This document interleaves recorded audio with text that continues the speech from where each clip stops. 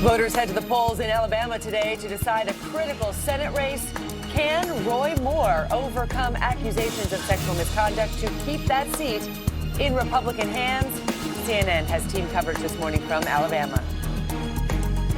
And calls are growing for Congress to investigate allegations of sexual misconduct against the president. The White House points out the claims came before Trump was president.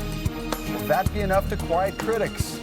Good morning, everyone. Thanks for getting an early start with us. I'm Dave Briggs. Yeah, Election Day. It's here. It is Tuesday, December 12th, 4 a.m. in the East. I'm Christine Romans. Nice to see you all this morning. Let's begin with the arrival of Election Day in Alabama. Polls open in 4 hours. Republican Roy Moore and Democrat Doug Jones making their final pitch to voters in one of the tightest and most anticipated Senate races in recent memory. Moore introduced at his final rally by his wife, Kayla. She made the case, despite various statements from Moore's past, that her husband is no bigot. Fake news would tell you that we don't care for Jews. I tell you all this because I've seen it all, so I just want to set the record straight while they're here.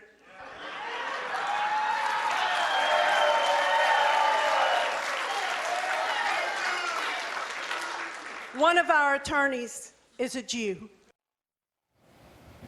Yes, that happened. Today's election has consequences for the GOP. If Moore loses, Republicans barely maintain control of the Senate. If he wins, it's certainly a significant feather in the president's cap, but the sexual misconduct allegations against Moore could burden the party down the road. Our coverage begins with CNN's Caitlin Collins in Midland City, Alabama. Well, good morning, Christine and Dave. After being introduced by his wife, Kayla, Roy Moore took the stage and attempted to downplay those multiple sexual assault allegations made against him. If you don't believe in my character, don't vote for me. We're up to the neck in people that don't want change in Washington, D.C. They wanted to keep it the same, keep their power, keep their prestige, and keep their position. And we've got to change that.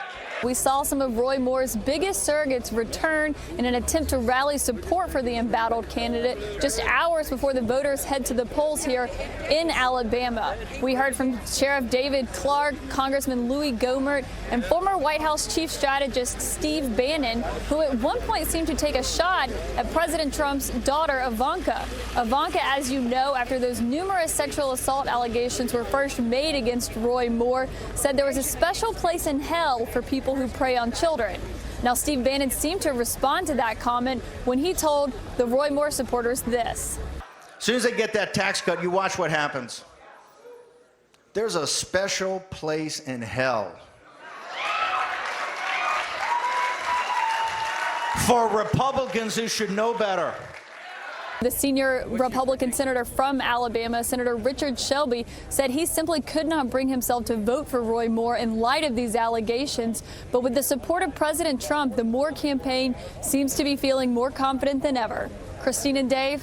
All right, Caitlin Collins reporting for us in her home state of Alabama. Now, even if he does win, Roy Moore has a problem with his would-be Senate colleagues. Top Republicans will not commit to giving Moore a seat on any Senate committee. Majority Leader Mitch McConnell, in a CNN interview, would not say if the GOP conference would welcome him into its weekly policy lunches or give him committee assignments. Most senators tend to serve on 4 or 5 panels each. The move could also undercut Moore's ability to serve effectively in the Senate, denying him the ability to work on legislation and attend hearings with witnesses about policy matters, further alienating him in the Senate, where many lawmakers have already rejected him in the aftermath of allegations of sexual misconduct. All right, Moore's Democratic opponent, Doug Jones, making his final pitch to voters at a campaign rally in Birmingham, Alabama, and he had some star support from Alabama native and NBA Hall of Famer Charles Barkley. A longtime Republican who has moved away from the party in recent years, Barkley spoke to CNN after that rally. I'm looking at Roy Moore ads, and they're the same ads that I saw 30 years ago against gay marriage, against abortion, against any form of illegal immigration, and talking about if you believe in God, the Washington insiders don't like you. And I wish sometime people would look past, quote unquote, their religious beliefs and just try to do the right thing. Jones also getting support from former President Obama and former Vice President Joe Biden in the final days of the campaign, both recording robocalls for the Democratic Senate candidate. We get more from CNN's Alex Marquardt in Alabama. Good morning, Christine and Dave. Well, in his final campaign rally before this special election on Tuesday, Doug Jones implored his supporters to get out and vote. The reason so many Democrats here in Alabama and across the country are so excited about this race is that it is their best chance to send a Democrat to the Senate in a quarter century. Doug Jones said in his speech to supporters that this is the most significant election our state has seen in a long time. And he framed it as being on the right side of history, that Alabama should be on the right side of history. And that's a reference to this moment that we are living through in our country, that this is part of the Me Too movement, which Roy Moore has featured in so prominently. Now, Jones also took to task the Moore supporters, including the president, though he was not mentioned by name, who've essentially said that they would rather see an accused child molester go to the Senate than a Democrat. We have heard so many people that have decided, well, you know what, I'm not going to worry about the fact that Roy Moore has been kicked out of office twice. I'm not going to worry about the fact that he took money from a charity. And you know what? I believe those women in Etowah County, but you know what? My party is more important. I'm going to tell you, folks, it is time, and I think we're going to see it tomorrow, that the majority of the people of Alabama say that it is time that we put our decency, our state, before political party. Now, both the Moore and Jones campaigns have said that they are feeling confident ahead of this election. The Jones campaign, particularly in the wake of this barnstorming across the state, knocking on doors, rallying people and getting people fired up, do think that people will turn out to vote for them. I was speaking with a senior campaign official. He says that their internal polling is showing that they are slightly ahead of the Roy Moore campaign, but they are taking nothing for granted, again, imploring their supporters to get out and vote. Christine, Dave. All right, Alex, for us this morning, thank you. A large group of Democratic congresswomen calling for the House Committee on Oversight and Government Reform to investigate allegations of sexual misconduct against the president. The Democratic Women's Working Group has already sent a letter signed by 56 members requesting that investigation. The move coming after 3 Trump accusers held a news conference demanding Congress take their accusations against the president seriously. I want to believe that as Americans, we can put aside our political inclinations and admit that some things, in fact, do transcend politics, that we will hold Mr. Trump to the same standard as Harvey Weinstein and the other men who were held accountable for their reprehensible behavior. The allegations against President Trump making for a contentious White House press briefing. Did you see this? We get more this morning from CNN's Jeff Zeleny. Christine and Dave, allegations of sexual harassment and misconduct have rocked Hollywood, the media, and indeed politics. And it even reached to the Oval Office, at least those accusers did. A group of accusers in New York City held a press conference, 3 women coming front and center saying that President Trump should be held accountable for what they say his actions were. Now, of course, he has been accused by some 15 women of varying degrees of sexual harassment, misconduct, even assault over the years before he became president. Of course, he denied those allegations as he ran for office, even threatening to sue at one point. He never followed through on that. But the questions at the daily press briefing on Monday at the White House, so strict and furious about President Trump and his denials. This is what White House Press Secretary Sarah Sanders said in his defense. The president has addressed these accusations directly and denied all of these allegations, and this took place long before he was elected to be president, and the people of this country had a decisive election, supported President Trump, and we feel like these allegations have been answered through that process. Of course, this is a different time and moment. We do have Democratic senators, including Kirsten Gillibrand, Democrat of New York, calling for the president's resignation. There's little chance that that will actually happen. They're actually calling for a congressional investigation into these accusations as well. Also, little chance that will happen given the makeup of Congress. Now, the question here is, as Democrats search for the high road in this, where this will go. Will this have any legs here? Will the White House continue answering these questions? No question the president does not want to answer these questions. The White House does not want to answer these questions, but this national reckoning, this national conversation is now here on the doorstep of the White House. Dave and Christine. Jeff Zeleny, thank you. The Pentagon plans to begin processing transgender military applications on January 1st, now that a federal judge has refused to put the deadline on hold. Transgender service members are challenging President Trump's directive to the Secretary of Defense to bar transgender Americans from serving in the military. The Justice Department has appealed the judge's ruling to a Washington-based federal appeals court. Last week, the Pentagon announced the establishment of a panel of experts to to propose recommendations for accepting transgender recruits. All right, the Treasury Department released its analysis of the tax plan, and the one-page memo claims the plan pays for itself. Treasury Secretary Steven Mnuchin has repeatedly said growth will pay for all tax cuts. But this brief document did not analyze the economic effects of the tax plan. Instead, it used the projected 2.9% growth from the White House's proposed budget proposal. That rate, the memo claims, will be spurred by Trump's entire economic agenda, not just a tax reform, and will generate enough revenue to pay for $1.5 trillion in tax cuts. But that's not what experts say. They're questioning that conclusion loudly. First, 2.9% growth is faster than any independent analysis. And second, Congress found the tax plan will not pay for itself, even with economic growth. The Senate bill still leaves $1 trillion in deficits. Treasury released this one-page memo as the Inspector General investigates what happened to the detailed analysis promised by Treasury Secretary Mnuchin. The agency told CNN the review will continue. All right, ahead for the second time in 7 weeks, New York City, the target of a terror attack. What we're learning about the suspect next.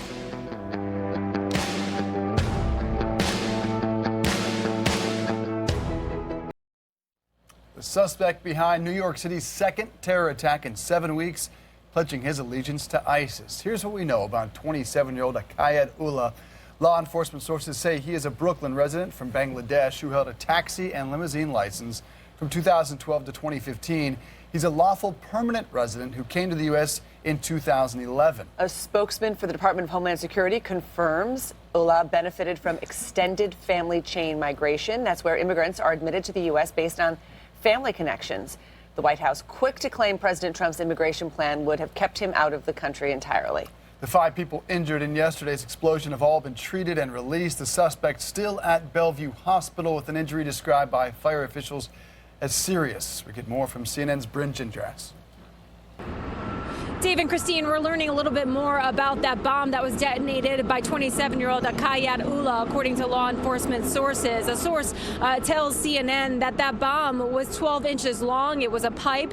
Inside that pipe was a black powder, a battery, some wiring, as well as some nuts and bolts and screws. And also we're learning that Ullah had at least 2 devices on him at the time that he was taken down right here at Port Authority. Now, many sources have said that had this bomb gone off the way he had planned, it would have done some major damage, especially happening during the morning rush hour on Monday morning here in New York City. Now, as far as his motivations, much of what we're learning, we're getting from Ullah himself. According to a law enforcement source, he said 2 things. One, that part of his motivation was the recent Israeli actions happening in Gaza, and a second was that he had pledged his allegiance to ISIS. Now, authorities are going to take that information and they're going to move forward with the investigation, trying to contact any family members and also look at his social media accounts to sort of further exactly how long he may have been inspired and how much he was planning, and those sort of questions that they're trying to answer. One other thing we learned is that he constructed this bomb about a week ago, and again, now it's all about continuing on this investigation. Dave and Christine. All right, Bryn, thank you so much for that. To the wildfires now in California, the largest of the Southern California fires, the Thomas Fire in Ventura and Santa Barbara counties, has now burned more than 230,000 acres. That's an area larger than all of New York City. And officials say it is only about 20% now contained. The fire has destroyed more than 700 structures. The cost to fight it, $48 million and rising. Some 7,000 firefighters battling the Thomas Fire in extremely dry conditions with 20 to 30 mile-an-hour wind gusts. We have seen some dramatic images, including this one. Oh. A Christmas tree standing as a lone sentinel in the front yard of an evacuated home in Carpinteria with flames burning behind it. Just incredible stuff we've seen out of Southern California. Meanwhile, a Monday night shocker in South Florida. Miami Dolphins knock off the Super Bowl champion Patriots 27-20. A victory would have clinched a playoff spot for the Pats, who had an 8-game winning streak snapped. Tom Brady picked off twice in a regular season game for the first time since 2015. The Patriots failing to convert on 3rd down on all night, 0 for 11. New England now 8-10 all time in Miami under Coach Belichick. This was a stunner to wake up to. All right, 19 minutes past the hour. Russian President Vladimir Putin showing off some of his growing clout in the Middle East. What did we learn from his first visit to a Russian airbase in Syria? We go live to Moscow. Russian President Vladimir Putin declaring victory over ISIS in Syria during a surprise visit to a Russian airbase there. Putin also ordering a partial withdrawal of Russian troops from the war-torn country. CNN's Matthew Chance live in Moscow with the latest developments. Matthew, good morning. Good morning, Dave. That's right. Already Russian forces that have been fighting on the behalf of Bashar al-Assad, the Syrian president, have started deploying back to their home bases in Russia in time for the Russian holiday season. That following an unexpected visit by Vladimir Putin, the Russian president, to the Syrian conflict zone just yesterday. He was touring the Latakia air base, from which Russian aircraft have been pounding rebel positions over the course of the past 2.5 years.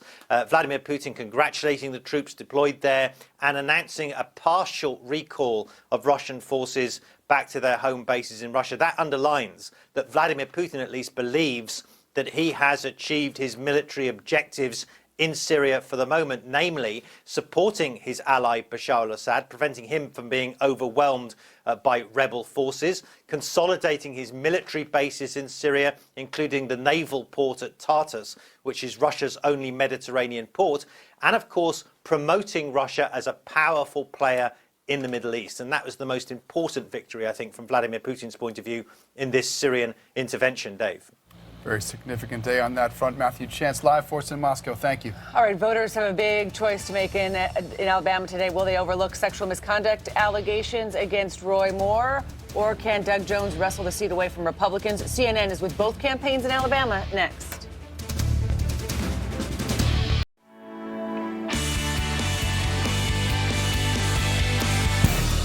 Voters head to the polls in Alabama today to decide a critical Senate race. Can Roy Moore overcome accusations of sexual misconduct and keep the seat in Republican hands? CNN has team coverage this morning from Alabama. And growing calls for Congress to investigate allegations of sexual misconduct against the president. The White House points out the claims came before Trump was elected. But is that enough to quiet critics? Welcome back to Early Start. I'm Christine Romans. I'm Dave Briggs. 3:30 in Alabama. We begin with the arrival of Election Day there. Polls open in less than 4 hours. Republican Roy Moore and Democrat Doug Jones making their final pitch to voters in one of the tightest and most anticipated Senate races in recent memory. Moore introduced at his final rally by his wife Kayla, and despite his past controversial comments about blacks, Muslims, gays, and Jews, she attempted to make the case that her husband is no bigot. Fake news would tell you that we don't care for Jews. I tell you all this because I've seen it all, so I just want to set the record straight while they're here.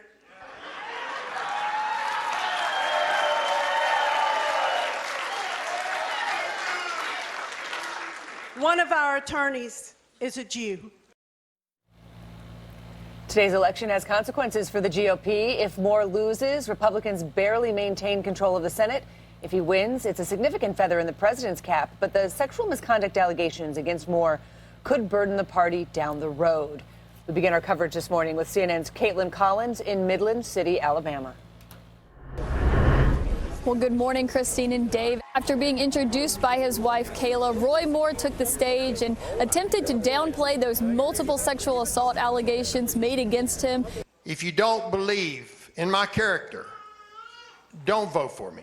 We're up to the neck in people that don't want change in Washington, D.C. They wanted to keep it the same, keep their power, keep their prestige, and keep their position.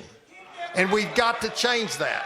We saw some of Roy Moore's biggest surrogates return in an attempt to rally support for the embattled candidate just hours before the voters head to the polls here in Alabama. We heard from Sheriff David Clark, Congressman Louis Gohmert, and former White House Chief Strategist Steve Bannon, who at one point seemed to take a shot at President Trump's daughter, Ivanka. Ivanka, as you know, after those numerous sexual assault allegations were first made against Roy Moore, said there was a special place in hell for people who prey on children. Now, Steve Bannon seemed to respond to that comment when he told the Roy Moore supporters this. As soon as they get that tax cut, you watch what happens. There's a special place in hell for Republicans who should know better. The senior Republican senator from Alabama, Senator Richard Shelby, said he simply could not bring himself to vote for Roy Moore in light of these allegations. But with the support of President Trump, the Moore campaign seems to be feeling more confident than ever. Christine and Dave. Caitlin Collins in her home state. Moore's Democratic opponent, Doug Jones, making his final pitch to voters at a campaign rally in Birmingham, Alabama, and he had some star support from the Alabama native and NBA Hall of Famer Charles Barkley, a longtime Republican who has moved away from the party in recent years. At some point, we got to stop looking like idiots to the nation. At some point, I mean, listen, I love Alabama, but at some point we got to draw a line in the sand. So we're not a bunch of damn idiots. And people are looking at us like they're actually thinking about voting for this guy. Jones also getting support from former President Obama and former Vice President Joe Biden in the final days of the campaign, both recording robocalls for the Democratic Senate candidate. Let's get more this morning from CNN's Alex Marquardt in Alabama. Good morning, Christine and Dave. Well, in his final campaign rally before this special election on Tuesday, Doug Jones implored his supporters to get out and vote. The reason so many Democrats here in Alabama and across the country are so excited about this race is that it is their best chance to send a Democrat to the Senate in a quarter century. Doug Jones said in his speech to supporters that this is the most significant election our state has seen in a long time. And he framed it as being on the right side of history, that Alabama should be on the right side of history. And that's a reference to this moment that we are living through in our country, that this is part of the Me Too movement, which Roy Moore has featured in so prominently. Now, Jones also took to task the Moore supporters, including the president, though he was not mentioned by name, who have essentially said that they would rather see an accused child molester go to the Senate than a Democrat. We have heard so many people that have decided, well, you know what, I'm not going to worry about the fact that Roy Moore has been kicked out of office twice. I'm not going to worry about the fact that he took money from a charity. And you know what? I believe those women in Etowah County, but you know what? My party is more important. I'm going to tell you, folks, it is time, and I think we're going to see it tomorrow, that the majority of the people of Alabama say that it is time that we put our decency, our state, before a political party. Now, both the Moore and Jones campaigns have said that they are feeling confident ahead of this election. The Jones campaign, particularly in the wake of this barnstorming across the state, knocking on doors, rallying people and getting people fired up, do think that people will turn out to vote for them. I was speaking with a senior campaign official. He says that their internal polling is showing that they are slightly ahead of the Roy Moore campaign, but they are taking nothing for granted, again, imploring their supporters to get out and vote. Christine, Dave? All about turnout today. Alex, thank you. A large group of Democratic congresswomen calling for the House Committee on Oversight and Government Reform to investigate allegations of sexual misconduct against President Trump. The Democratic Women's Working Group has already sent a letter signed by 56 members requesting the investigation. The move after 3 Trump accusers held a news conference demanding Congress take their accusations against the president seriously. I want to believe that as Americans, we can put aside our political inclinations and admit that some things, in fact, do transcend politics, that we will hold Mr. Trump to the same standard as Harvey Weinstein and the other men who were held accountable for their reprehensible behavior. The allegations against President Trump making for a contentious White House press briefing. We get more from CNN's Jeff Zeleny at the White House. Christine and Dave, allegations of sexual harassment and misconduct have rocked Hollywood, the media, and indeed politics. And it even reached to the Oval Office, at least those accusers did. A group of accusers in New York City held a press conference, 3 women coming front and center saying that President Trump should be held accountable for what they say his actions were. Now, of course, he has been accused by some 15 women of varying degrees of sexual harassment, misconduct, even assault over the years before he became president. Of course, he denied those allegations as he ran for office, even threatening to sue at one point. He never followed through on that. But the questions at the daily press briefing on Monday at the White House, so strict and furious about President Trump and his denials. This is what White House Press Secretary Sarah Sanders said in his defense. The president has addressed these accusations directly and denied all of these allegations, and this took place long before he was elected to be president, and the people of this country had a decisive election, supported President Trump, and we feel like these allegations have been answered through that process. Of course, this is a different time and moment. We do have Democratic senators, including Kirsten Gillibrand, Democrat of New York, calling for the president's resignation. There's little chance that that will actually happen. They're actually calling for a congressional investigation into these accusations as well. Also, little chance that will happen given the makeup of Congress. Now, the question here is, as Democrats search for the high road in this, where this will go. Will this have any legs here? Will the White House continue answering these questions? No question the president does not want to answer these questions. The White House does not want to answer these questions, but this national reckoning, this national conversation is now here on the doorstep of the White House. Dave and Christine. All right, Jeff Selny, thanks for that. A terrifying commute in New York City. New York targeted once again in a terror attack right there in that pedestrian tunnel between two subway stations. More on the suspect's motive and background next.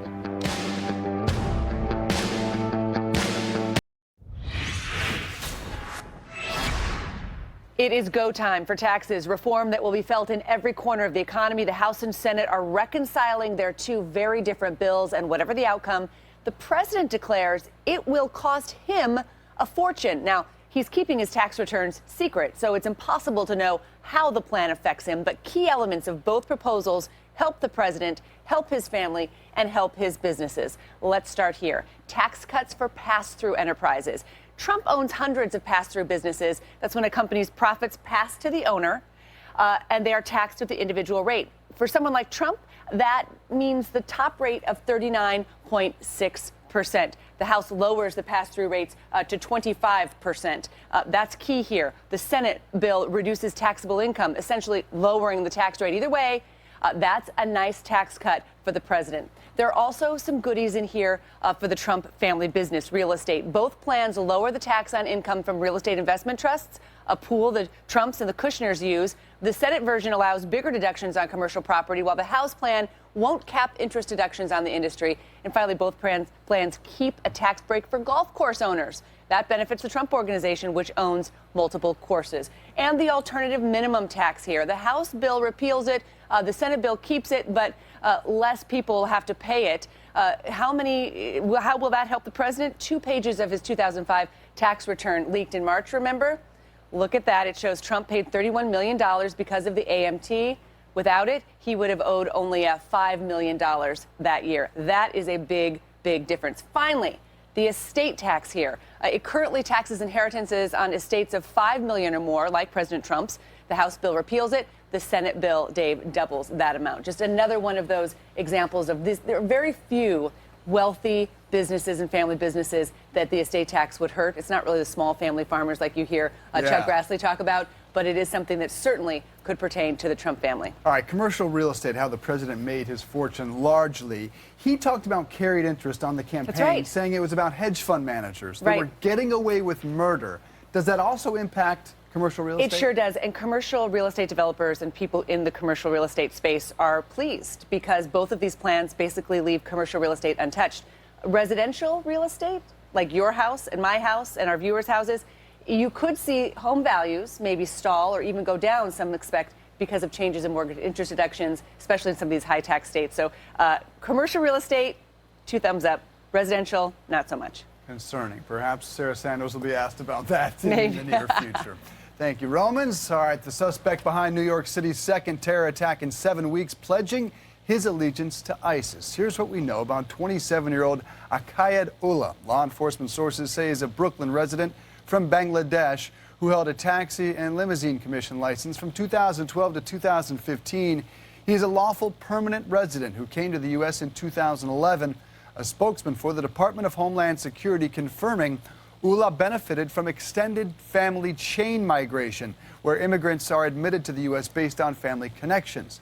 The White House quick to claim President Trump's immigration plan would have kept him out of the country. The 5 people injured in yesterday's explosion have all been treated and released. The suspect still at Bellevue Hospital with an injury described by fire officials as serious. More now from CNN's Bryn Gingras. Dave and Christine, we're learning a little bit more about that bomb that was detonated by 27-year-old Kayat Ullah, according to law enforcement sources. A source tells CNN that that bomb was 12 inches long. It was a pipe. Inside that pipe was a black powder, a battery, some wiring, as well as some nuts and bolts and screws. And also we're learning that Ullah had at least 2 devices on him at the time that he was taken down right here at Port Authority. Now, many sources have said that had this bomb gone off the way he had planned, it would have done some major damage, especially happening during the morning rush hour on Monday morning here in New York City. Now, as far as his motivations, much of what we're learning we're getting from Ullah himself. According to a law enforcement source, he said 2 things. One, that part of his motivation was the recent Israeli actions happening in Gaza, and the second was that he had pledged his allegiance to ISIS. Now, authorities are going to take that information and they're going to move forward with the investigation, trying to contact any family members and also look at his social media accounts to sort of further exactly how long he may have been inspired and how much he was planning, and those sort of questions that they're trying to answer. One other thing we learned is that he constructed this bomb about a week ago, and again, now it's all about continuing on this investigation. Dave and Christine. All right, Bryn Gingras, thank you so much for that. Let's go to California now, and those firefighters, the largest of the California wildfires, the Thomas Fire, is now the 5th largest wildfire in state history, burning more than 230,000 acres in Ventura and Santa Barbara counties. Officials say this thing is only 20% contained. The 101 highway closed on and off for a week with flames burning all the way to the coast. More than 93,000 people remain evacuated. Some 7,000 firefighters are battling the Thomas Fire. The extremely dry conditions. The images have been dramatic. Look at this one here. A Christmas tree standing as a lone sentinel in the front yard of an evacuated home in Carpinteria with flames burning behind it. Meanwhile, a Monday night shocker in South Florida. The Miami Dolphins knocking off the Super Bowl champion New England Patriots 27-20. A victory would have clinched the playoffs for the Pats, who had an 8-game winning streak snapped. Tom Brady intercepted twice in a regular season game for the first time since 2015. The Patriots failing to convert on 3rd down all night, 0 for 11. New England now 8-10 all time in Miami under Coach Bill Belichick. You know me, Romans. I wake up, I check the scores. That one I had to check 3 or 4 times to make sure it was right. Football fans are stunned about that. All right, if you feel like stunned by how much you're paying in baggage fees, you are paying a lot. The numbers are in. Flyers are doling out record cash.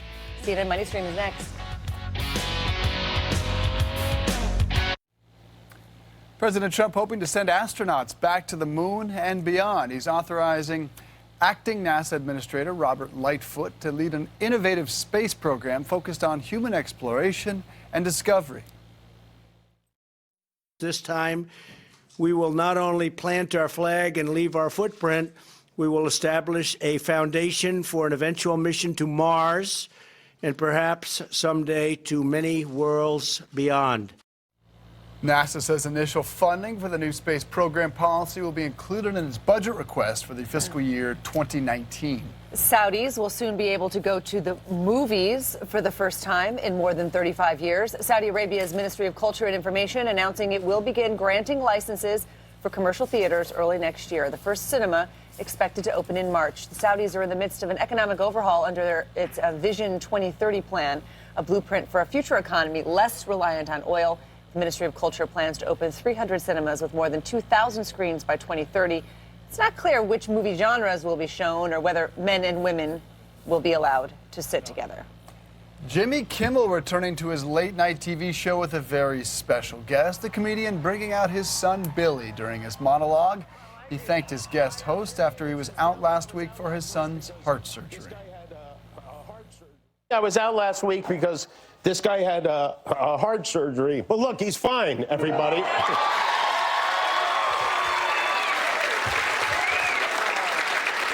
He may have pooped, but he's fine. Each of them, they each gave a full day of their very busy lives to give me time off, and I'm grateful to them for doing that. And Daddy cries on TV, but Billy doesn't. It's unbelievable. Damn it, Jimmy. Kimmel also took time out to target Congress for failing to renew the Children's Health Insurance Plan that provides coverage for kids who don't qualify for Medicaid and do not receive health benefits through their parents' employer. All right, it's that time of the morning. Let's get a check on CNN Money Stream. Just before the top of the hour, global stock markets mostly higher today. Energy and tech stocks launched the S&P 500 and the Dow to record highs. A two-day meeting of the Federal Reserve begins today. The central bank is expected to raise interest rates the third hike this year. Comcast is dropping its bid for 21st Century Fox, clearing the path for Disney. Fox is in talks to sell off its entertainment assets, leaving Fox to focus on news and sports. The sale includes its movie studio, some TV channels, and its stake in streaming service Hulu. So far, Disney has been Fox's main suitor, with reports a deal could be announced this week. Disney's initial interest prompted Comcast and other potential buyers to reach out to Fox. Siri may get a new ear for music. Apple is buying Shazam, the music recognition app that lets users identify songs with a smartphone. Now, terms of this deal were not disclosed, but TechCrunch, who first reported the purchase, puts the price tag around $400 million. Apple told CNN Shazam is a natural fit for its Apple Music. It will help users of the streaming service discover new songs. All right, feel like you're paying more in baggage fees? You are. Flyers paid a record $1.2 billion last quarter. That's up 10% from last year. One reason for the spike, the growing popularity of the basic economy fare. That's where the tickets are cheaper than standard economy, but they only let flyers carry one small bag on board. That forces passengers to check bigger bags for a fee, of course. And this a la carte, this fee model, I think, is here to stay. I mean, they have found new ways to pile on these fees. The advantage, of course, is that the airfare is cheap, but then you really got to be careful when you start adding things on. Well, the Department of Transportation rolling back regulations, right? So it's actually harder for us to find out what the baggage fees are. Transparency getting a little cloudier there. All right, Early Start continues right now with the latest from Alabama.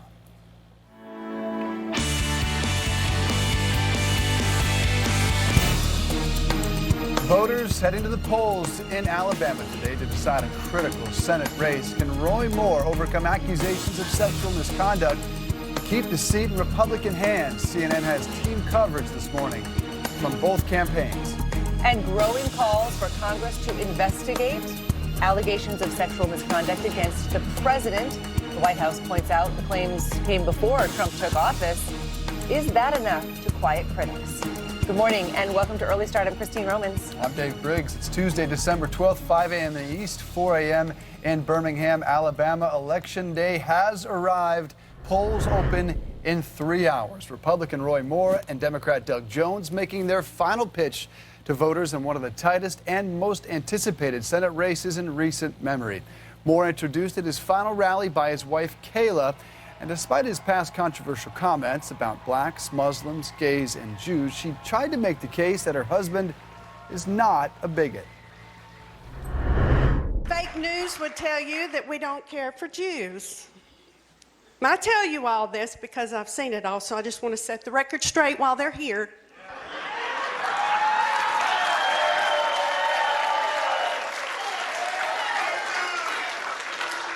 One of our attorneys is a Jew. Today's election has consequences for the GOP. If Moore loses, Republicans barely maintain control of the Senate. If he wins, it's a significant feather in the president's cap. But the sexual misconduct allegations against Moore could burden the party down the road. Our coverage begins this morning with CNN's Caitlin Collins. She is in Midland City, Alabama. Well, good morning, Christine and Dave. After being introduced by his wife, Kayla, Roy Moore took the stage and attempted to downplay those multiple sexual assault allegations made against him. If you don't believe in my character, don't vote for me. We're up to the neck in people that don't want change in Washington, D.C. They wanted to keep it the same, keep their power, keep their prestige, and keep their position. And we've got to change that.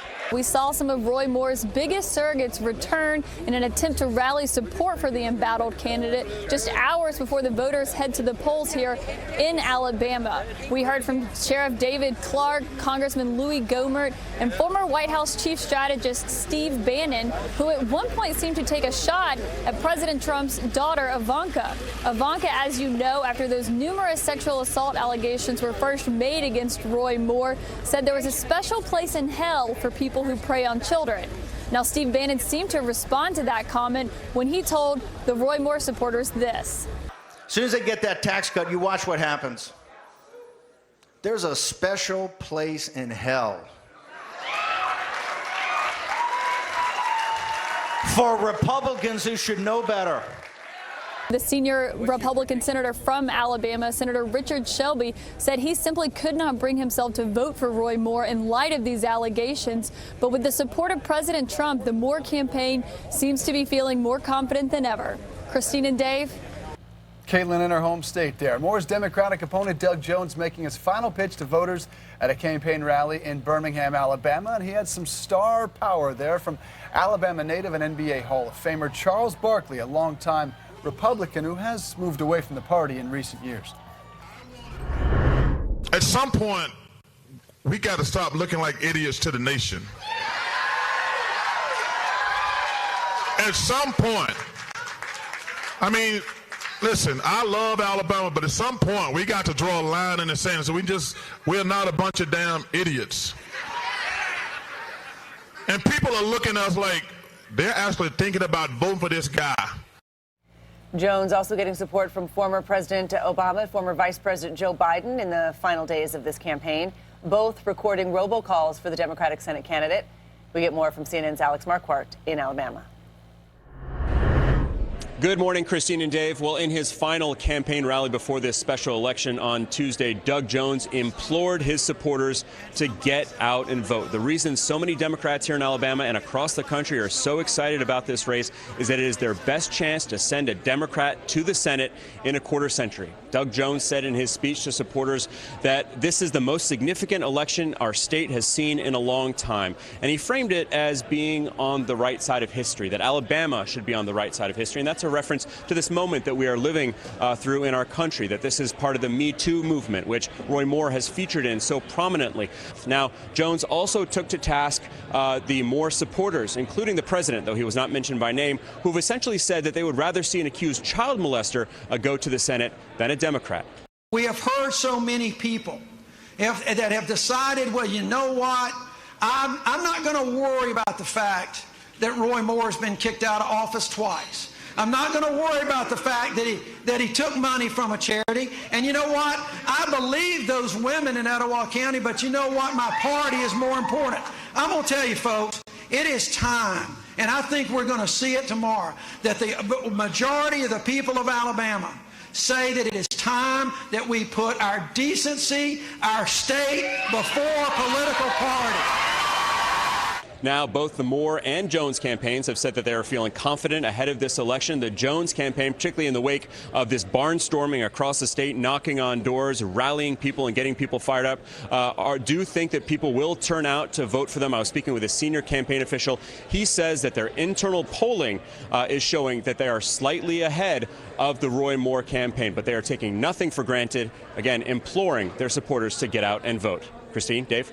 And Alex Marquardt for us in Alabama. Thank you. All right, let's bring in Hugo Gurdon, the editorial director of the Washington Examiner. Good to see you, sir. Great to be here. And good to get this election over with, I think, for the people of Alabama. I want to ask you about your paper's position. On November 14th, you wrote, Republicans shouldn't welcome such a man into their Senate conference. Is that still the position of the Washington Examiner? Would a win for Roy Moore be bad for the Republican Party in the long run? It will be definitely bad for the Republican Party. If he wins, he's going to be a burden on the party for a very long time, for both sort of practical reasons and because of the image it'll set for the Republicans. The Republicans have had to fight Democrats who have accused them of waging a war on women for several election cycles. And this would give the Democrats a great opportunity to continue that. But the Republicans are also now in charge, and they would have to decide whether or not they were going to take action against Moore, whether there was going to be an investigation, whether he would be expelled, despite the fact that Alabama voters have chosen him. So it would be a real problem for the Republicans. You know, Alabama voters, many that we have talked to and our reporters on the ground, you know, they don't like the outsiders telling them, you know, what to do. But, you know, Senator Richard Shelby said, this is not my candidate. I voted for someone else. And Roy Moore has been on sort of the wrong side of the mainstream of his party for some time. I mean, he called Sandy Hook, where those children, beautiful children, were killed in gun violence. He called that a, you know, reaction to America being ungodly. I mean, he has said that a Muslim should not be a sitting member of Congress. He has called homosexuality illegal, and he has been thrown off the bench twice for not holding up the Constitution. Yeah, he has been a troublesome Republican for a very long time, and the truth is that Republicans know he's an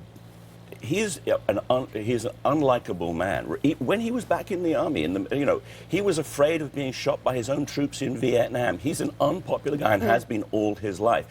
So there's something about him, apart just, you know, his positions that he's taken, the inflammatory things that he's said, all make him somebody who the Republicans would find they would not want him defining the party. And unfortunately, he's loud enough and he's incendiary enough that he probably would define the party, or at least to some extent. Well, the man that defines the party right now is Donald Trump, and he is all in on this race, despite the fact that he didn't set foot there. He campaigned for him in Pensacola, made the robocall. He has tweeted repeatedly about this election. What does this day mean for the president? Win or lose? He is invested hugely in this. He won the state of Alabama very handily in the election himself. He didn't back Roy Moore in the primary. He backed his opponent, the incumbent, and Roy Moore beat the incumbent. So he already lost a certain degree of credibility, and the strength of his support down there became questionable. If now he were to lose, if Roy Moore were to lose, and that would be the first time in 20 years or more that a Republican has lost this, and the president were backing him all in, this would be a real blow, and the Democrats would take enormous encouragement from this as they head into the 2018 elections. Indeed. Yesterday here in New York, there were several accusers of the president. Right. Before there was the Women's March, before there was the Me Too movement, there were a dozen accusers last fall before the election who accused the president of improper sexual behavior and in some cases a sexual assault. Yesterday they took to the cameras and tried to, I think, revive their movement, and they called on the president to resign. And Sarah Sanders, they called for a congressional investigation. And some have called for him to resign. Those accusers called for a congressional investigation. I want to listen to what Sarah Sanders said in this remarkable press briefing yesterday about the Trump accusers. The president has addressed these accusations directly and denied all of these allegations, and this took place long before he was elected to be president, and the people of this country had a decisive election, supported President Trump, and we feel like these allegations have been answered through that process. Has she put it to rest, do you think? Certainly hasn't put it to rest. The point that she makes, though, there is a certain validity to this. People elected Donald Trump president, as perhaps they will elect Roy Moore senator, in the full knowledge of the accusations that have been against him. There is a kind of political disinfectant that is an election produces. Right. It doesn't mean that he didn't do this, didn't molest these women. It doesn't mean Roy Moore didn't molest these women.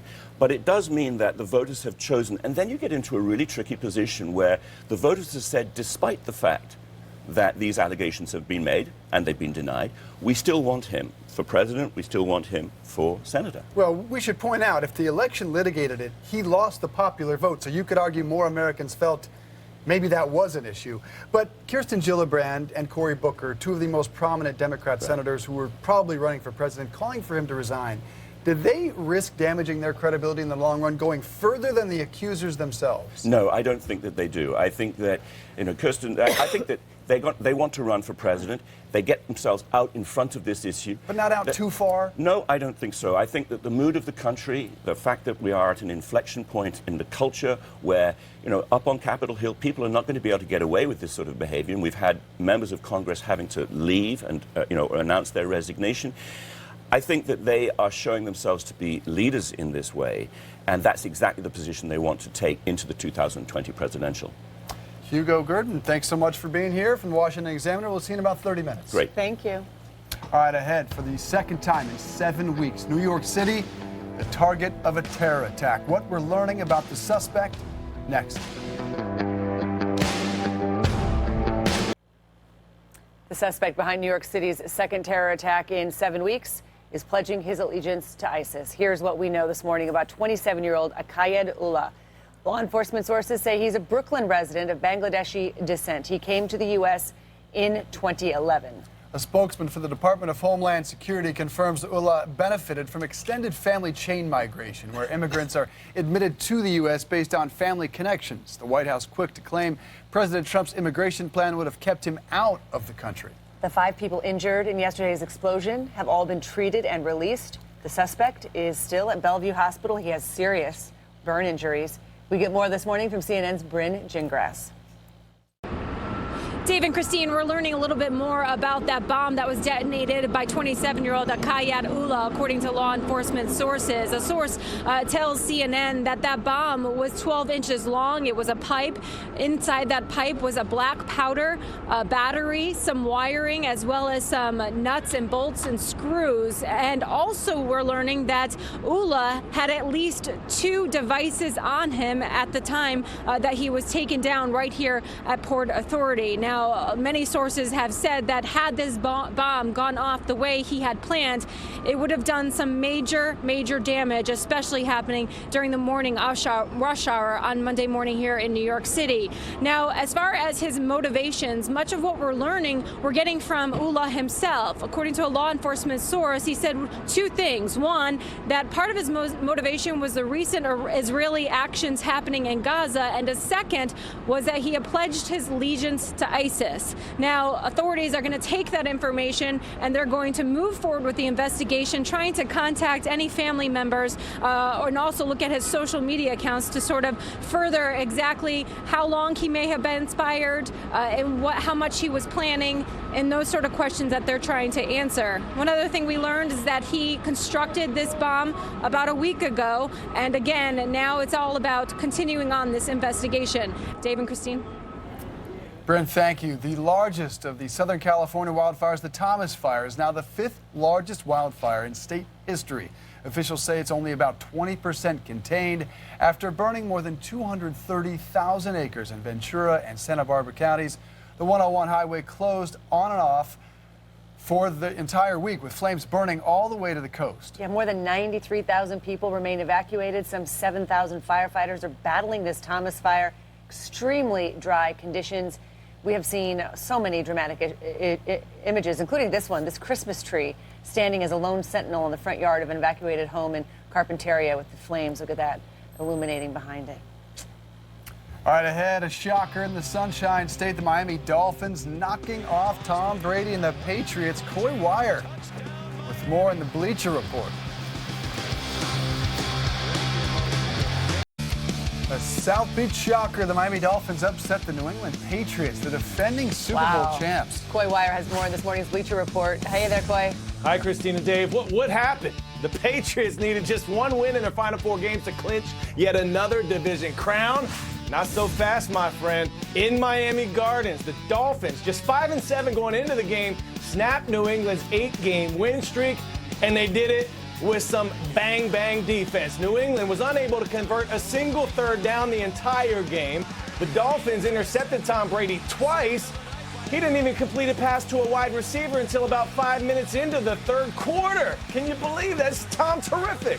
Miami wins 27-20. Here's Tom after the game. We just didn't play good and got behind and tried to battle back and just couldn't do it. So it's just a bad night. All right, now the Patriots are going to go to ice-cold Pittsburgh to face the red-hot Steelers in an AFC clash with the #1 seed in the playoffs on the line.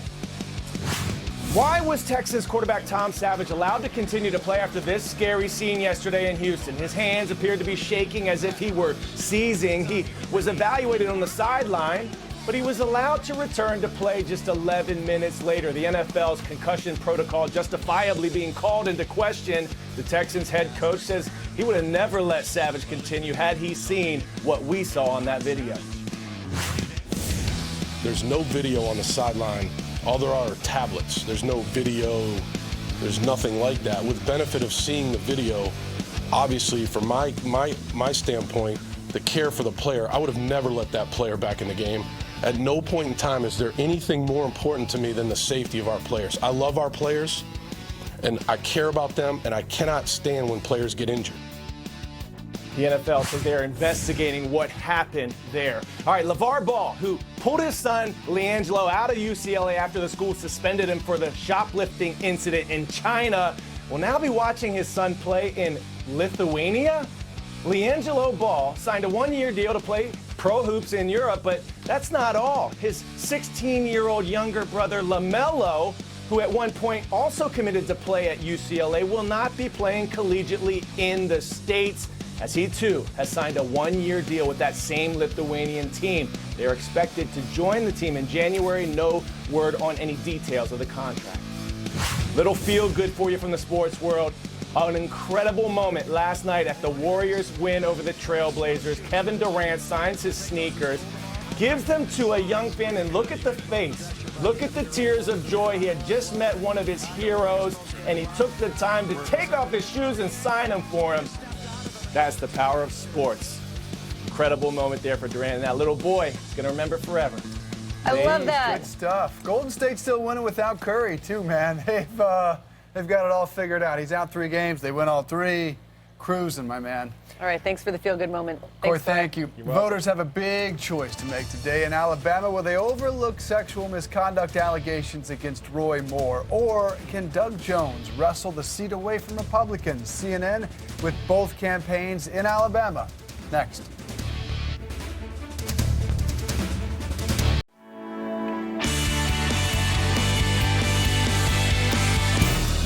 It is Election Day in Alabama to decide a critical Senate race. Can Roy Moore overcome accusations of sexual misconduct to keep the seat in Republican hands?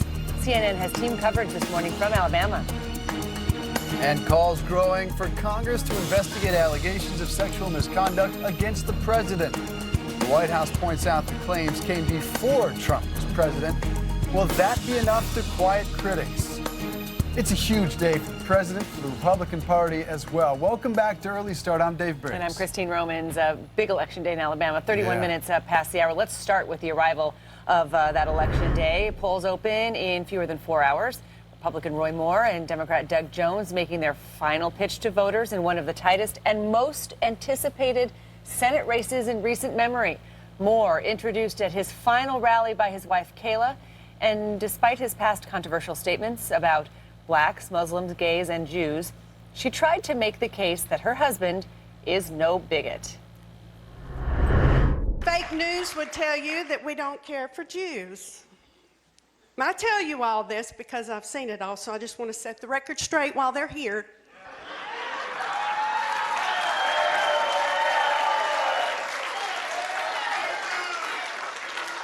One of our attorneys is a Jew. Today's election has consequences for the GOP, to say the least. If Moore loses, Republicans barely maintain control of the Senate. If he wins, it's certainly a significant feather in the president's cap, but the sexual misconduct allegations against Moore could burden the party down the road. Our coverage begins with CNN's Caitlin Collins in Midland City, Alabama. Well, good morning, Christine and Dave. After being introduced by his wife, Kayla, Roy Moore took the stage and attempted to downplay those multiple sexual assault allegations made against him. If you don't believe in my character, don't vote for me. We're up to the neck in people that don't want change in Washington, D.C. They wanted to keep it the same, keep their power, keep their prestige, and keep their position. And we've got to change that.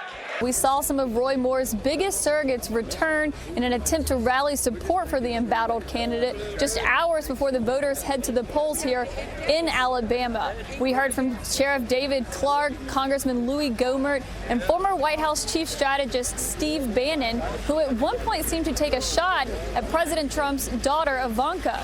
Ivanka, as you know, after those numerous sexual assault allegations were first made against Roy Moore, said there was a special place in hell for people who prey on children.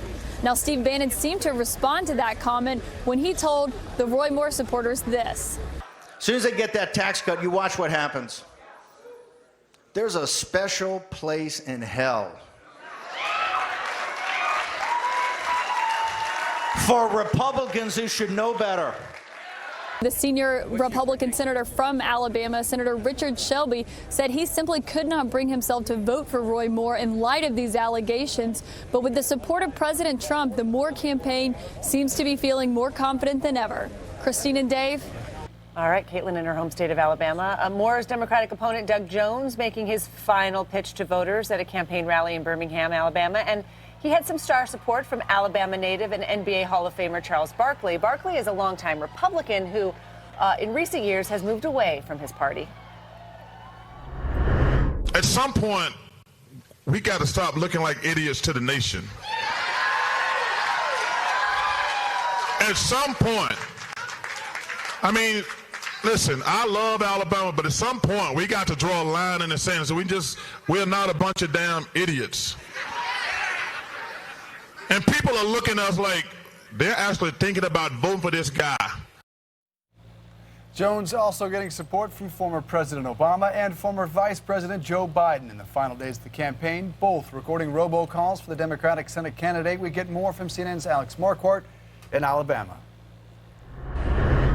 Good morning, Christine and Dave. Well, in his final campaign rally before this special election on Tuesday, Doug Jones implored his supporters to get out and vote. The reason so many Democrats here in Alabama and across the country are so excited about this race is that it is their best chance to send a Democrat to the Senate in a quarter century. Doug Jones said in his speech to supporters that this is the most significant election our state has seen in a long time. And he framed it as being on the right side of history, that Alabama should be on the right side of history. And that's a reference to this moment that we are living through in our country, that this is part of the Me Too movement, which Roy Moore has featured in so prominently.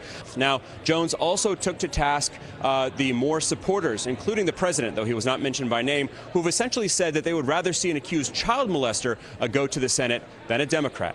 We have heard so many people that have decided, well, you know what, I'm not going to worry about the fact that Roy Moore has been kicked out of office twice. I'm not going to worry about the fact that he took money from a charity. And you know what?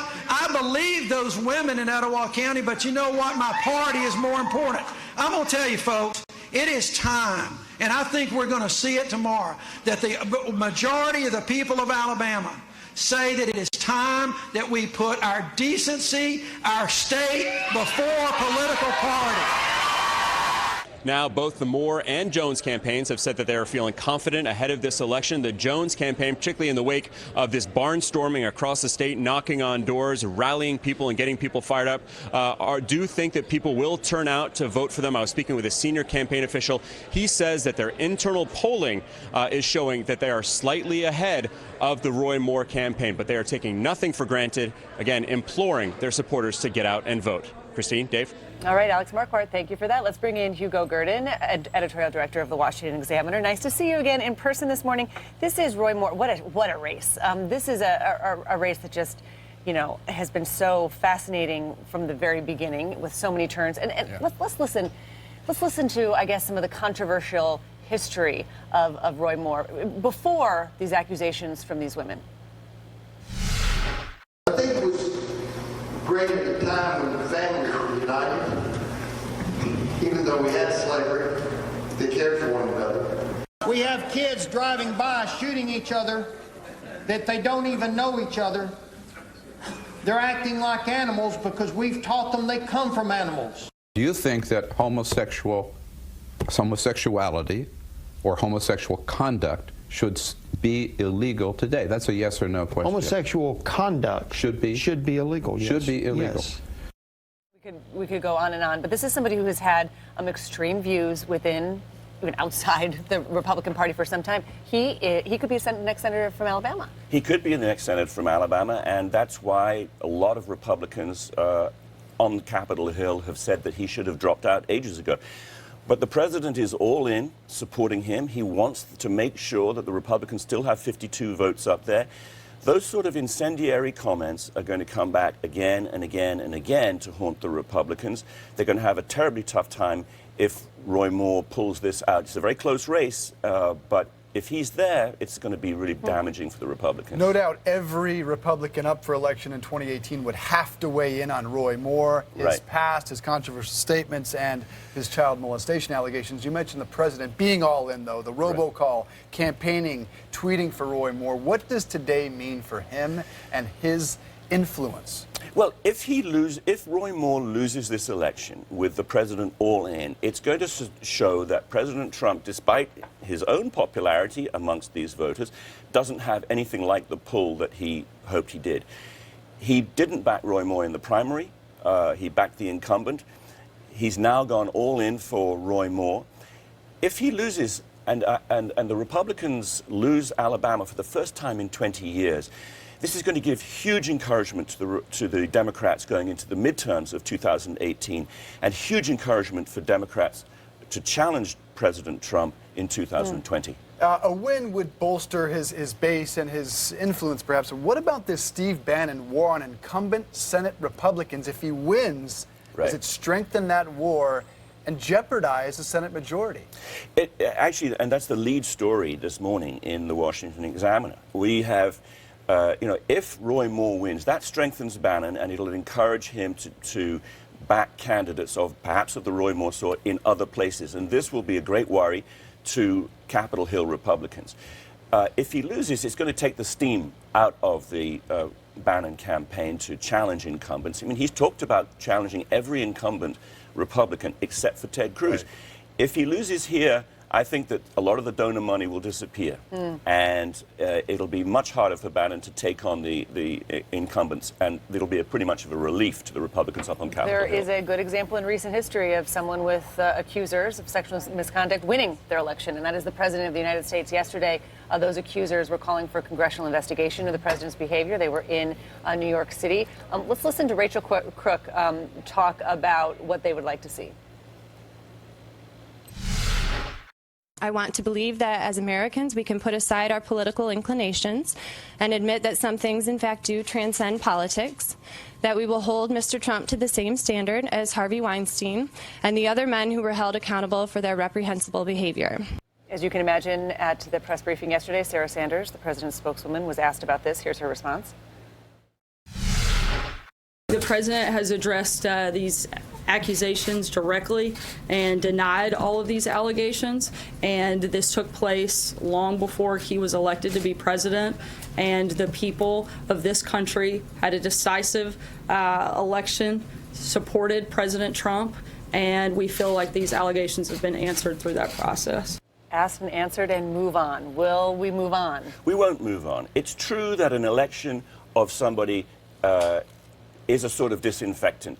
Everybody knew what President Trump was alleged to have done and his treatment of women, and yet he obviously won the election. But it doesn't mean that those offenses that he committed or allegedly committed have gone away. This will continue to be a problem for him, and the Democrats are not going to let it go away. I mean, they will continue to ask. It's very interesting that the women who say that they were mistreated by President Trump have now got a sort of second wind in their sails. I mean, they brought their allegations forward during the campaign, and then they didn't last. They sort of died away. President Trump won the election.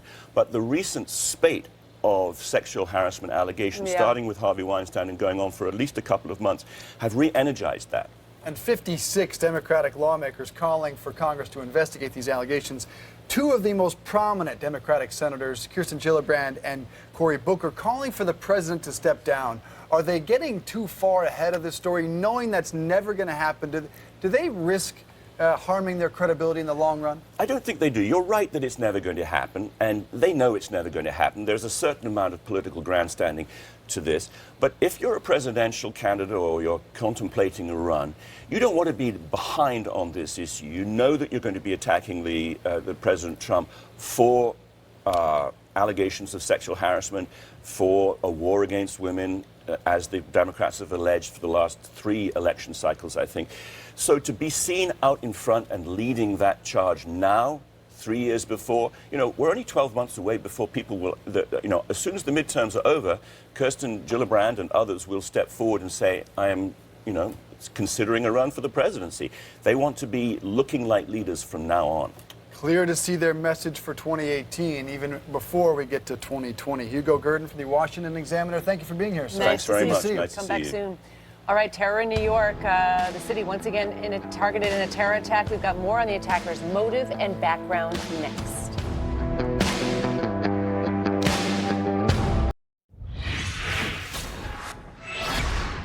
It is go time for taxes, reform that will be felt in every corner of this economy. The House and the Senate reconciling their two very different bills, and whatever the outcome, the president declares it will cost him a fortune.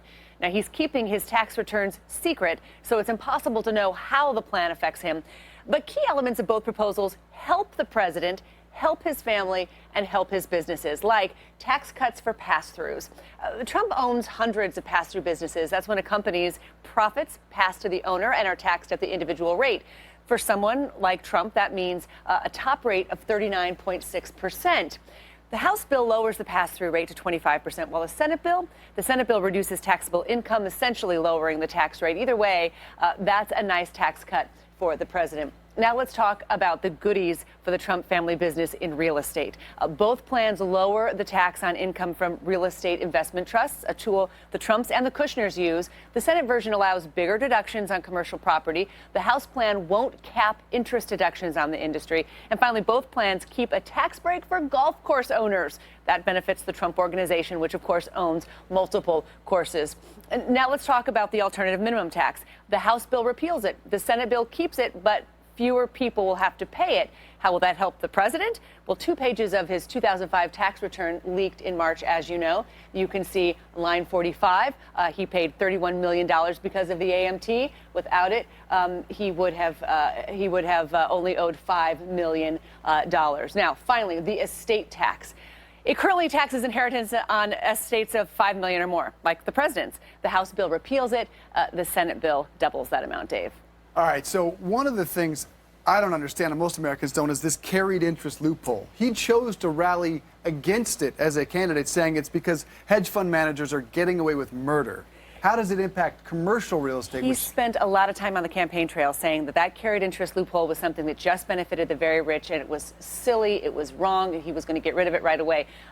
That's not in either of these proposals. It stays, and it does affect and can benefit commercial real estate as well. So that is commercial real estate, hedge funds, private equity. Those are the folks who benefit the most from this lower tax on those earnings. So it will not cost the president a fortune. It may make him a fortune.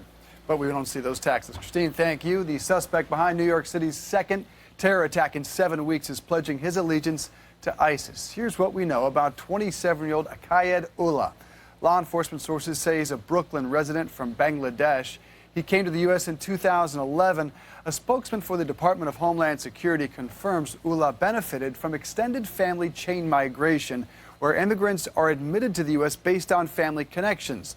The White House quick to say President Trump's immigration plan would have kept him out of the country. The 5 people injured in yesterday's explosion have all been treated and released. The suspect still at Bellevue Hospital with serious injuries. We get more now from CNN's Bryn Gingras.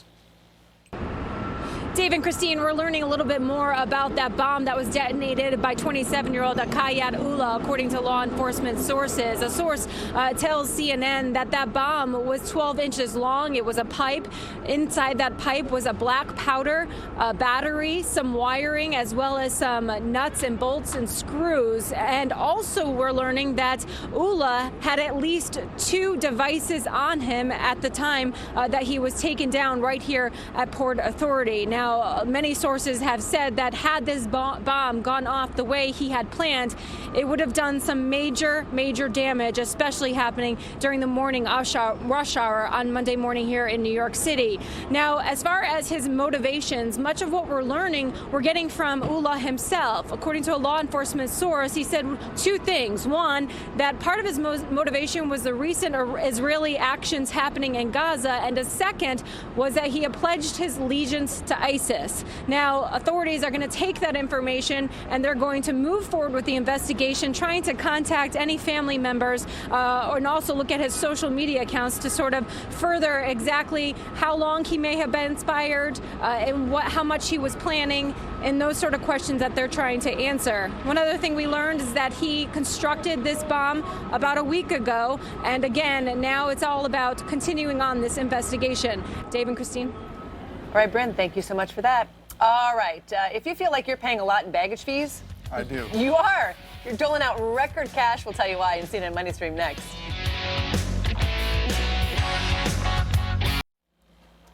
The largest of the Southern California wildfires, the Thomas Fire, is now the 5th largest wildfire in state history. Officials say it's only about 20% contained after burning more than 230,000 acres in Ventura and Santa Barbara counties. The 101 highway closed on and off for a week now, with flames burning all the way to the coast. More than 93,000 people remain evacuated, some 7,000 firefighters battling the Thomas Fire in extremely dry conditions. Seen some dramatic images, including this one. A Christmas tree standing alone in the front yard of an evacuated home in Carpinteria with flames burning all around it. All right, let's get a check on CNN Money Stream this morning. Global stock markets mostly higher today. Energy and tech stocks launched the S&P 500 and the Dow to record highs. A two-day meeting of the Federal Reserve begins today. The central bank is expected to raise interest rates, the third hike of the year. Comcast is dropping its bid for 21st Century Fox, clearing the path for Disney. Fox is in talks to sell off its entertainment assets, leaving it to focus on news and sports. The sale includes its movie studio, some TV channels, and its stake in streaming service Hulu. So far, Disney has been Fox's main suitor, with reports that a deal could be announced this week. Disney's initial interest prompted Comcast and other potential buyers to reach out to Fox. Siri may get a new ear for music. Apple is buying Shazam, the music recognition app that lets users identify songs with a smartphone. Terms of the deal were not disclosed. TechCrunch, though, who first reported the purchase, puts the price tag around $400 million. Apple told CNN Shazam is a natural fit for its Apple Music service. It will help users discover new songs. Oh, and the baggage fees. If you feel like you're paying more in baggage fees, you are. Flyers paid a record $1.2 billion last quarter. That's up 10% from the prior year. One reason for the spike, the growing popularity of the basic economy fare. The tickets are cheaper than standard economy, but you can only bring a small bag on board, like a purse. That forces passengers to check bigger bags for a fee, of course. That is the revenue model, folks. It is here to stay. The a la carte fee revenue model is here. And the transparency regarding that is not here. Gone. That's right. They rolled back some Department of Transportation rules on that last week. Thanks for joining us. I'm Christine Romans. I'm Dave Briggs. New day as you covered on Election Day in Alabama. We'll see you tomorrow. It's difficult to drain the swamp when you're up to your neck in alligators. Think you can elect Roy Moore without getting the baggage for Roy Moore is pretty naive. They're trying to give Judge Roy Moore a high-tech lynching. It's time that we put our decency before political party. I ask that Congress investigate Mr. Trump's history of sexual misconduct. I thought we litigated that. Didn't the American people already vote on that one? The White House's preferred excuse is that this has all been asked and answered, but it really hasn't been. This was an attempted terrorist attack. The suspect had pledged allegiance to ISIS. We're not going to allow them to disrupt us. That's exactly what they want. This is New Day with Chris Cuomo and Allison Camerata. Welcome to our viewers in the United States and around the world. This is New Day. It is Tuesday, December 12th, 6 o'clock here in New York. Here's our starting line. The bitter Alabama Senate race is now in the hands of voters. 2 hours from now, polls open in that state. Will they elect accused child molester Roy Moore, who President Trump has endorsed, or his challenger Doug Jones, who hopes to become the first Alabama Democrat elected to the U.S. Senate in 25 years. The final pitch from both campaigns adding to the unpredictability of this race. Steve Bannon taking an apparent shot at the president's daughter, Ivanka, by saying there is, quote, a special place in hell for Republicans who do not support other Republicans, end quote. While Roy Moore's wife defended her husband against claims of being anti-Semitic with a head-slapping explanation. Yes, what she said may not have been that helpful. We'll tell you about it. And sexual assault allegations aren't only dogging Roy Moore. The president has 50-plus Democratic lawmakers in the House asking for a congressional investigation into the claims against him. Now, the White House says they have eyewitnesses who can prove President Trump did not sexually harass or assault anyone before he was elected. The White House again insisting the women accusing him are all making false claims that are all politically motivated. All this as another Democratic senator says President Trump should resign over the same allegations of assault. We have it all covered. Let's begin with CNN's Alex Marquardt live in Mountain Brook, Alabama, where Doug Jones is going to be casting his vote, we believe, sometime about 8:30 on our watch. Thanks for being there. That's right, Chris, in a couple hours. Now, Roy Moore has always known that his core, passionate base of support would be turning out for him today on what is a chilly day in mid-December for this special election. It is Doug Jones who has had to work very hard to get people to the polls. This has been a very uncertain race. It has always been a competitive race, but all the more so, extremely tight after these allegations came to light against Roy Moore, of course, allegations that he denies. Now, the Secretary of State for Alabama predicts that turnout will be between 20 and 25%. That's higher than earlier predicted because of all this extra interest in this race. Now, that we will see the big name of the game, the big question today is turnout. That is what we're going to be watching. That is the most important factor as voters go to the polls today. Republican Roy Moore and Democrat Doug Jones making their final pitches to voters ahead of one of the most unpredictable elections in Alabama's history. It is time that we put our decency, our state, before political party. I'm going to tell you, if you don't believe in my character, don't vote for me. Moore bringing in a number of out-of-state conservatives, including the president's former chief strategist, Steve Bannon, who riled up the crowd by attacking Republicans who have been critical of the accused child molester, even appearing to take a shot at the president's daughter, who told the AP last month there's a special place in hell for people who prey on children. There's a special place in hell for Republicans who should know better. Bannon also naming names, calling out the state's most prominent Republican, Senator Richard Shelby, who told CNN on Sunday he did not vote for Moore. The state of Alabama deserves better. And former Secretary of State and native Alabamian Condoleezza Rice, who released a statement Monday urging voters to, quote, reject bigotry, sexism, and intolerance, but did not mention either candidate. Kayla Moore insisting her husband is not a bigot. Fake news would tell you that we don't care for Jews. One of our attorneys is a Jew.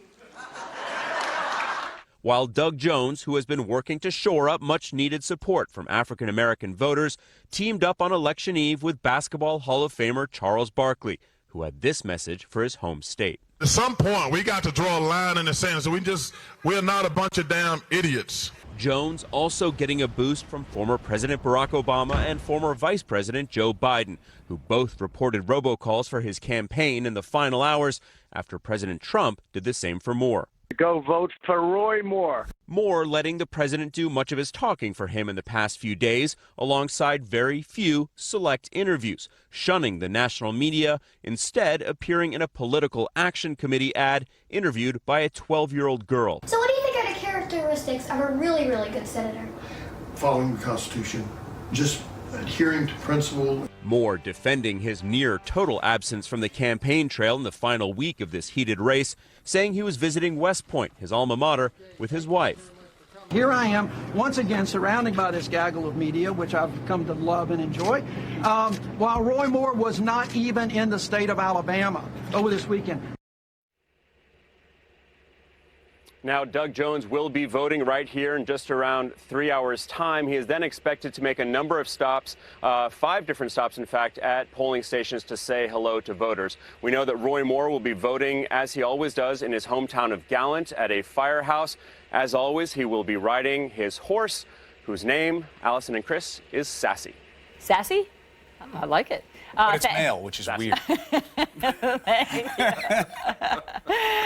Thank you very much, Alex. All right, let's bring in our discussion CNN political analyst John Avlon and CNN senior political analyst Ron Brownstein. Okay, so, John, here we are, finally, Election Day. We've talked so much about this race. Here it is upon us.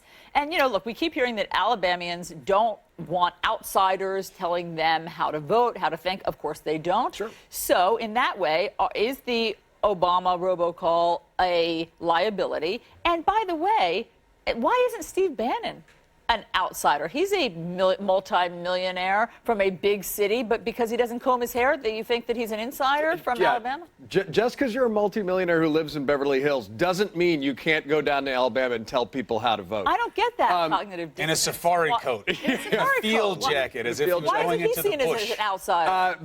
Because the whole shtick is, you know, that Trump, the president of the United States, is being framed as an outsider. The head of the federal government is being framed as someone who's in a, you know, death struggle with the federal government bureaucracy and deep state, quote unquote. Look, here's the deal. Of course, Alabamans don't like being told how to vote. And of course, people are trying to stoke anger at the media and other folks. But that's why Doug Jones' campaign has been focused on a message that I think gets a bit lost, which is you got to vote the person, not the party. That Roy Moore, if you know him, doesn't represent the best of Alabama, which is the point Charles Barkley was making more eloquently than me. But there, you know, so I think there's a danger where some Democrats try to nationalize races, and some candidates get a little bit afraid of their shadow. Oh, what if Barack Obama is seen as endorsing me? Well, guess what, folks? People know he's a Democrat, and Trump's already made robocalls. This race is nationalized, whether they want it to be or not. All right, so let's hear Steve Bannon, because he put the finishing touches on his message to that effect. All that little Bobby Corker, all that establishment up there, every day that doesn't have Trump's back. You know they don't have his back at all. What they want him for is that corporate tax cut. That's all they want him for. As soon as they get that tax cut, you watch what happens. There's a special place in hell for Republicans who should know better. Okay, so, Professor, for all of the hype, this is going to come down to numbers in a very unique way. I did my best to try to figure it out. We know we have Shelby as an outlier, was a Democrat back in '92, switched after the contract with America, you know, Newt Gingrich's genius, in 1994. They haven't looked at a Democrat twice since down there, and the numbers suggested. What do you see in the race with Moore versus Vance that lays out the blueprint? That was back in 2012 when Moore ran against Bob Vance. What does Doug Jones have to do to win this race in Alabama? Well, the first thing he has to do is reverse or overturn the dominant trend in modern Senate elections, which is to reverse what John said. They are increasingly about party, not person. I mean, Alabama is one of 13 states that have voted Republican in every presidential election since 1992. Right now, Democrats have one of the 26 Senate seats in those 13 states. There are 15 states that have voted Democratic in every presidential election since 1992. Republicans now have one of those 30. So we're talking about an overwhelming trend to align presidential and Senate results. Voters are essentially voting on which party they want to see in control and less on the individuals. And this will test how far that has gone. I think the model really is Virginia 2017, where you saw a surprisingly strong turnout among millennials and minorities and big margins for Democrats.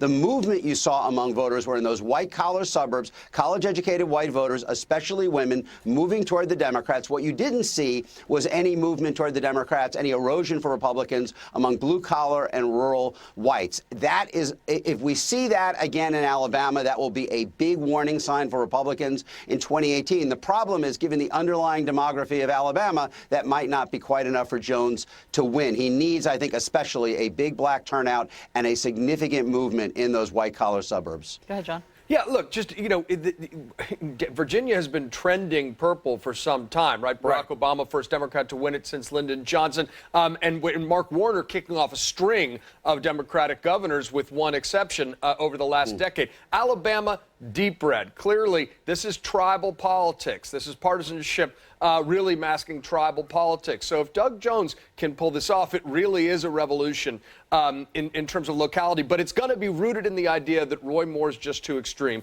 And Doug Jones, they're voting for the person, not the party. But you have some demographic numbers. You know, rarely do I push Ron Brownstein for more numbers. But Ron, there are a couple of numbers to watch for people today in this race. Tell me if they're wrong. And again, let's look at it through the scope of Jones, because frankly, you know, all due respect, I think the challenge is for him. Roy Moore should win this race based on how the state breaks down. But 40% was the bar that Vance couldn't get past in the north and north central regions, heavily Republican, heavily manufacturing. And the number for African American turnout they're putting out is 28. Those numbers, 40 and 28, do they matter and why? Well, look, I think, the African-American turnout, I think, is probably, given there are two pieces for Doug Jones moving. One are places like Mountain Brook, are those white-collar suburbs where you have voters who have been voting Republican for a generation but have resisted more, even, as you note, Chris, even before these allegations came out in his earlier races. He needs to move the women in those places, and he probably needs some of the men to stay home, since they're going to be a tougher audience for a Democrat. And then certainly the, kind of the foundation for any Democrat in the state is a bigger African-American turnout. Now, in the past, that turnout has been suppressed or depressed by a sense of fatalism, by the unlikelihood of a Democrat winning. Now you have the question of whether the possibility of winning is enough to change that dynamic, because the turnout mechanisms are pretty rusty for Democrats in Alabama. There isn't much of a state party. He has built an organization on the fly, so it's really going to have to be, I think, something more organic than something that is kind of built by a campaign. I really want to move on to what Roy Moore's wife said last night in terms of defending him against claims of anti-Semitism. Let's play this again. Fake news would tell you that we don't care for Jews. I tell you all this because I've seen it all, so I just want to set the record straight while they're here.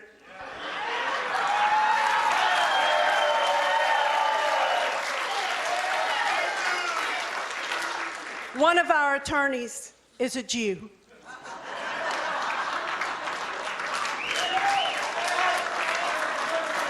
We have very close friends that are Jewish and rabbis, and we also fellowship with them.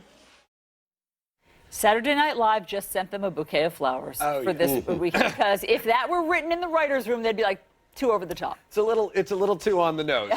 I mean, this is the some of our best lawyers are Jewish defense, which, this was not the greatest moment of American oratory. But look, it does speak, I think, culturally, Alabama, that seems to be a notoriety, seems to be something that needs to be stated apparently. It's flat-footed in every way, but it speaks to a certain tone deafness. Look, politically, evangelicals have found a lot of common cause with Israel in recent years. We've talked a lot about that. But this is about a fundamental discomfort with diversity that we see over and over again. And I think too often in characterizing Roy Moore's positions, put aside the allegations, we're framing them as being controversial. But, if he says that drive-by shootings are being caused by evolution, if he talks about how slavery was a time... It's not if. He did say those. That's right. That's not controversial. And if you're casting a vote for Roy Moore, those are things you're proactively endorsing. And that's just important for us to understand and deal with and address. And can I add real quick? I mean, that's why I think if Roy Moore wins this election, it is just going to deepen the gulf of misunderstanding and incomprehension of red and blue America. I mean, because you look at this in blue America and you see the breadth of the charges, the credibility of the charges, and as John says, the history of intolerant remarks and positions that Roy Moore has held. And I think this is just something that's just going to further widen the divisions in the country, because it basically says that voters in Alabama feel such antagonism toward kind of cosmopolitan, urban, diverse, tolerant America that they are willing to send this person to make the statement. And I think it is kind of another turning point moment for a country that is hurtling toward greater and greater division. Look, we have to go, but maybe it's just because the voters are pro-life. I mean, we haven't talked about that this morning, but when we've talked to people in Alabama, they might just be single-issue voters, and maybe that's what they're just hanging their hat on here. But we will I guess that's just insufficient. If you, I mean, you know, I understand. I mean, we're not single-issue people, and you need to take everything in context. But you're right. For a lot of folks, that'll be sufficient. Yeah. And look, Alabama gets to decide today. No one knows how to poll this race accurately. Yeah. So this is the glory of democracy. It's game day. Go out and vote. There you go. Lindsey Graham says that if Roy Moore wins, it'll be the gift that keeps giving for Democrats. So it'll be interesting to see what happens and then how it's spun. Gentlemen, love you. Growing calls for Congress to investigate sexual misconduct allegations and assault allegations against President Trump. The White House is fighting back. They say they have witnesses. Next.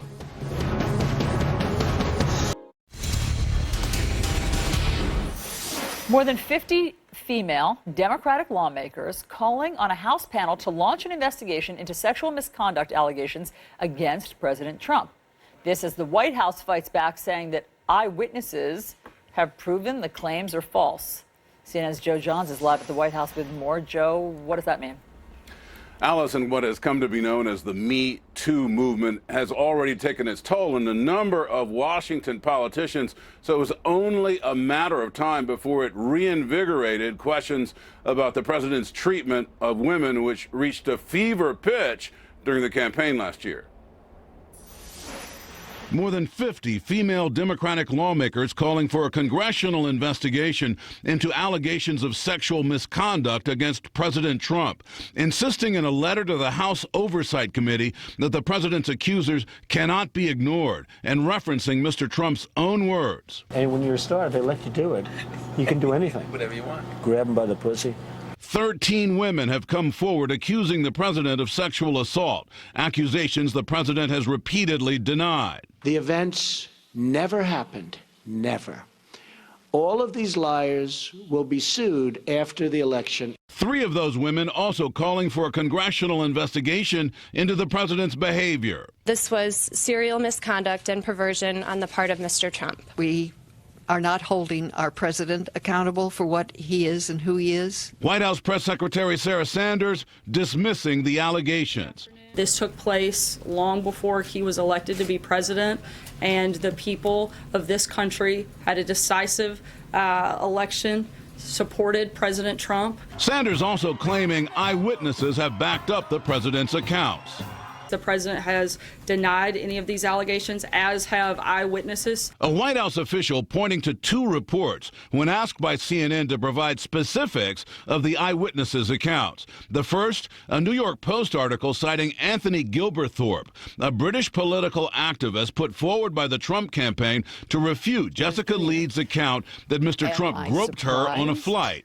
Gilberthorpe offered no evidence and has been known in British media for making claims about the sexual conduct of politicians. The second, a New York Daily News article citing Miss Teen USA 2006 Katie Blair, who reportedly told TMZ she never saw Mr. Trump backstage during a beauty contest. But Blair was not present at the 1997 Miss Teen USA pageant, where Trump was accused of walking into dressing rooms while contestants changed, something Trump later bragged about to Howard Stern. I'll go backstage before a show. Yes. And everyone's getting dressed and ready and everything else. And, you know, no men are anywhere. And I'm allowed to go in because I'm the owner of the pageant. Senator Kirsten Gillibrand joining Democrats Cory Booker, Jeff Merkley, and Ron Wyden, calling for President Trump to step down. President Trump should resign. These allegations are credible. They are numerous. I've heard these women's testimony, and many of them are heartbreaking. Intense questioning of Sarah Sanders in the briefing room as the White House continues to try to come to grips with how to deal with this new line of questioning. The White House choosing so far to attack journalists for their coverage of the issue. Today, we expect to see the president as he signs the National Defense Authorization Act. But the big thing at the White House, of course, will be watching to see what happens in the Alabama Senate race. Kristen Allison. All right, Joe, appreciate it. Thank you very much. Let's bring back John Avlon and CNN political analyst Karin Demersion. Good to have you both here. A little bit of a head spinner from the White House. Let's start with Karin on this. These allegations are false. The women are lying, and we can prove it because we have eyewitnesses. To what never happened. Yeah, I mean, the eyewitnesses are not necessarily people that were in both cases. It seems like eyewitnesses to the events that were happening. But look, the administration, the White House has been pushing back against this, has been saying there's no there there, there's nothing to see here. And now you've got, reports that the president has actually been suggesting that everything is made up, even though he was on television apologizing for this before the election. That's pretty well established right now that that's the pattern of what's happening. Clearly, the discussion around the Roy Moore candidacy election that's coming up today has reinvigorated a lot of this. And every time the president gets pushed on this, which more and more people are doing, as the question about but what about the president comes up, the more they push back. And again, this is the latest issue about which this is happening. The president does not respond to criticism by taking it. He responds to criticism by pushing back, and so do his subordinates. It's not just Roy Moore, though. I take your point, Karen. Well said. But it's not just Roy Moore. Obviously, it's the Harvey Weinstein Me Too moment, John. Yes. And that is what Sarah Sanders, in the press briefing yesterday, seems to have overlooked. Let me just play for you why she says that this conversation should be off the table, case closed. Listen to this. The president has addressed these accusations directly and denied all of these allegations, and this took place long before he was elected to be president, and the people of this country had a decisive election, supported President Trump, and we feel like these allegations have been answered through that process. Times have changed. Yeah, I mean, something's different now. The fundamental position seems to be that the American people knew about the Access Hollywood tape when they voted. They voted for him as president. Case closed. Well, they knew about the allegations. Yeah. They had heard Not from all the of them. women. I'm not sure that most Americans would say, I knew there were 16 women. No, definitely not the volume, definitely not the detail, but the Access Hollywood tape, that's what they're The number is not dispositive. The issue is going to be, what do you do about it? There has been a very hasty sense of, we're going to do something. Well, no, a private corporation can fire whoever they want, Karen. That's what they do, and they're just going to have to avoid a bad reason analysis. But when it comes to government, we don't have a mechanism like that. You have an election. People knew about the allegations. They voted. He won. So now you have the Democrats saying, we're going to look into it. Karen, how do they look into it in the House? What is the mechanism? What is the jurisdiction that it would allow the House, let alone committees that are all run by Republicans, to look into the President of the United States for allegations he denies? Making a lot of noise is the most basic one. There are some parliamentary procedures that you can pull that might be able to get resolutions to the floor, but again, that's not necessarily going to win you an investigation. And this is not something that can be automatically triggered and sent to the Ethics Committee because the Ethics Committee looks at sitting members of Congress. You would have to launch a special, separate investigation, either by forming a new committee or getting oversight and government reform to do it. And the thing is that the Republicans are not going to cross the president on this one. I should just clarify, when I was saying before, what the president apologized for was just the Access Hollywood tape. There's always been blanket denials of these other allegations. And you're not going to find that the GOP is going to step out in front of that with the president and litigate that by stepping on the sides of Democrats who they feel like are using this as a political football to play. Even if they, even if they may say that they believe the women, although we have not been asked, they've not been commenting on that, the president's allegations so much as the Roy Moore case more specifically. But I mean, it's such a step to get the GOP to say, yes, we're going to investigate a president for these allegations when they're already kind of going along with the Russia investigations. That's a very high bar to clear. Yeah, no, this is not, Congress, let alone Republican or Democrat, they're not going to go investigate the president for these sorts of allegations unless there's a criminal matter and there's one case going forward. Maybe civil, but the point is, this does not fall under any statute of removing a president. This is a political fantasy to indulge in that. And what's fascinating, too, is the sort of reversal of the script in the Bill Clinton era. When, yes, the toehold they had was he lied under oath, right? That was the argument. But really, it was about moral outrage in the White House. And clearly, all those considerations have been put aside for political purposes in our country. So, yes, the Democrats are trying to extend the Franken standard and project it up to the president. But it really is political. It's not practical in terms of doing it. Although this point that they have witnesses may have been a misstep, because I certainly we'll do it on this show, but everybody should be saying, where are they? Prove it. Make the case. Forget about the logic that it's very hard to prove the non-existence of a fact. But if you have witnesses, bring them out. I want to meet them. I want to interview them on this show with Allison, where they say, I was there, it never happened. Here's the one where this never happened, this never happened. I think they've only suggested 2 names, one of whom wasn't there. That's their proffer. They should have to make good on it if they're going to say this settles it. Okay. So meanwhile, there was a very feisty exchange during the press briefing yesterday with Sarah Sanders and the press because they are claiming, you know, they use the term fake news for anything that they don't like, any mistake, you know, heaven forbid that is the press ever makes. So that's not the definition, actually, of fake news. But here's this moment in the press room. And I would just say, Sarah, that journalists make honest mistakes, and that doesn't make them fake news. But the question that I have... When journalists make honest mistakes, they should own up to them. Sometimes, and a lot of times you don't. But there's a difference. There's a very big... I'm sorry. I'm not finished. There's a very big difference between making honest mistakes and purposefully misleading the American people, something that happens regularly. You can't say, I'm not done. You cannot say... You cannot say... that it's an honest mistake when you're purposely putting out information that you know to be false, or when you're taking information that hasn't been validated, that hasn't been offered any credibility, and that has been continually denied by a number of people, including people with direct knowledge of an instance. This is something I'm speaking about the number of reports that have taken place over the last couple of weeks. I'm simply stating that there should be a certain level of responsibility in that process. Of course, Karin, there is responsibility. I mean, of course, there are rules to journalism. Of course, when a mistake is made, you do immediately disclose it and apologize for it. That's what has happened. Right. But, you know, they have they're resetting the rules, actually, certainly the rules of engagement in the press briefing room. Well, wait, hold on a second. Let's not let it go that quick. The hypocrisy, the irony that Sarah Sanders is going to look at people and say, you know, there's just this stream of misinformation that's, you know, calculated to deceive. Yeah, coming from you, coming from the podium, coming from the president, by definition. They put out things that they know are not true or are used to conceal what they don't want you to know, and they do it routinely. And when it gets exposed, they blame the media, which is fair play. It has always happened that way in politics. You can argue the degree and whether or not it's right, but it's certainly the state of play. But to put that on the media, I don't get where they think this is going to get them, except with their one little concentrated base. Karin. Well, I mean, I think in some ways it does play well. I mean, look, the fake news mantra has kind of picked up and gone global in a way. It's a very good sort of branding of when you want to be able to take a shot at the media. Yeah, you're right, that this is the same podium from which we've heard things about, you know, crowd size misrepresentation from the very beginning of the presidency on through various other topics that they have tried to present, you know, the alternative facts or something that also came out with this administration. We're well used to this right now.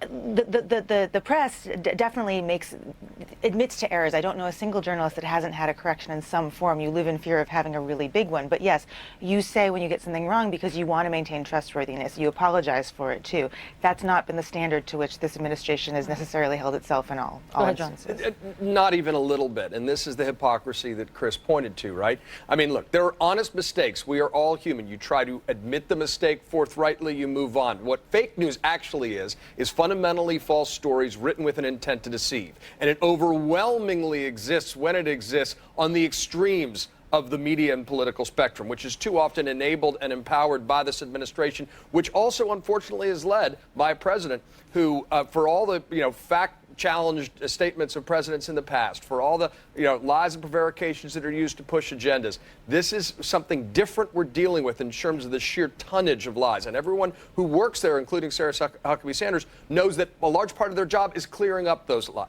trying to clean up those lies. So that's the fact we're dealing with. We need to insist on a fact-based debate. That was a pure deflection attack, and you can't let it simply stand. John Avlon, Karin Demersion, thank you very much. So, after nearly a week-long absence from the campaign trail, accused child molester Roy Moore resurfaces in an interview with a 12-year-old girl. Some call this bad optics. We discuss next.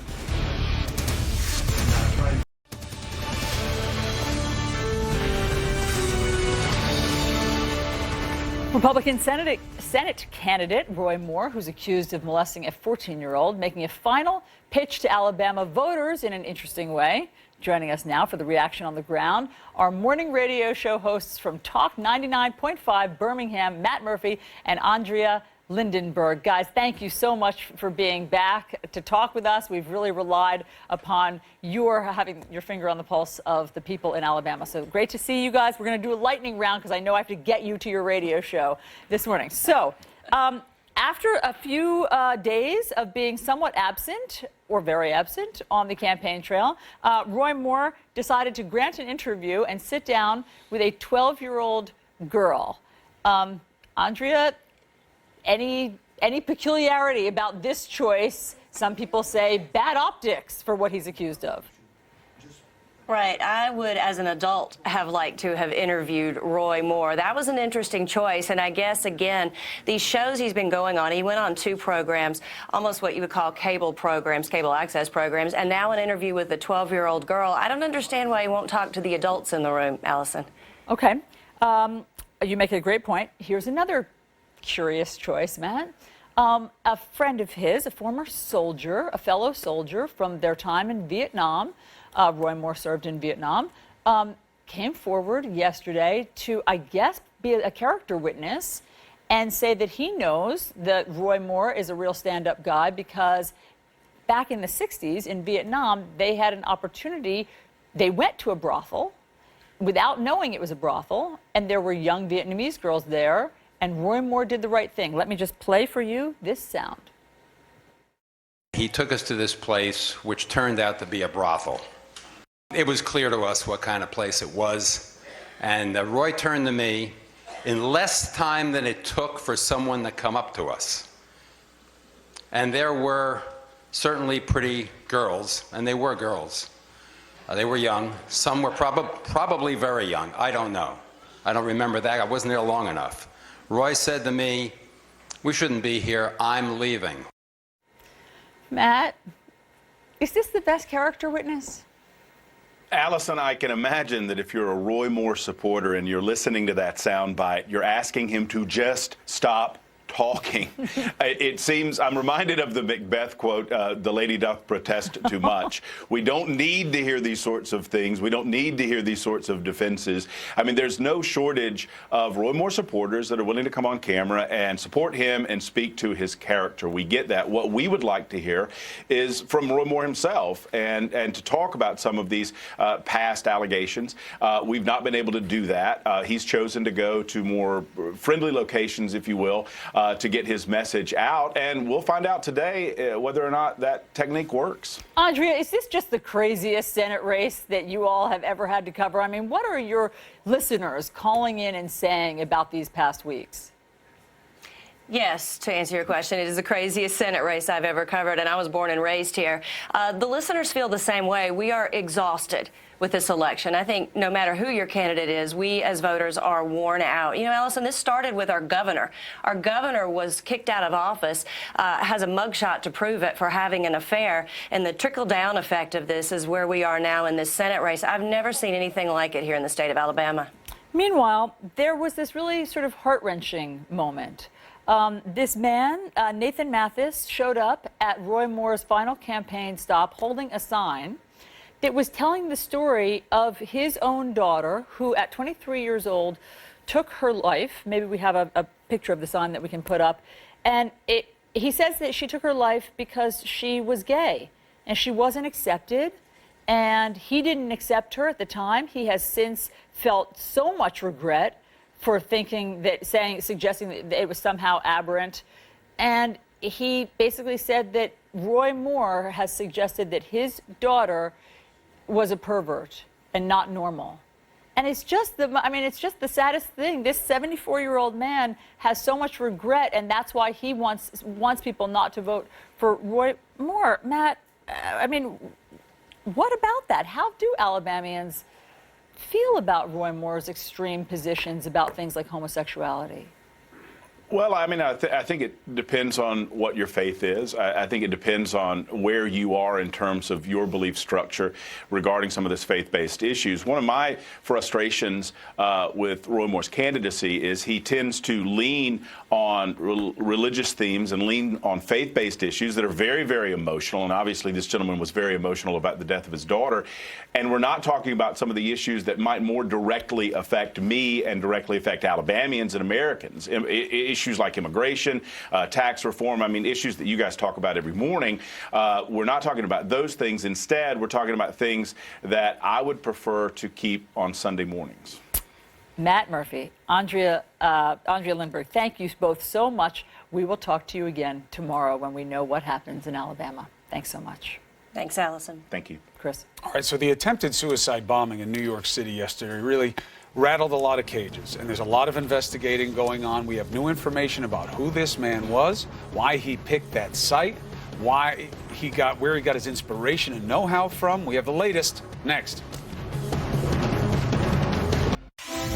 We do have some breaking news for you right now because the San Francisco mayor, Ed Lee, died this morning at a San Francisco hospital at the age of 65. The circumstances behind his death have not yet been revealed. The Board of Supervisors president is now the acting mayor, so we will have much more information on this breaking news as soon as CNN gets it. As we learn more on that, by the way, we should say right now, our thoughts go to his family, and if there's anything they want us to know, bring it in and we'll shape it in our reporting. There are also new details emerging about the man that police say detonated a pipe bomb in an underground tunnel at the Port Authority, which is a huge transportation hub here in New York City. CNN's Bryn Gingras live at the Port Authority bus terminal with the latest. A very different morning there than yesterday. What do we now know?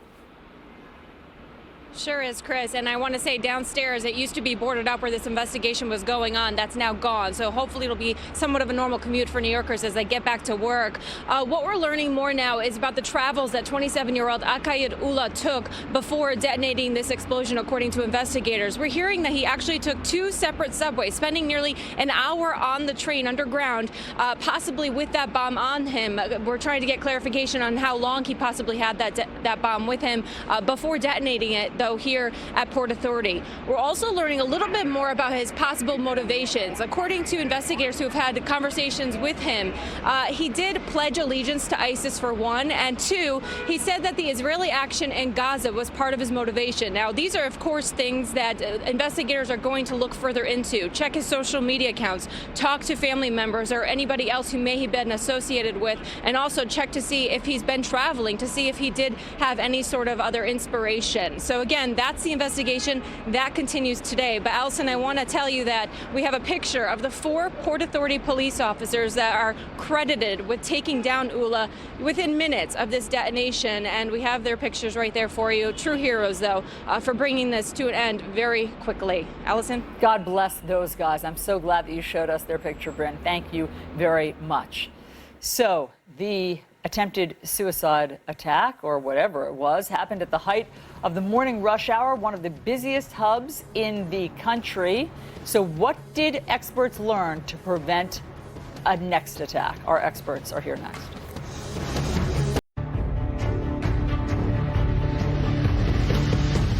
The man police say detonated a pipe bomb inside a commuter tunnel near New York's Times Square, pledged allegiance to ISIS. This happened in the Port Authority, not at Times Square, an important distinction for you to keep at home. The Trump administration is now using the attack to push for hardline immigration policies, including ending what they call chain migration. Joining us now is CNN law enforcement analyst James Galliano and CNN counterterrorism analyst Phil Mudd. Let's start with the facts on the ground, then we'll go to the policy. James, when you look at this situation, what does it speak to? The first suicide bomber attempt in New York City since, of course, 9/11. We know that there have been 3 of these attacks, Chris, in the last couple of months. You and I have been at the location where these happened, one down on the West Side Highway, and in 2016, in September, there was an attempted bombing as well in Chelsea. What does this tell us? Well, New York City is a city of 8.4 million people, and on an average commuting day, you could have 600,000 to 1 million extra net folks that are inside the city. and 6 million people take the subway every day. This was the perfect soft target. What it tells me tactically is a huge mistake was made here, or the device was prematurely detonated. Let's put up the picture of the guy. They have a great picture of him after it went off. People say, oh, don't call it great. You know what? I don't have a whole lot of sympathy for this guy getting hurt by his own bomb. So there he is. You see the burn marks on him. What does that tell you about the nature of the device? Tells me a lot, Chris. First of all, it was a 5-inch metal pipe bomb that he apparently fashioned at an electronics plant that he worked at. It was stuffed with match heads. The igniter was a Christmas tree light, and it was powered by a 9-volt battery. If this device had been put together by, say, a Middle Eastern signature bomb maker, it could have potentially collapsed eardrums, squashed organs. The carnage would have been much worse. The fact that 3 people were injured and the worst were headaches, ringing in the ear, we dodged a bullet. All right, so Philip, we hear from the White House, this is chain migration, this has to stop. Is that what your analysis suggests about how this man came to this country and what kind of threat he posed? That doesn't suggest, the White House comments don't suggest anything to me. Look at a couple facts here, Chris. He's been here, I think, since 2011. So you want to stop chain migration from countries that might be the origin for people with terrorist sympathies. Let's go across the globe from the Philippines to Bangladesh to India to Pakistan to Saudi Arabia. I could go on and on. My point is, then you got to go into Belgium, France, the UK, where we have a great deal of extremism, far more than we have in this country. If you want to go down that path, you got to start talking about Europe as well. I think the question we have to deal with here is, one, small, did the family know something? Is there a see something, say something issue here? And 2, and finally, is there internet stuff out there that we have to work with internet companies to keep off the web, including searches for how to build an explosive device? Dane, look, it sounds like a no-brainer, but you know what happens when you start talking about monitoring what people can see and what they can't see on the internet. You get into a big liberty argument here, but this does suggest a pattern. These homegrown types that are not in any way officially doctrinated by any terror organization, but they get, we're using the word inspired, I would prefer the word influenced, they decide that, you know, they believe in something about this. Maybe it's some manifestation of other discontent. That seems to be the new MO, Philip. Am I wrong about that? That's right. I'd even go beyond influence, Chris. I'd say validated. What you're seeing is people who, whatever they have a grievance about, they look at ISIS and say, I'm validated. I'm angry at my school teacher. I'm angry at Pakistan. I'm angry at Gaza. I'm going to go blow something up because ISIS tells me I can do something. You're right about the free speech issue on the internet, but we're already seeing that pendulum swing. YouTube is taking off extremist videos that would have been out there as recently as a year ago. I think we'll head into a stage where there's a conversation about Google searches saying, can you search how to make a bomb at home, and is that search going to be allowed on the internet? Good free speech question, but we're just starting it now. Well, what about the White House case, though, James, which is, look, you're letting in people, you don't vet them properly. Sure, maybe they're here for years and years leading a normal life, but you never know. They're sleepers. We have to stop them all.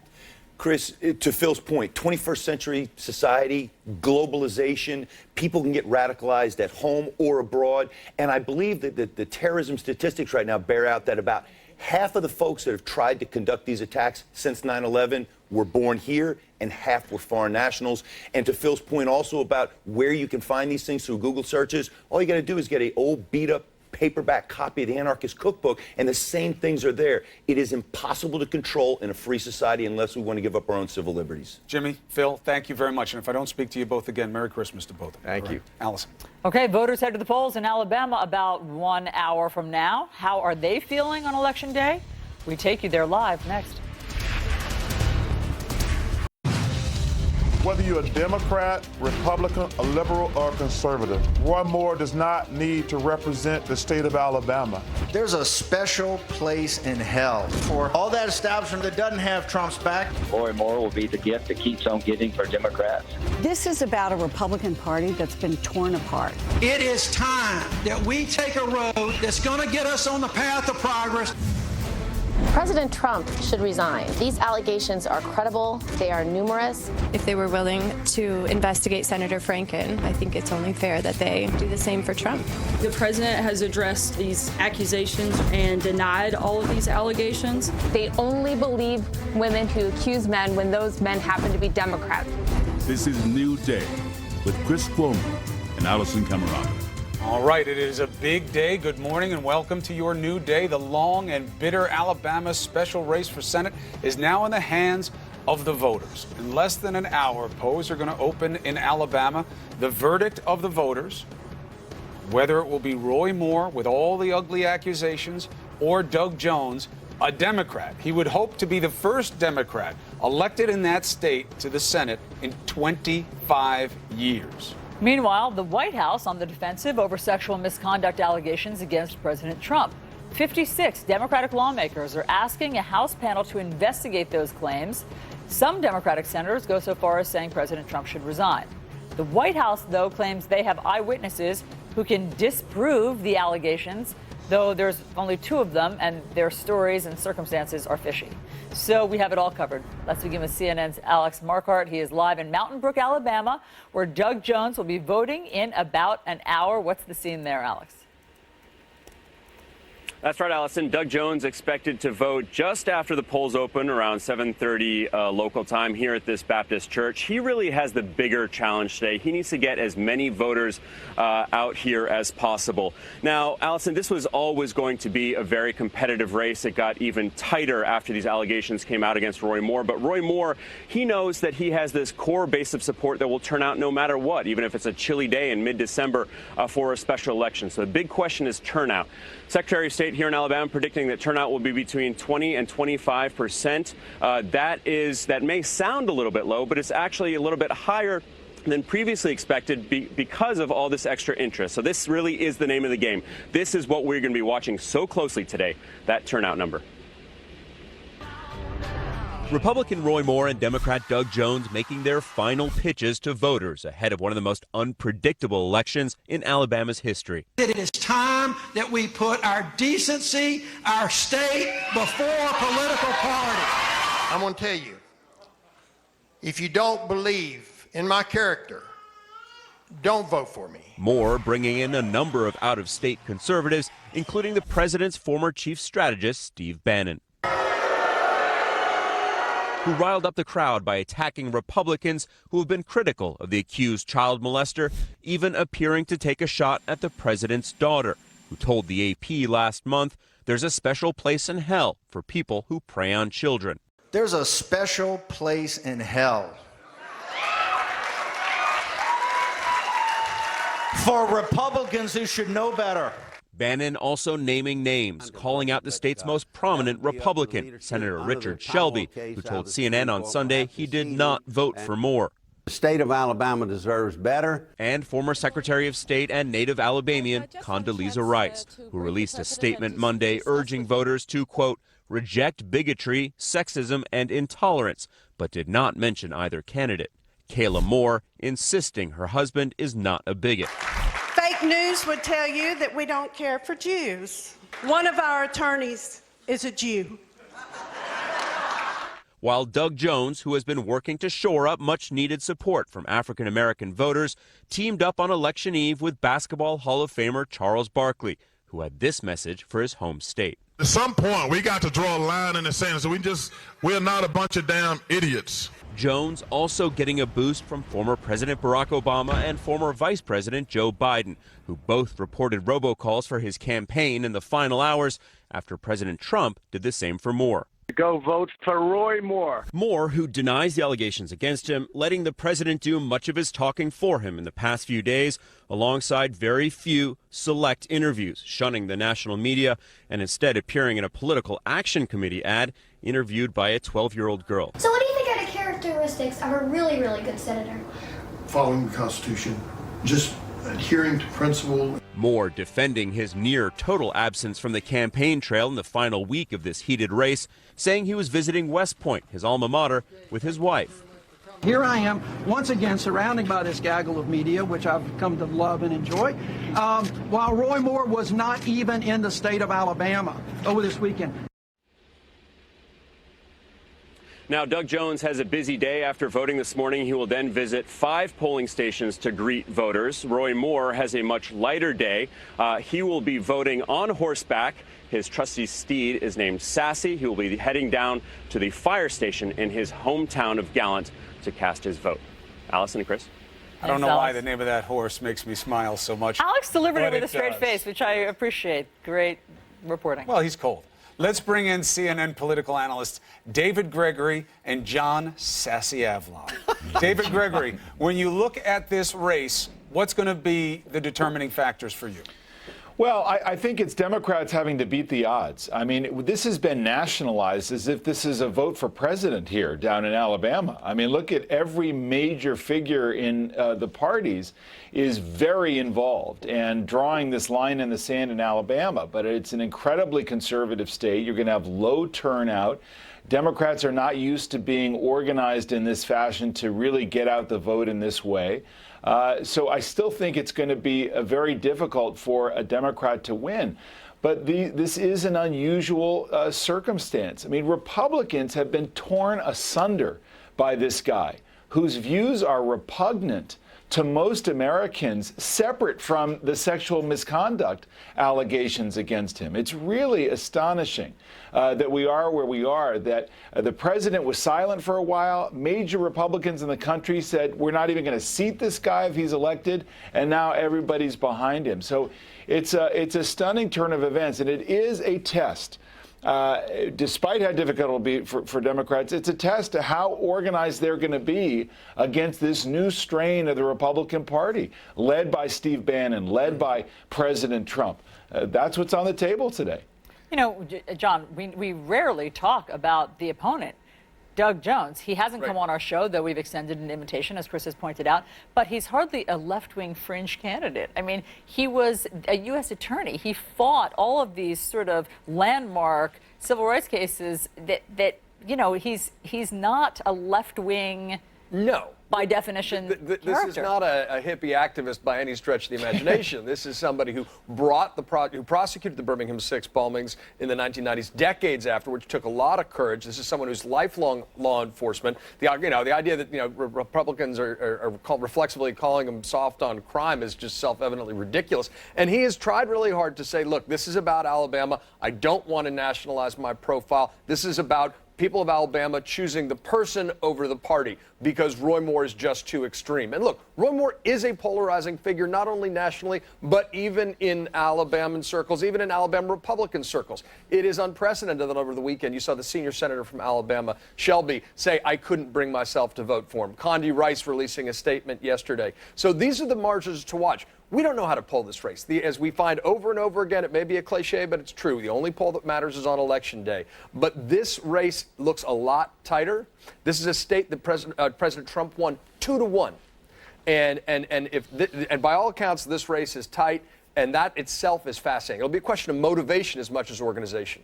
Although, you know, David, when we look at Roy Moore's history, he's never run for Senate before. His statewide races have been limited to being a jurist, but he got tossed off the Supreme Court because he refused to let the Constitution supersede his own feelings about his faith when it came to the Ten Commandments. They rewarded him for that and put him back on the court there. So the question becomes, well, what is the level of tolerance when it comes to Roy Moore? Because as you mentioned earlier, he has a lot of things to answer for, David, but the answer has been given by the Alabama people on him before, up until these allegations of sexual misconduct. That's right. And look, there's every reason to believe that this could be a race that is not about what the race is about. It's not about focusing on his character and allegations of sexual misconduct. It's not going to focus on the fact that he said things were better during slavery, he wants to get rid of every amendment after the 10, or that his wife ridiculously talks about, oh, well, we know a Jewish lawyer who works for us, so we're fine with Jews, despite the fact that her husband suggested all Jews are going to hell as an evangelical Orthodox Christian. I mean, come on. It's true that if voters want to make this about abortion, you know, they can hang their hat on that. If they want to make it about forgiveness, they can hang their hat on that. If they don't like elitists from Washington or the national mandarins of the Republican Party telling them how to vote, they can hang their hat on that. So they can be certainly independent-minded, yes, independent of anything, of any substance that he said, and make this choice. And perhaps that's where we're headed. And this is one important thing. You know, Southern politics loves to rail against Washington. There is a deep urban-rural divide, which was something to pay attention to in turnout as well as culturally. But also, Southerners hate being stereotyped, and it's a source of deep frustration. And there are a lot of folks, you know, more independent-minded who are looking at this and say this is a validation of the worst stereotypes about the South that folks here have been trying to climb out from under. Well, that's so not a question. That's a fact. Yeah. Roy Moore is a human bundle of attributes that are all disparaging, that are used as slights of people from the South. I mean, it's just a fact. You check through every one of the things he says. You don't have to embrace homosexuality. That's your right in this country to do it or not. But to liken it to bestiality, to say it should be illegal, he is a collection of those attributes. Whether or not they get rewarded, we'll see. Yep. So, David, you did a good job of summarizing Kyla Moore, Roy Moore's wife's, I mean, I don't even know what to say, statement about how, of course, they're not anti-Semitic, but I think that it bears repeating and we should play it again. So watch this. Fake news would tell you that we don't care for Jews. I tell you all this because I've seen it all, so I just want to set the record straight while they're here.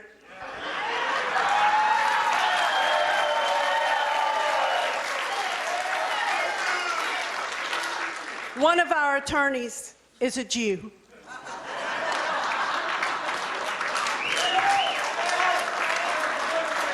We have very close friends that are Jewish and rabbis, and we also fellowship with them. David, how did you hear that? Well, I mean, I think it kind of speaks for itself. I think she was, in how she appears, which could not be more patronizing. How close are you with someone if you fellowship with them, by the way? Yeah, well, I mean, you can be close. I mean, actually, obviously, they absolutely could be close. I think what she's responding to is a criticism that her husband made of George Soros, right, when he talked more generally about those people who don't accept God in the view that Orthodox Christians believe that Jews don't accept Jesus Christ as our Lord and Savior, and therefore we are going to hell. That is a theologically rigid view. That is not the type of person that you're necessarily going to fellowship with. And again, I mean, just the nature of this, it was distraction, and I just think it speaks for itself. I fellowshipped with David Gregory at lunch, and he ate almost all the rock shrimp. That's for sure. I also know that you two fellowship on election days together sometimes. Perhaps there'll be another He brought a beautiful bottle party. Of wine, and we believe he took it home with him. It's an open question. Will not be decided today by the voters of Alabama. No, still not on the ballot. Open question. On that note, David Gregory, John Avalon, thank you very much. Okay, now to this. More than 50 female Democratic lawmakers calling on a House panel to launch an investigation into sexual misconduct allegations against President Trump. This as the White House fights back, saying that they have eyewitnesses to prove that these claims are false. CNN's Joe Johns is live at the White House with more. What do we know about these eyewitnesses, Joe? Good morning, Allison. Well, the fact of the matter is the Me Too movement has already taken its toll on some real power players in Washington politics. And given the history, it was only a matter of time before questions about the president's treatment of women entered the conversation, especially because this is an issue that hit a fever pitch during the campaign. More than 50 female Democratic lawmakers calling for a congressional investigation into allegations of sexual misconduct against President Trump, insisting in a letter to the House Oversight Committee that the president's accusers cannot be ignored, and referencing Mr. Trump's own words. And when you're a star, they let you do it. You can do anything. Whatever you want. Grab them by the pussy. 13 women have come forward accusing the president of sexual assault, accusations the president has repeatedly denied. The events never happened, never.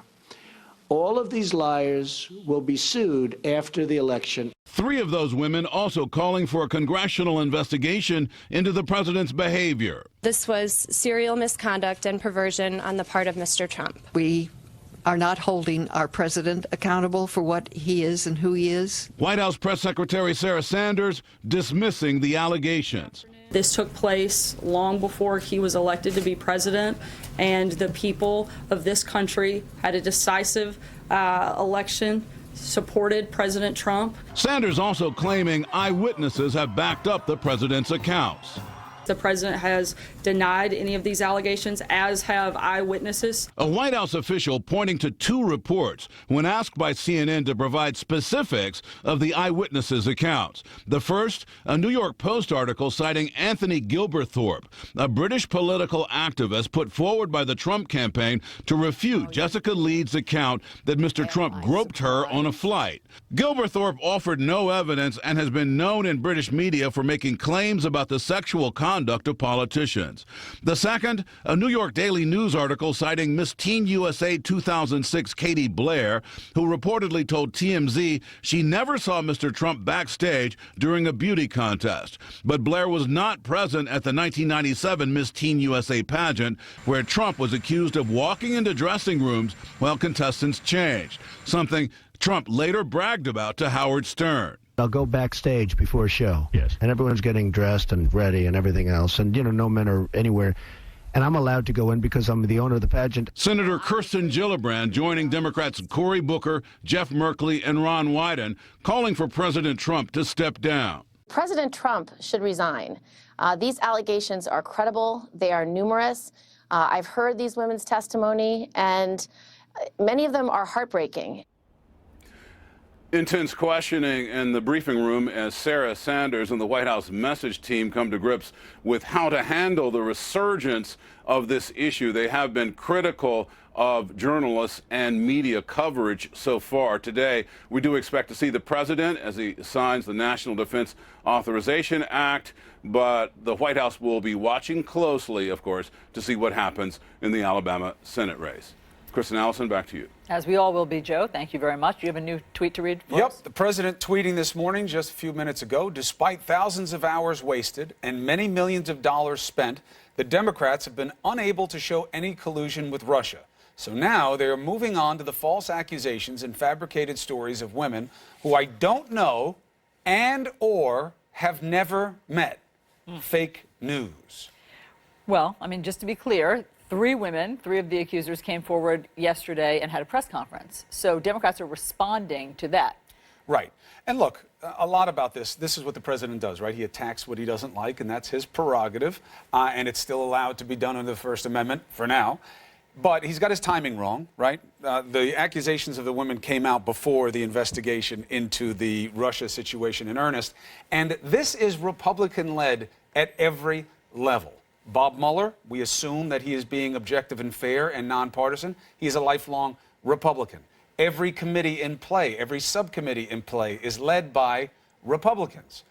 So that's what this process is about. And as for the I don't know and or have never met, I don't know why he needed both of those qualifications, but he clearly wants us to know it's not true. They still have to put forward their proof, though. If they have people who can say, I was there, these allegations aren't true, they should offer them up, and they should be scrutinized and vetted by the media, same way the accusers are. Okay. Meanwhile, if Roy Moore wins, will his controversies stick with Republicans for years to come? That's what Lindsey Graham has suggested. So we're going to ask a former governor who may now have a Senate seat in his sights. That's next. All right.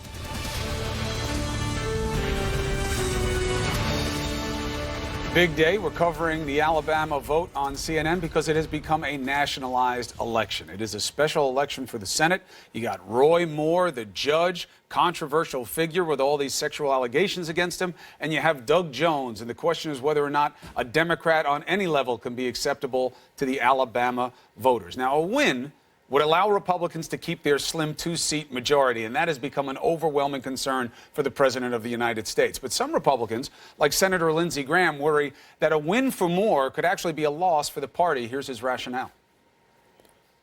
Roy Moore will be the gift that keeps on giving for Democrats. It will define the 2018 election, at least 2018. And to think you can elect Roy Moore without getting the baggage of Roy Moore is pretty naive. Joining us now is Tim Pawlenty, former Republican governor of Minnesota. Good to see you, Governor. Good to be with you, Chris. Merry Christmas to you and the family if I don't speak to you again before then. Thanks for being on the show. You are not from Alabama. You are not voting in the Alabama election. But if you were, would Roy Moore get your vote? I don't even think it's a close call. This is a credibly accused serial child molester, and I don't think that's even a close call, no. The President of the United States says you are cuckoo. that you have to vote for Roy Moore. You can't vote for Doug Jones. He denied the allegations. He is right for the state of Alabama. You are disagreeing with the president? You'd have the right, as others have done, to write in another Republican candidate, and that may not be successful in terms of an election victory, but in terms of the values and perspectives that I hold, and I think a lot of other people hold, I don't think you put into the United States Senate a credibly accused serial child molester. Then how do you explain the position of the president? I don't. I think that's understandably the Republicans, some of them want to make sure that they get another seat in the Senate, and it's about retaining and maintaining political power. But I'm not willing to put my personal values to the curb for political power. And let's just flesh that out a little bit. Roy Moore says, it didn't happen. I didn't do it. Why isn't that good enough for you?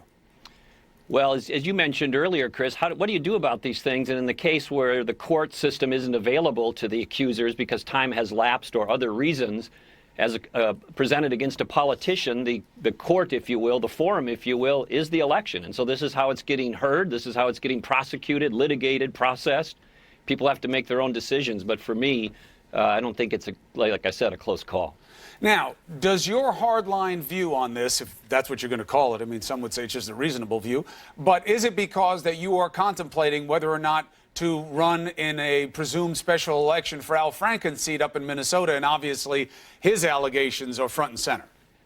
Well, I don't think anybody who understands the energy at the grassroots political party on the Republican side these days would say taking this position is necessarily popular with that group. So I don't think you could assign political motives to it. And how about that? You're going to make a run for the seat if Franken actually steps away? Chris, I'm politically retired, and if that changes, you'll be among the first to know. I would love that, by the way. That would be an early Christmas gift. I'd love to have you back to discuss it at any time. By the way, do you think Franken should resign? Well, he said he's going to resign, and I think he did the right thing. And unlike some of these other cases, there's not a dispute about what happened. There's actually pictures of him involved in some of the accusations, and some of them occurred after he was in office. And so it's a little different than some of the other fact patterns here. But yes, he did the right thing. And when we say if, do you think he's going to step away? Yeah, he announced that he's going to. Oh, I know what he announced, but it was a little unusual, right? I think it would be odd if he did now. Everybody's assuming that he's going to, and it would be quite a dramatic development if he changed his mind. I suppose he could, technically, but I doubt that he will. What is your message to your party? Look, the seats matter. I don't need to tell you this, Governor. You know, you've been involved with your party at a very high level for a long time. The margin is so slim. And it seems to be that the calculus is, look, Roy Moore may have some personal attributes we're not crazy about, but he does seem to back the Trump agenda. We'd probably be able to count on his vote, and we need it. Yeah. I think, sadly, we have gotten to the point where no matter how bad our red tribe or blue tribe leaders may be, we're saying they're better than the tribe's other leaders because the other side is worse. I understand that to a point, but look, this is the party of Abraham Lincoln. This is the party of Teddy Roosevelt. This is the party of Ronald Reagan. I grew up and did everything I could for this party. I was chair of the College Republicans back when I was in college. And I'm sad. My heart breaks for my party. It's in a sad condition. And when you think about the virtues and values and leadership and decency of Reagan, of Teddy Roosevelt, of Lincoln, and others, I think we have to step back and search for the soul of this party and put some decency and some values back into it. Otherwise, I think it's going to have a very unfortunate future. What is your response to Steve Bannon, who says there is a special place down south for Republicans like you who won't back Roy Moore? I think if their party is going to focus on unity, then he should focus on unity as well. And it doesn't seem like that's what he does. Where do you think this all ends up? What's your guess about what happens today? Look, the politics is a marketplace. Elections are a decider, and so you're going to get the decision. But the pendulum swings, and these things correct over time. They may not correct in one moment or in 1 2-year cycle, but over the arc of time, as Martin Luther King said, the arc of the moral universe is long, but it bends towards justice, and eventually things readjust. Well, those were wise words. We'll see how they're made manifest in these current times. Governor, it is always a pleasure. Merry Christmas to you and your family. And remember that early gift you gave me. I look forward to hearing from you. All right, Chris. Thank you. And Merry Christmas to you as well. Thank you. Be well. Allison. We do have it on tape. Meanwhile, 4 Democratic senators calling on President Trump to resign over sexual misconduct allegations. One of those senators makes his case here. Next.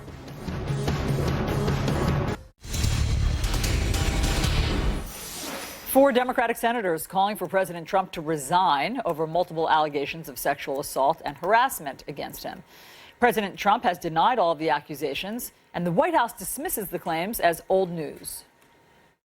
The president has addressed these accusations directly and denied all of these allegations, and this took place long before he was elected to be president, and the people of this country had a decisive election, supported President Trump, and we feel like these allegations have been answered through that process.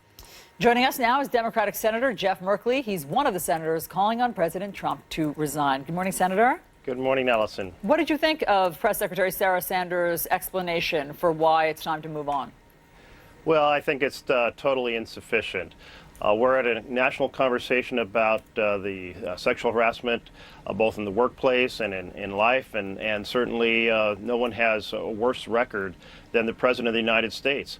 And I think these individuals need to have a forum in which we can hear each of them in a clear fashion.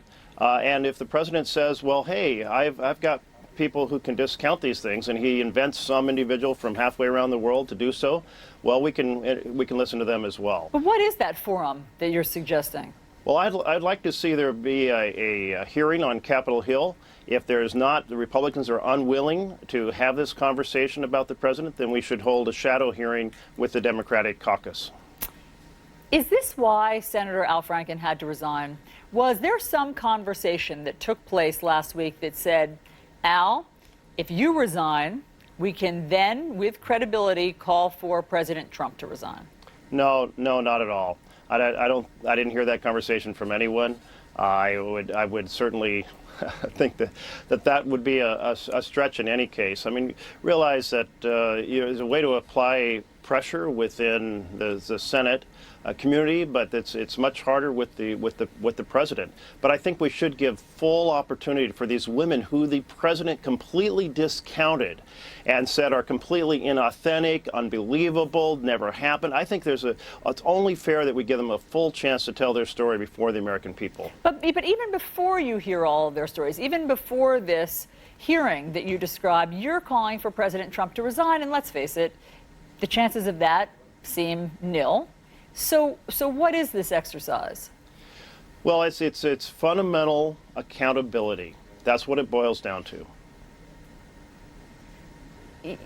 But, I mean, is this an exercise? I hear you. I understand what you want. I mean, in a utopian world, you want everybody to be accountable. I get it. But it does feel as though you and your 3 fellow Democratic senators, is this a publicity stunt? There's no chance that the president's going to resign, and that's not how it works. I mean, a Democrat calling for him to resign is not how it works. Allison, there were over 40 senators who said it was the right thing for Senator Franken to step down. But if you believe that that's the case, wouldn't you also believe that it's the right thing for the president to step down, who has far more serious set of stories? He's grabbed women's butts, he's grabbed their breasts, he's grabbed their genitals, he's bragged about it in a variety of forums. It's just a horrendous list of treatment of women. And this is why if you called for Franken to step down, don't you have to also say it's the right thing for the president to resign? So do your Republican senators share your feelings? Well, we'll find out. But I mean, have you had any conversations with them? No, I haven't heard any of them share this. A couple of them did join the conversation about asking or saying that it was the right thing for Senator Franken to resign. I would think that it would be a good question to ask those individuals if they share the same feeling about the president. I would hope they would. It seems as though the system, right, as far as we've heard it, in terms of members of Congress who are accused of sexual harassment and or assault, there's a House Ethics Committee. So it seems as though that's where the investigation happens, that there is this kind of process in place. So can the House Ethics Committee, are you calling for the House Ethics Committee to investigate the president? Well, I would certainly welcome such a thing if it was an authentic investigation. I don't have a great deal of faith that under Republican control that there would be such a fair consideration. But if they were to shock us all, that would be just fine. Okay, but in the meantime, are you calling for this shadow hearing, this shadow investigation that can be led by Democrats, and are you getting any traction for that? Well, I'm just suggesting it starting yesterday, so we'll see if there's any traction. My colleague, Kristen Gillibrand, has called for an investigation, and I absolutely agree with her. That would be terrific. But if the Republicans do not respond and hold such an investigation, then let's take matters into our own hand and provide a forum for all of these women to tell their story, to make their case to the American public. So, Senator, before we let you go, what's your prediction for what's going to happen in Alabama today? I am certainly hoping that the state of Alabama, here in the year 2017, does not define itself by electing a child molester to be their U.S. Senator. We shall see what happens. Senator Jeff Merkley, thanks so much for coming in with your perspective on all of this. Chris. Thank you. Jimmy Kimmel back on Late Night and bringing in a special guest, his newborn son, Billy. There he is. He looks great. Kimmel got emotional again. He's bringing up another issue. What is it? We have it for you next. Temperatures are going the wrong way. More snow could be on the way from the Great Lakes to the northeast. CNN meteorologist Chad Myers has the forecast. What do you see?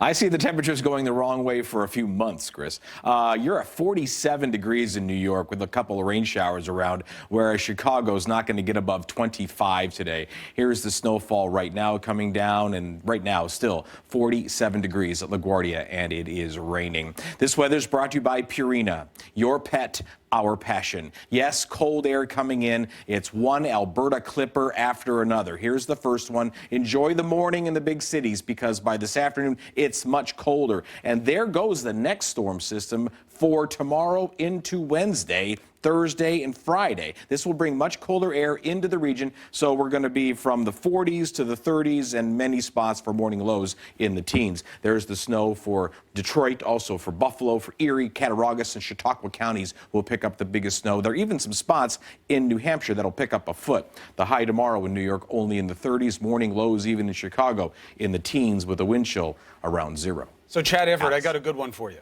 Oh, yes, go ahead. You ever done a polar plunge? I have. In Jamestown, Rhode Island. How cold was it? I couldn't feel my legs. Chris is going to outcold you. I could barely get back in the car because my legs were numb. I did a polar plunge this weekend for this charity out where I live called Heart of the Hamptons. I go in, and I was struck by the pain in my feet. And I didn't understand why my feet hurt so much instead of the rest of me, right? So I looked it up, and it turns out that the blood rushes to the most vital areas to keep you alive. Right. And that's why I had the agony of defeat. Oh, wow. Man. Wow. That was a long way to go. It's all about the setup. I don't even go in the ocean in the summer if it's too cold. I don't feel hot in the ocean because there's I'm sharks impervious in to there. most atmospheres. He doesn't feel. Chad, that's the upside of no emotional depth. That's right. Chad, thank you for playing along with all of this. All right, police say the man who detonated a pipe bomb at the New York City's Port Authority is a lone wolf who pledged allegiance to ISIS. A source with knowledge of this investigation says the Bangladeshi man was carrying 2 devices, but only one went off. An NYPD official says the 27-year-old was not on their radar. The suspect remains in the hospital. 5 people were injured during this blast, but they have been treated and released. Jimmy Kimmel made an emotional return to his late night show with a very special guest. Kimmel walked out on stage with his little man, his son, Billy. Comedian was off last week. He's got his 7-month-old. You know, he's dealing with his heart surgeries. They have a condition that they had to deal with that got Jimmy involved in health care. Here's a little sound of what he said last night. And I want to thank Chris Pratt and Tracy Ellis Ross and Neil Patrick Harris and Melissa McCarthy for filling in for us last week. Each of them, they each gave a full day of their very busy lives to give me time off, and I'm grateful to them for doing that. And Daddy cries on TV, but Billy doesn't. It's unbelievable. He is a good kid, boy. 7 months old. He's already ready for prime time. Kimmel also pleading with Congress to renew CHIP, the Children's Health Insurance Plan. The program provides coverage for about 9 million kids whose parents usually earn just a little too much for Medicaid, but not enough to get private coverage. Funding for the program has run out, States are sending parents letters saying that their coverage could get cut off. Here's what he said about that. This is literally a life and death program for American kids. It's always had bipartisan support, but this year they let the money for it expire while they work on getting tax cuts for their millionaire and billionaire donors. And imagine getting that letter, literally not knowing how you'll be able to afford to save your child's life. This is not a hypothetical. About 2 million CHIP kids have serious chronic conditions. I don't know about you. I've had enough of this. CHIP is very important. That's objectively true. We are hearing from both sides that they will renew it, but they are playing politics with it right now, which doesn't matter much when they give a future promise politically. It does matter to those families, because if the money doesn't come, they go into crisis mode right away. Of course, and even if you get that letter saying that your money might dry up, then you go into anxiety mode right away. How you apportion your budget, how you prepare for these things emotionally, it's very hard. And there might not be the budget in your family budget to take care of these kids. I mean, listen, he just spelled it. You can't say it better than Jimmy Kimmel. He explains that it's a life and Especially death. holding that gorgeous kid. That's so nice. All right, meanwhile, a South Beach shocker. The Miami Dolphins upset the defending Super Bowl champs, the New England Patriots. Coy Wire has more in the Bleacher Report, though I can't believe he could do it with any more drama than I just did. Coy, try. Oh, Alice and I will try the Patriots. And Tom Brady, the only man on whom I have a bigger man crush than our man Chris Cuomo, needed just one win in their final 4 games to clinch yet another division crown. Not so fast, my friend. The Dolphins just 5-7 going into this game. No way they beat the Pats, right? Well, they do. They snapped New England's 8-game win streak, and they did it with a palpable perniciousness on defense. New England unable to convert a single third down conversion the entire game. The Dolphins intercepted Tom Terrific twice. He didn't even complete a pass to a wide receiver until about 5 minutes into the third quarter. Miami wins 27-20. We have to show you this feel-good moment of the day. Kevin Durant, former league MVP, gives a signed pair of his shoes to a young fan at a Trailblazers game there, and look at the tears flow. This is what it's all about, understanding your platform and your position and knowing that someday, somehow, you might affect young kids for life. You see those tears and that smile, Chris? Incredible stuff. You know, I've been asking you for a pair of your shoes for a long time now, but it is nice. It makes you wonder, why waste time on the negative stuff when they can do so much good? All the best to you, my handsome brother. President Trump reportedly drinks 12 Diet Cokes a day. What would that do to you if true? We have Sanjay Gupta. He's never even looked at a Diet Coke in his life. He's bringing us the facts next.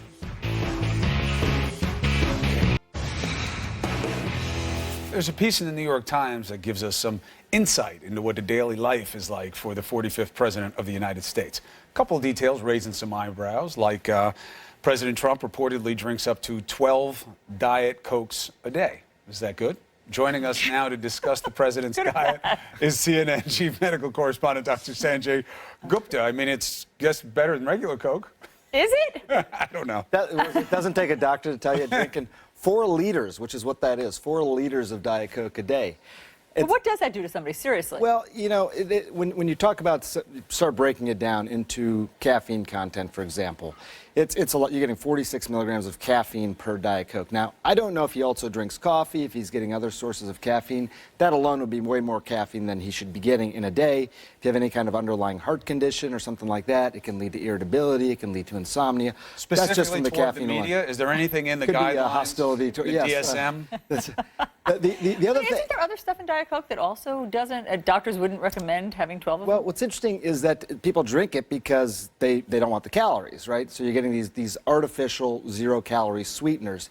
Problem is, and President Trump has tweeted about this himself in the past, saying he's never seen someone who's skinny drinking Diet Coke. Part of the problem is your body starts to crave sugar after that. Your body is tricked into thinking it received sugar. It didn't, so it goes out and starts foraging for sugar later on. Fake sugar. Fake sugar, right, and a fake product because it's all basically chemicals. So no doctor, no person would recommend, the makers of Coca-Cola would not recommend drinking 4 liters of this stuff in a day. So it's We have a few more details about his diet that I feel you must address. Okay, this is from Let Trump Be Trump. This is from Corey Lewandowski, okay, Yeah. a fan of the president. This isn't, you know, Solid source. This isn't him making something up. Not him. On Trump Force One, there were 4 major food groups: McDonald's, Kentucky Fried Chicken, pizza, and Diet Coke. Also in the book, Corey Lewandowski said that for meals, the president would often have 2 Big Macs, 2 fillet of fish, and a chocolate milkshake. Right. Which, I mean, Sanjay, what? As a doctor, what does this mean to you? Well, so much of this food, it's obviously really bad food. It's really high in saturated fats. It's the ultra processed foods. These are sandwiches that have 121 chemicals in them, so they're fake food. They're not even real food in terms of what he's eating.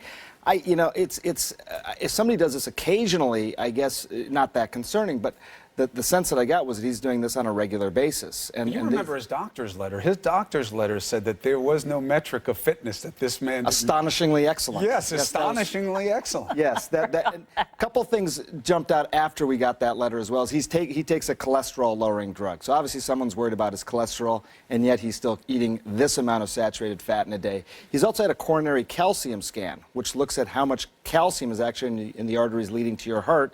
And it was sort of in the moderate risk category. So this is something that any doctor would recommend he not be eating to try and reduce his risks. It's a terrible diet. There's nothing that you can say that's good about this diet, and no doctor is going to recommend a diet like this. There was also a moment that raised some concern, and that was the president appeared to have some slurred speech. Do we have that? Let's listen to this. God bless you. God bless Israel.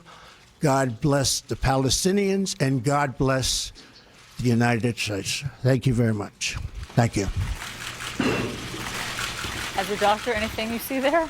Well, it's interesting. Obviously, you hear the difficulty that he has forming words. It's funny, right as he left the lectern and walked to his seat, I was watching that part very closely as well, because if someone suddenly has difficulty with their speech, the first big concern is that is he having some sort of TIA or stroke? He was moving just fine. He went to the table. He pulled the chair out with both hands. He signed something. There was really no suggestion of stroke there. This was something clearly seemed to be inside of his mouth. I don't know, dry mouth, they say. It could be some misplaced tooth or something like that. Good. He was speaking about 11 minutes, fine, before he got to that point. So. And he's going to have a physical, and now we're supposed to hear information. Yeah. So we'll see what they decide to release. This will be he's going to follow past precedent. Presidents have done this in the past. There's been a lot of presidents, by the way, who have been sick in office. About a third of our presidents have had some sort of illness. Bill Clinton was famous for a similar sort of diet, but this will be good information to get. Sanjay, great to talk to you. You got it. Thank Always a pleasure. Thank you. Fit Thank you, too. sir. So Yes. fit. Try to practice what I preach. We're following a lot of news. What do you say? Let's get after it. Put the Diet Coke down. It's difficult to drain the swamp when you're up to your neck in alligators. I think you can elect Roy Moore without getting the baggage. Roy Moore is pretty naive. They're trying to give Judge Roy Moore a high-tech lynching. It's time that we put our decency before political party. I ask that Congress investigate Mr. Trump's history of sexual misconduct. I thought we litigated that. Didn't the American people already vote on that one? The White House's preferred excuse is that this has all been asked and answered, but it really hasn't been. This was an attempted terrorist attack. The suspect had pledged allegiance to ISIS. We're not going to allow them to disrupt us. That's exactly what they want. This is New Day with Chris Cuomo and Allison Camerata.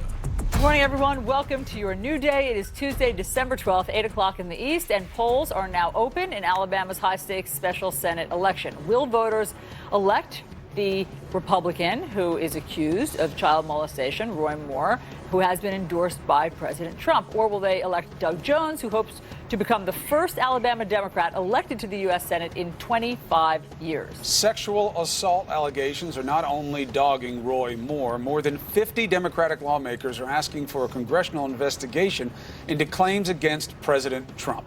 The president tweeting this morning saying he doesn't know or never met any of the women making accusations, calling their stories fabricated. We have it all covered. Let's begin with CNN's Alex Marquardt live in Mountain Brook, Alabama. That's where Doug Jones is expected to vote this hour.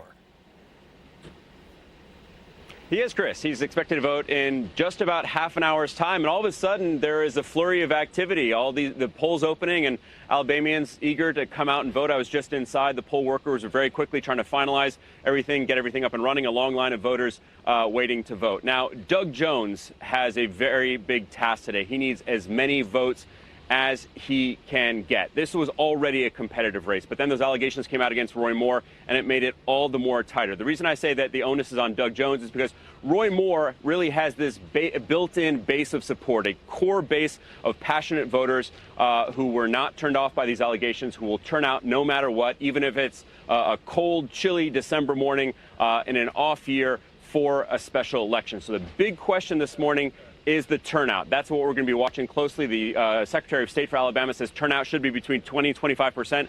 That might sound a little bit low, but that's actually higher than they had initially expected. So that is the name of the game today, the turnout. Republican Roy Moore and Democrat Doug Jones making their final pitches to voters ahead of one of the most unpredictable elections in Alabama's history. It is time that we put our decency, our state, before political party. I'm going to tell you, if you don't believe in my character, don't vote for me. Moore bringing in a number of out-of-state conservatives, including the president's former chief strategist, Steve Bannon, who riled up the crowd by attacking Republicans who have been critical of the accused child molester, even appearing to take a shot at the president's daughter, who told the AP last month there's a special place in hell for people who prey on children. There's a special place in hell for Republicans who should know better. Bannon also naming names, calling out the state's most prominent Republican, Senator Richard Shelby, who told CNN on Sunday he did not vote for Moore. The state of Alabama deserves better. And former Secretary of State and native Alabamian Condoleezza Rice, who released a statement Monday urging voters to, quote, reject bigotry, sexism, and intolerance, but did not mention either candidate. Kayla Moore insisting her husband is not a bigot. Fake news would tell you that we don't care for Jews. One of our attorneys is a Jew. While Doug Jones, who has been working to shore up much-needed support from African-American voters, teamed up on election eve with Basketball Hall of Famer Charles Barkley, who had this message for his home state. At some point, we got to draw a line in the sand, so we're not a bunch of damn idiots. Jones also getting a boost from former President Barack Obama and former Vice President Joe Biden, who both reported robocalls for his campaign in the final hours after President Trump did the same for Moore. Go vote for Roy Moore. Moore, who denies the allegations against him, letting the president do much of his talking for him in the past few days, alongside very few select interviews, shunning the national media and instead appearing in a political action committee ad interviewed by a 12-year-old girl. So what do you think are the characteristics of a really, really good senator? Following the Constitution, just adhering to principle. Moore defending his near total absence from the campaign trail in the final week of this heated race, saying he was visiting West Point, his alma mater, with his wife. Here I am, once again, surrounded by this gaggle of media, which I've come to love and enjoy, while Roy Moore was not even in the state of Alabama over this weekend. Now, after Doug Jones votes here, he does have a busy day ahead of him. He will be stopping at a number of polling stations, 5 to be exact, to greet voters as they go vote. Now, Roy Moore has a much lighter day. The only thing on his schedule before tonight is voting. He will be voting with his wife at the fire station in their hometown of Gallant. Now, Moore family tradition dictates that they do that on horseback, and the name of Moore's trusty steed is, wait for it, Sassy. Thank you, Alex, very much. That will be quite a sight to watch Roy Moore vote. Thank you very much for that. So there was this powerful moment at Roy Moore's final campaign rally last night, and it involved a father named Nathan Mathis, who was holding a sign with a picture of his daughter, who he says was a lesbian, who committed suicide when she was 23 years old. Mathis is a peanut farmer, and he is condemning Roy Moore's past comments on homosexuality. You're supposed to uphold the Constitution. The Constitution said all men are created equal. Well, how's my daughter a prevert just because she was gay? Dad, I was anti-gay myself. I said bad things to my daughter myself, which I regret. He said all gay people are preverts, abominations. That's not true. We don't need a person like that representing us in Washington. And that dad, Nathan Mathis, joins us now. Mr. Mathis, thank you very much for joining us via FaceTime as you are. Can you tell us why you felt so strongly that you wanted to go to Roy Moore's campaign stop last night and deliver that message? Well, I feel guilty about my daughter taking her own life by what I said, but a man to go to Washington who would say openly that my daughter is a prevert just because she's gay, he didn't even know my daughter, and for him to be charged, or not charged, but accused, these women accusing him of going out with them when they were young teenage girls, 14 to 17-year-old. If my daughter was a prevert, he is worse than a sorry prevert. He don't need to be in Washington, D.C. Mr. Mathis, let me just read for our viewers what you're referring to. So this was a decision that Judge Roy Moore made when he was the Chief Justice in Alabama about homosexuality. And let me just read the opinion that he wrote. Homosexual conduct is and has been considered abhorrent, immoral, detestable, a crime against nature, and a violation of the laws of nature and of nature's God, upon which this nation and our laws are predicated. The common law adopted in this state and upon which our laws are premised likewise declares homosexuality to be detestable and an abominable sin. How do you hear those words now? Well, I grew up going to Church of Christ. I was there every time the doors opened. I've heard that from the pulpit numerous times, and I believe that myself. But after having the experience from my daughter and seeing real life like it really is, I realized how wrong that was. My daughter was a good person. My daughter was not no damn prevert, as Roy Moore called her. And Roy Moore, by going out with them teenage girls, he does not deserve to be in the United States Senate. It's just that simple. The man needs to be in a sick ward somewhere with a psychiatrist trying to help him get better.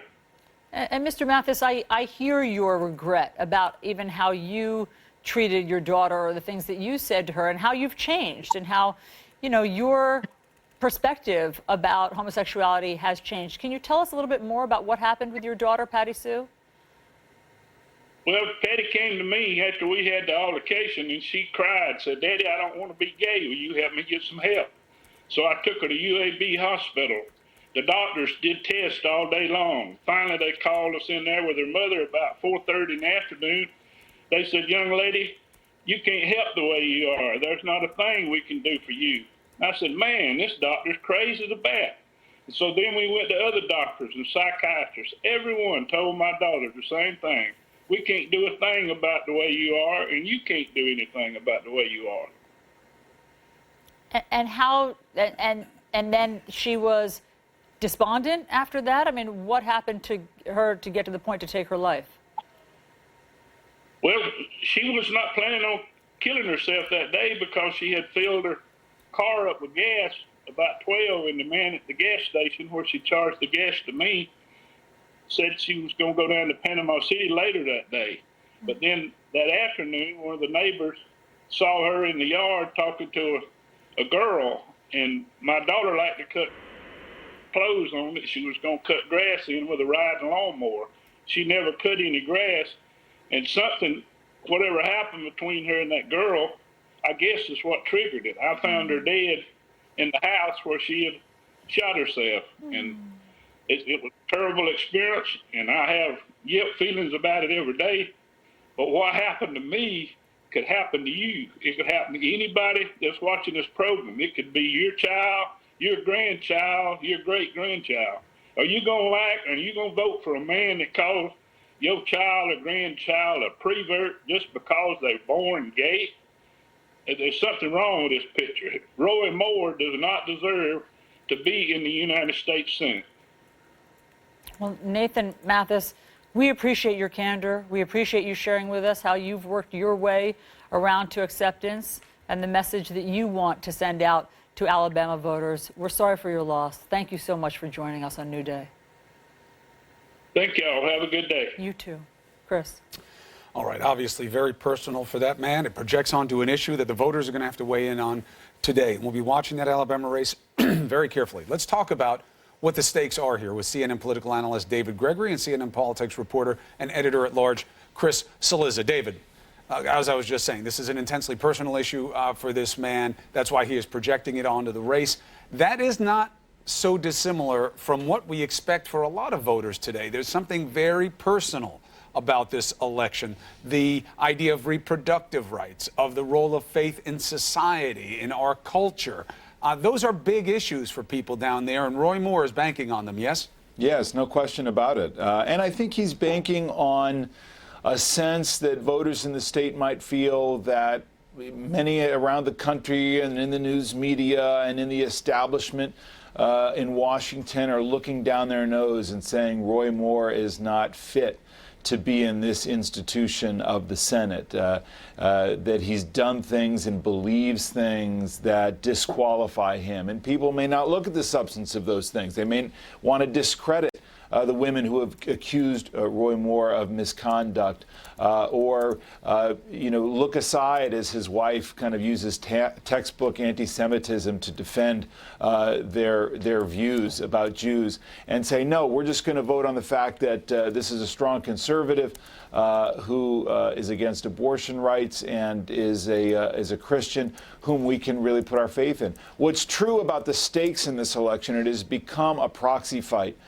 in the country writ large. It's almost as if this is a presidential election. Every major political figure from both parties is involved in trying to get out the vote in this state in what it's going to be a low turnout election, one that's absolutely going to favor Roy Moore. But the Republican Party is torn apart over this race, and that's one of the reasons the stakes are very high in a closely divided Senate. Hey, Chris, about 74-year-old Nathan Mathis, who was just on with us, you know, if he can work his way around to feeling so different because of his own personal experience with his gay daughter, is there any sense in Alabama that times are changing and that Roy Moore's positions on homosexuality, on blacks, on women, on Jews, I mean, these are things that he has said that maybe times have changed in Alabama? Well, I do think tonight will give us some indication of that, Allison, but David makes a really important point, which is this is a December 12th special election. It's 2 weeks before Christmas. This is not a standard issue vote. Most voters are not used to voting at this time. So what's difficult, I think, is that this is not, I don't think we should necessarily, though people will, take of whatever happens that this is somehow indicative of what Alabama thinks. It's indicative of what the people paying attention to this election or willing to turn out at this time think. The higher the turnout, the better for Doug Jones, the Democrat. The lower the turnout, the better for Roy Moore. I am a little bit surprised that Moore is still where he is in polling. Polling's a little bit all over the map. I think if you had to, you'd give Moore a little bit of an edge today. I do think that says something about a certain segment of the population in Alabama and how they view the news media, how they view both parties, and how they view who represents them. But again, I would just caution not to draw too many big conclusions because we're going to get a couple 100,000, maybe 500,000-600,000 people voting. It's not a tiny amount, but it's not the state. Yeah, the state officials say 20 to 25% of voters is what they're expecting. And that's of voters, right. Right. So I'm a little bit conflicted on this because I do think Chris is right, and I think we're making a similar point about why, as a proxy fight, this is difficult to extrapolate from, whatever the result is going to be. And I think it's unfair to Alabama, who folks don't want to be caricatured for views that may have defined the state decades ago. And unfortunately, in Roy Moore, given the things he said, that caricature is applying to him and to his wife, given some of the things they've said publicly. We can go through that. But I do think with all of this energy in the country, in the Democratic Party, anti-Trump and so forth, it is a test of how Democrats can mobilize. This is a big deal election in the Senate. All the national leaders have been focused on it. So I do think it's going to be hard because it's a special election, because Democrats aren't used to turning out in big numbers. They haven't had a close race like this. It is going to be something of a measure of how Democrats can rally. But there's no real indication that they've put in place great infrastructure down there. Yeah, that's true. That's true. Well, Chris, remember, too, I mean, this is to David's point, but this is a state that's been Republican and pretty heavily so for at least a decade. Richard Shelby was the Democrat, voted 92. He switched 2 years later. He switched in 94. Yep, and basically since then, it's been very hard to win as a Democrat. And candidly, if Roy Moore didn't have the problems and the views he had, Doug Jones wouldn't have any chance. He's been rewarded for these views in the past, just so people remember that. Yes. He got thrown off the court. He ran again statewide for the court and won. So the only thing Got I'd thrown say off is again, but still. I do think that what's hard is when you don't ever win races in a state, it's hard to have an infrastructure that exists there. State parties get demoralized. You don't raise as much money. You don't have the volunteers and the get out the vote effort. Republicans have that because they have won a lot. Democrats really don't. So Doug Jones is sort of building it from the start. Now, he's heavily outspending more on television, but this is not necessarily that. I still think Republicans have the edge in terms of turnout. The question is, will enough Republicans who have questions about Roy Moore and doubts about him vote for him? And that's what the Trump rally in Pensacola was all about. That Mobile area is critical. It's filled with Republicans who are sort of business-minded as opposed to socially conservative, and Roy Moore needs those people. All right, we'll have the answer for you in 12 hours. So stay tuned. Crystal is David Gregory, thank you very much. Thank you. President Trump issuing fresh criticism at his accusers on Twitter this morning as a growing number of lawmakers call for a congressional investigation into the president's alleged sexual misconduct. What happens next? We'll talk about it.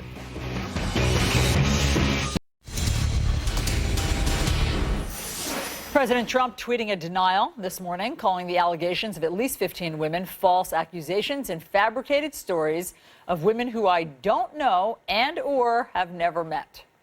This, as more than 50 Democratic congresswomen are calling on a House panel to investigate the claims against President Trump. So joining us now is CNN political commentator Anna Navarro and Ben Ferguson. Guys, great to have you here. So, Anna, let me just start with you. These 56 female lawmakers who are calling for President Trump now to be investigated for the accusations of sexual harassment and sexual assault against him.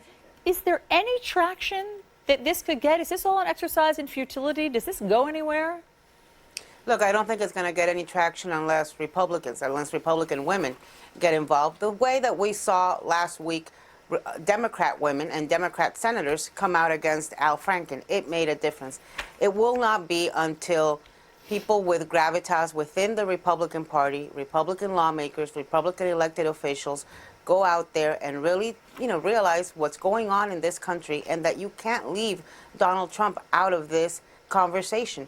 It takes Republicans to really lead this effort. What the Democratic women are doing is symbolic, it's significant, but it's not going to get anywhere. Hey, Ben, is it time to revisit these accusations against President Trump? Look, I think any woman that has any accusation certainly has a right to tell their story for as long as they want to. I think that the problem here is this looks extremely politically motivated. This coming after Democrats tried to start impeachment hearings because they don't like the president on the floor of the House just a couple weeks ago. And when you've already had this very much litigated, talked about, and exposed before Election Day, ultimately the voters decided. I just want to challenge you on that one because this does feel different. Sure. This is post-Harvey Weinstein. This is the Me Too moment. This is the Me Too movement. That didn't exist before Election Day. So I'm not sure that if you asked every sort of standard, if you took a cross-section of Americans, they would know how many women have accused President Trump, what they're accusing him of. I don't think that these are in the national sort of consciousness the way accusations are today. I think it is a lot more.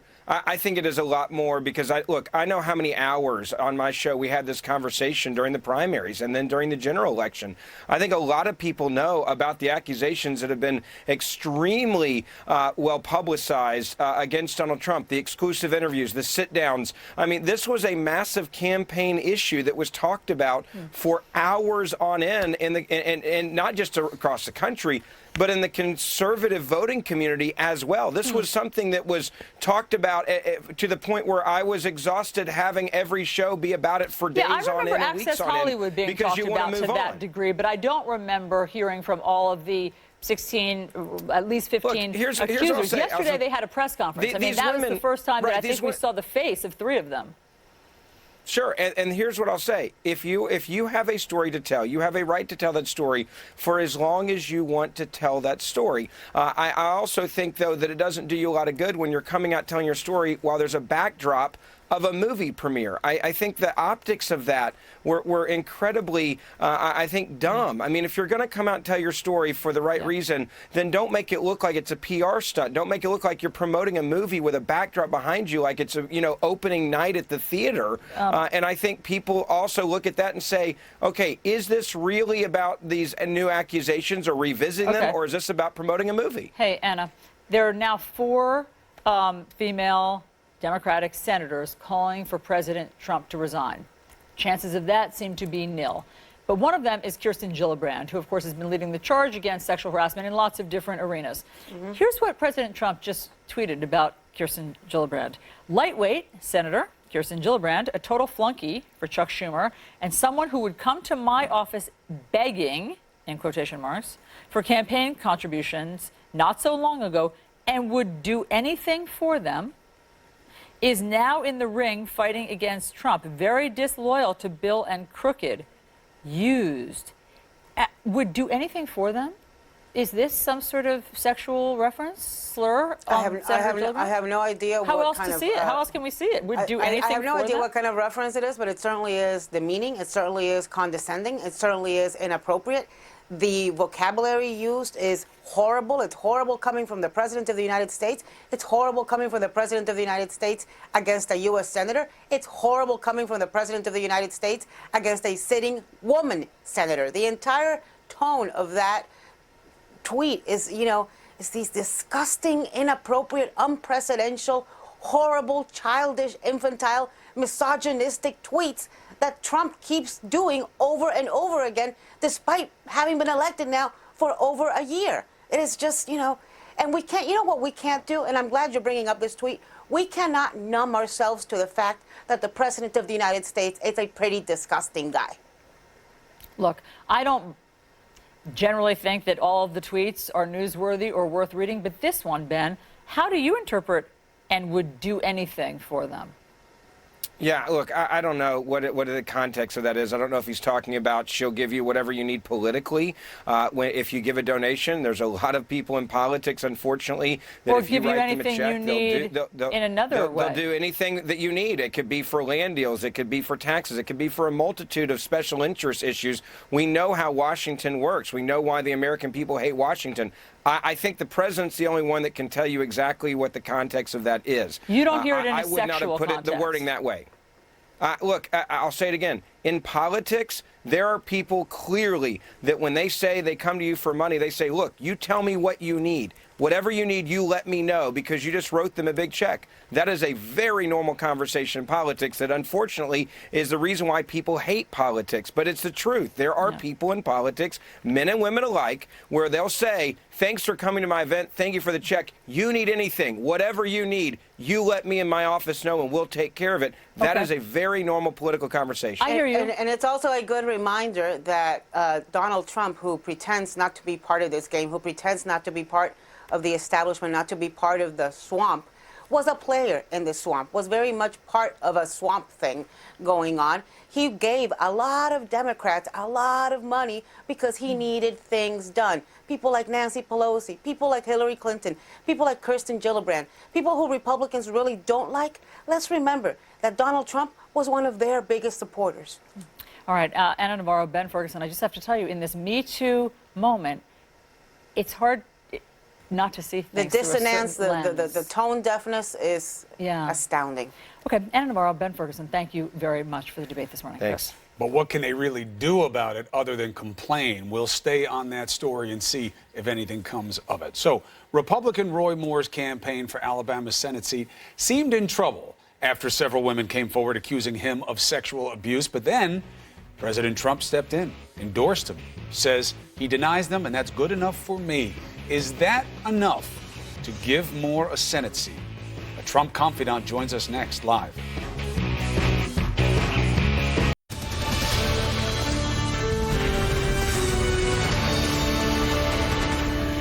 The Alabama special Senate election features two men with very different stances on key issues. Let's go through a few of them, okay? The first one will be abortion. Roy Moore wants abortions banned, period. He doesn't recognize Roe v. Wade as legal precedent. His campaign won't clarify whether Moore supports traditional exceptions such as rape, incest, or the life of the mother, or how he can take an oath to support the Constitution when he ignores the supreme law of the land if it offends his notion of his faith. Moore's camp accuses his opponent, Doug Jones, of supporting abortions, even inventing the term full-term abortion to slap him. But Jones says he supports reproductive rights and current laws governing the procedure, only supporting abortion after 20 weeks in the case of medical emergency, and says education and access to contraception are the only ways to truly reduce abortion. Issue 2, immigration. Doug Jones says the security of our borders needs to be maintained against, quote, all threats, and the way to do that is through, quote, the most advanced technology possible and not President Trump's border wall. He supports permanent legal status for dreamers brought here under Obama's Deferred Action for Childhood Arrivals, or DACA. Roy Moore, on the other hand, calls DACA, quote, permanent evil, and supports President Trump's border wall and takes it a step further by calling for the deployment of the military to the southern border. One more issue, health care. Moore calls for the full repeal of Obamacare and more broadly for the government to get out of health care, period. He encourages the sale of health insurance policies across state lines and tax credits to keep premiums down. He is not committed to the renewal of CHIP. That's what Jimmy Kimmel was just talking about, the Children's Health Insurance Program. Doug Jones wants CHIP renewed, which covers about 150,000 Alabama kids. Now, these are families that don't make enough for Medicaid, but make too much to get their own plans, okay? He does say both sides need to come together to address the high premiums and out-of-pocket costs. He's also open to a public option for Medicare. There are 3 issues out there. There are many more, but they're going to have a major impact on Alabama. And you have 2 men with very different positions. One of them is going to be chosen today as the next senator from the Yellowhammer State of Alabama. So let's discuss what is important on this with Chris Ruddy, CEO and president of Newsmax Media. He is a friend of President Trump. Chris, good to have you as always. Chris, thank you for being with us. Thank you for having me on. Roy Moore, you are not an Alabama voter. You are not voting today. But if you were, would Roy Moore have your vote? If I was living in Alabama, based on all the known facts I have today, I would not vote for Roy Moore. And one of the reasons that guides me is Senator Richard Shelby, great conservative. He's known Roy Moore all of these years. I have great respect for Senator Shelby. He's saying he would vote for neither candidate. That said, I'm disturbed about these allegations that are made.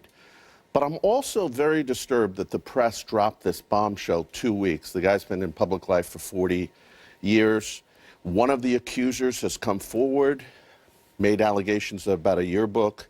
She has now admitted that she embellished or made fraudulent comments and said it was written by Roy Moore when it wasn't.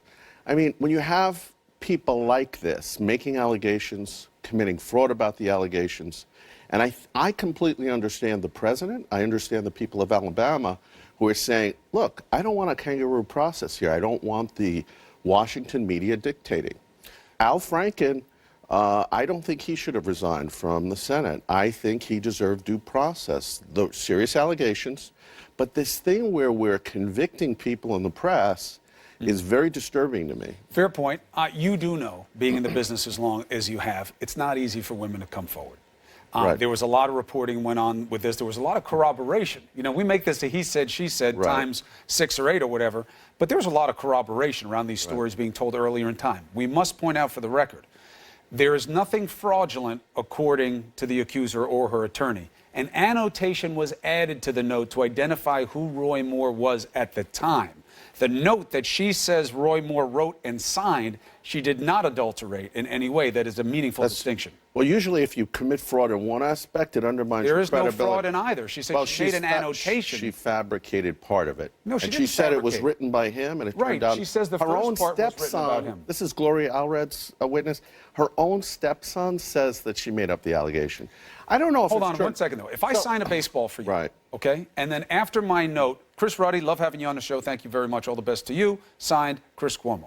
And you add after it, New Day host, 2017. Did you do something fraudulent? I believe I live in a country where innocent until proven guilty, and you're not convicted by a bunch of newspapers and online websites. Right, but you are falsely convicting her of fraud right now, Chris. That's why I'm calling you on it. Well, That is she's not admitted. fraud. She's admitted that she embellished. Added something. She claimed that that was all written by him. She has since changed her story. No, she Look, just... if I write a check and the check is generally written by me, but then somebody writes the signature. No, but that's not what this was. Wasn't the signature. Wasn't the Look, we're signature. seeing a It was just an pattern. identifying phrase. That's all, just to keep it straight. Look, I think Donald Trump looks at this and he says, I was victimized by this. I was in public life for 30 years. I owned a modeling agency. I owned Miss Universe, international celebrity. Women were probably chasing him down the street all his life. And yet there was never a single allegation, both public or private, against him in 30 years, How do you know except... Well, we know that it was never one made public. There just simply was never one made public until 2 weeks before the election. But why would they have been made public when he'd never run for anything before? Well, he was a He'd very never said it well-known wasn't star. true. That tape hadn't come out rubbing it in the women's faces. Chris, so many people have come out and made allegations. You don't have to be running. And he had already been running for president for 2 years, practically. And he had run previously or announced that he was thinking of running, right? And all these allegations come out 2 weeks before. And some of them are people like, one of them claimed that Donald Trump accosted her on the ballroom in Mar-a-Lago in the middle of a charity event with 700 people there. I've been there with the president at many of these charity events. He is like ice. He's not grabbing people. He's not touching. He's shaking hands. He's being very cordial and official. But you weren't there at that event in question. No, but anybody that knows how that system flows. Right, but you knows have to it's take each case as its ludicrous. own. I mean, they brought forward It's some young lady ludicrous. from a teen thing, said, I don't think I ever saw Trump there, but she wasn't there at the the competition in question. So I'm just saying the facts matter. Well, the press reported the facts as they were known, and the American people voted very decisively to make Donald Trump president. So there was a decision by the public about it. Right, but the question is, did they get all of the information? Not that it's going to undo the election, but that's a political debate now. No question, certainly not a legal one. Well, that's the shame of it, because it should be legal. It shouldn't be just political. But you're not going to have any venue for this. The three women that came out yesterday, all Hillary supporters. One was a donor. The film that they're doing was backed by George Soros. It's Maybe not they just, were Hillary supporters because of their experience with the president. So, to me, it's all politically motivated. But look, it is politics. Let me ask you something else about politics, what the president tweeted this morning. Lightweight Senator Kirsten Gillibrand, total flunky for Chuck Schumer, someone who would come to my office begging for campaign contributions not so long ago, in parentheses, and would do anything for them. Now in the ring against Trump, very disloyal to Bill and crooked, used. I don't understand what the last part means, but I only care about the parenthetical. Well, Bill Clinton supported her, and she's been criticizing. She also attacked Bill Clinton. Right, but on the basis of these allegations. And we all know, being here in New York, she's thinking of running for president, may run against your brother, who's also apparently thinking for governor? For president of the United States. Oh, Andrew has no intentions of running. Oh, Thank okay. you very much. But That's as long a as she doesn't run for governor, we're okay. I can break that story on That would Newsmax create today? loyalty. Absolutely, you can ask Okay. him all day. All right. Tell me if he gives you a different answer. Okay. So, Chris, don't distract me. Back to this tweet. What did he mean with his parentheses, and would do anything for them? I don't look. I'm not the. Would you write that? I'm not the president's would you write that? interpreter of tweets. I've got so many other things I'm busy with. I know, but would you write My that? personal thing is the president should have those tweets reviewed. In this climate, would you write that? In this climate, the president should have the right to reach 50 million people through Twitter. I like that, but I just... You like the message he just sent I them? think he needs to have a review process. What he's pointing out is the hypocrisy. People like Gillibrand and Chuck Schumer were up in his office holding fundraisers. They were his buddies. And now that he's a Republican and supporting policies they don't like, they're out to destroy him. This is a man who brought to debates accusers of Bill Clinton, saying, don't forget these women. Don't forget, even though their stories had been out there, but now when the same thing is being done with his accusers, he says it's fake news and has people like you who are friends that come on to defend it as being unfair victimization. I'd like to, full disclosure, I'm a friend of Bill Clinton. I think he was a great president. And I would hope that Donald Trump and Bill Clinton could work together, because I think Bill did some amazing things. But remember, those women came after, politically, Donald Trump was accused of sexual harassment. I would not have done it. I think we should not be talking about these issues unless there's legal evidence to support their claims. What does that mean, legal evidence to support the claims? It's like we live in a constitutional republic, so if I accuse you of bank robbery, I better damn well have the evidence of it. And as a member of the press, you shouldn't have me on CNN saying Chris Cuomo robbed a bank unless I had evidence and real proof. something 20 years ago and there's hearsay evidence. Well, it's not hearsay, right? It's direct evidence from someone who says it happened to them. And then the question becomes, what's the corroboration? What can they offer? And you have to do that vetting. It's called they say. It's somebody making up an allegation, true or false. I don't know that, yeah. And that, if they make it up, it's not false. There's a woman that claimed that she was groped by the president in the first-class cabin of a plane. There's a witness that sat right across. She can't even remember the year she was on the flight, where the flight was going. But this guy randomly remembers an event that happened all that time ago. Hillary remembers Clinton, exactly what didn't happen. That you're comfortable with. And it took 40 years for her to make the allegation. I mean, the public's voted on this. They've looked at it very carefully. And you know, the funny thing about Donald Trump is, you know, Nikki Haley said, oh, well, every woman has a right to be heard. Donald Trump's not stopping any woman from being heard. They all should be heard. She didn't say they have a right to be believed, though. She was cautious in her statement. But let's look at the evidence and I think there's a failure here and a breakdown in the media. I personally think we need something like the South African Truth Commission, where there was a general amnesty for people that came forward with their behaviors.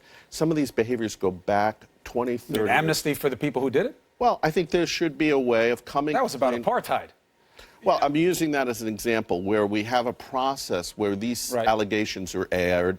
People look into it, an independent commission looks into it. Would you support that here if Congress put together an independent commission to look into the allegations against the president? As long as it involved Democrats as well and was bipartisan, all of this could be looked at. I'm fine with that. I don't think the president would like that. What I don't like is the Democrats are coming in, and we had a number of senators calling for his resignation. A number of them are also running for president, like Cory Booker.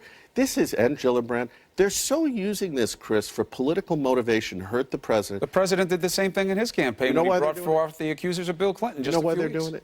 Because it hurts is why they're doing it. Because the stock market's the highest ever, because job confidence is the highest ever. Gallup Small Business Index is off the charts. Consumer confidence. They can't stand the fact that Donald Trump is having such incredible accomplishments. Border controls. He's cut illegal immigration down by 60% without sending troops down to the border, without building a wall. He's not getting credit for any of this. So you don't think we need the wall then? I don't like the wall. I don't think Donald Trump's created a wall. It's a virtual. Chris, I appreciate these opinions. I'm pro-immigration. I don't want to get you in too much trouble. Another full disclosure, I'm pro-immigration, but I also think the border should be secured. 80% of Americans. Everybody does. Everybody does. But Chris Ruddy, I appreciate you making these points. Thank you. I appreciate you pushing back on points. You're always welcome here on New Day to do so. Thank you, Chris. Best for the holidays for appreciate you and your family. Merry Christmas. To you as well. Allison. Okay, Chris, President Trump has repeatedly called the GOP tax overhaul bill a Christmas present for the American people. But how much in it are actually gifts for his own family? We break that down next.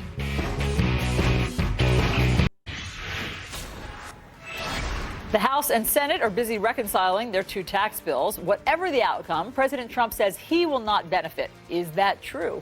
Chief Business Correspondent Christine Romans joins us now with the facts. What do you see? Really want to dig into these provisions. The president says the tax bill will cost him a fortune.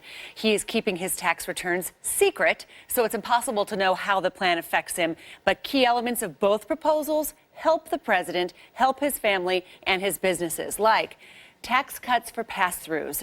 Trump owns hundreds of pass-through businesses. That's when a company's profits pass to the owner and they're taxed at the individual rate.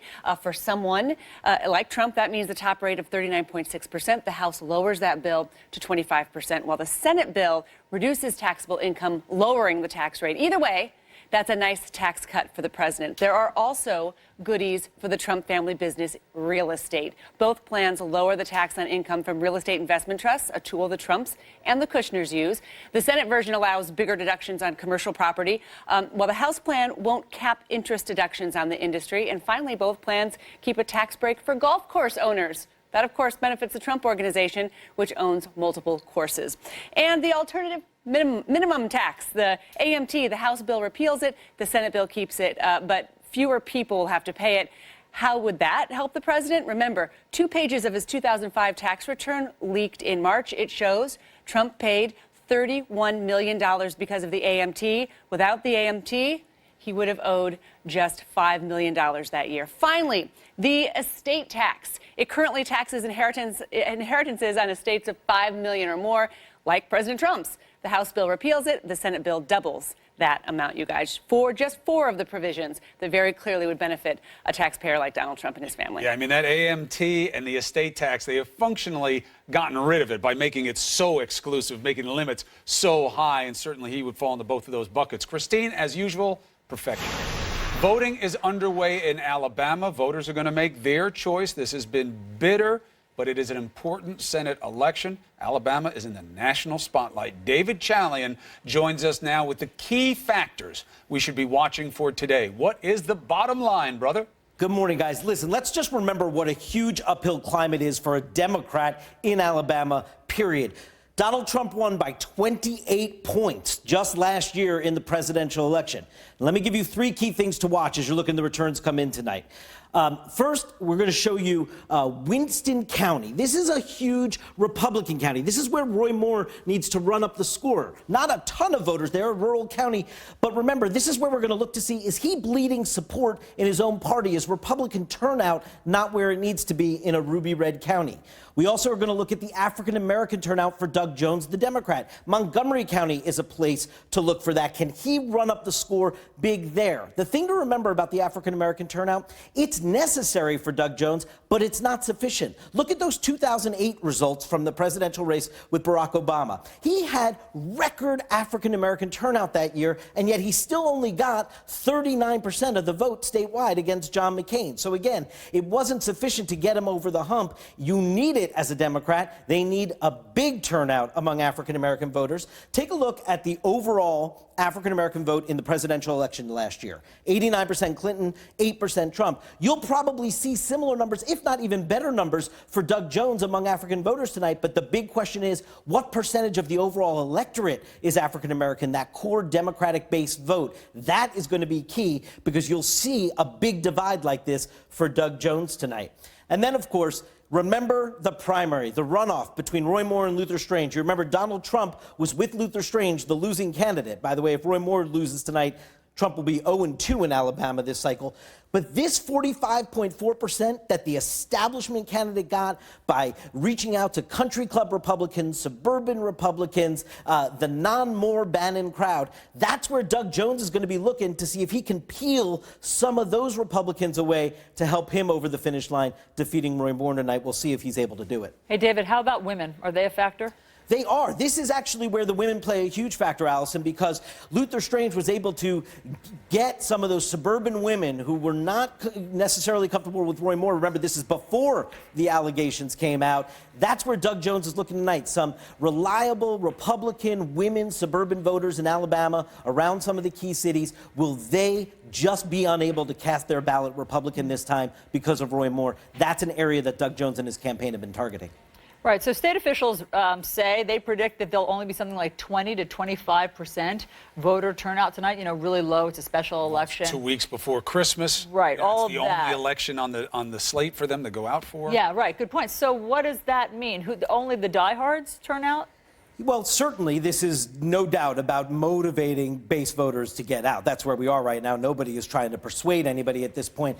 But it is tough to say just simply low turnout favors one or the other, because it's the composite of the electorate that shows up that is going to matter most. That's what I was saying. If we see record African-American turnout, if Doug Jones is winning over more Republican voters than a Democrat normally could, he could possibly put together the brew he needs to be a Democrat that wins in Alabama, which is not something we've seen for quite some time.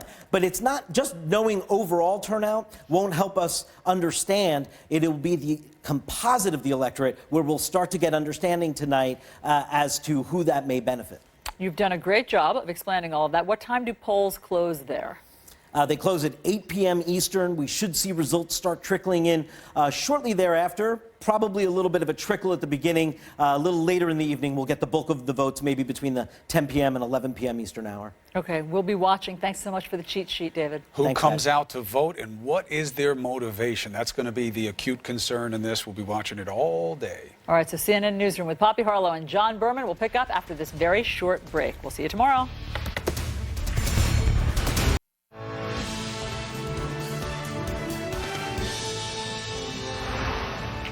Top of the hour. Good morning, everyone. I'm Poppy Harlow. And I'm John Berman. The breaking news this morning. The president attacks women who accuse him of sexual misconduct, insults a sitting U.S. senator who has called for his resignation because of those accusations, and endorses an accused child molester who stands for election today. Signs that the pressures of the Me Too moment are starting to wear on the president. More than a dozen women have accused the president of various forms of sexual misconduct.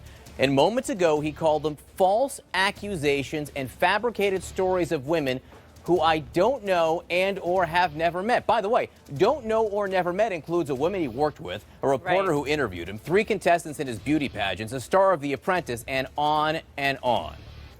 He also, as John mentioned, cut into a sitting U.S. senator, that is Democratic Senator Kirsten Gillibrand of New York. She, of course, yesterday on this network called for his resignation.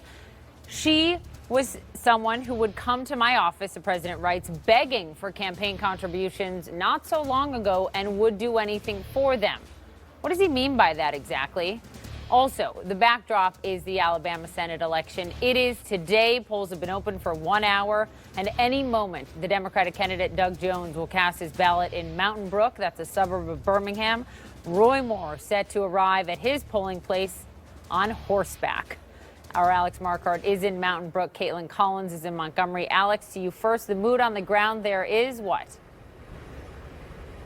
Well, there is some excitement, and there is a flurry of activity going on here in Mountain Brook because, as you mentioned, we are waiting for Doug Jones to show up any moment now to cast his ballot. I think there's an overarching sense of it's finally here. We finally get to vote. This has been a long, grueling, often bitter, divisive, and ugly campaign. So everyone from the candidates to the media to the voters themselves are ready to see this election actually happen. Now, anybody who is going to be voting today is going to be particularly passionate. This is a special election taking place in an off year in mid-December, right before Christmas. And so Doug Jones is hoping that he has the wind in his sails, that the energy that he believes he created over the weekend with rally after rally, pumping up the troops, will carry over into the voting booths today. He really needs every vote that he can get. And he has been trying to peel off moderate Republicans, particularly women, who would have found the allegations against Roy Moore to be offensive.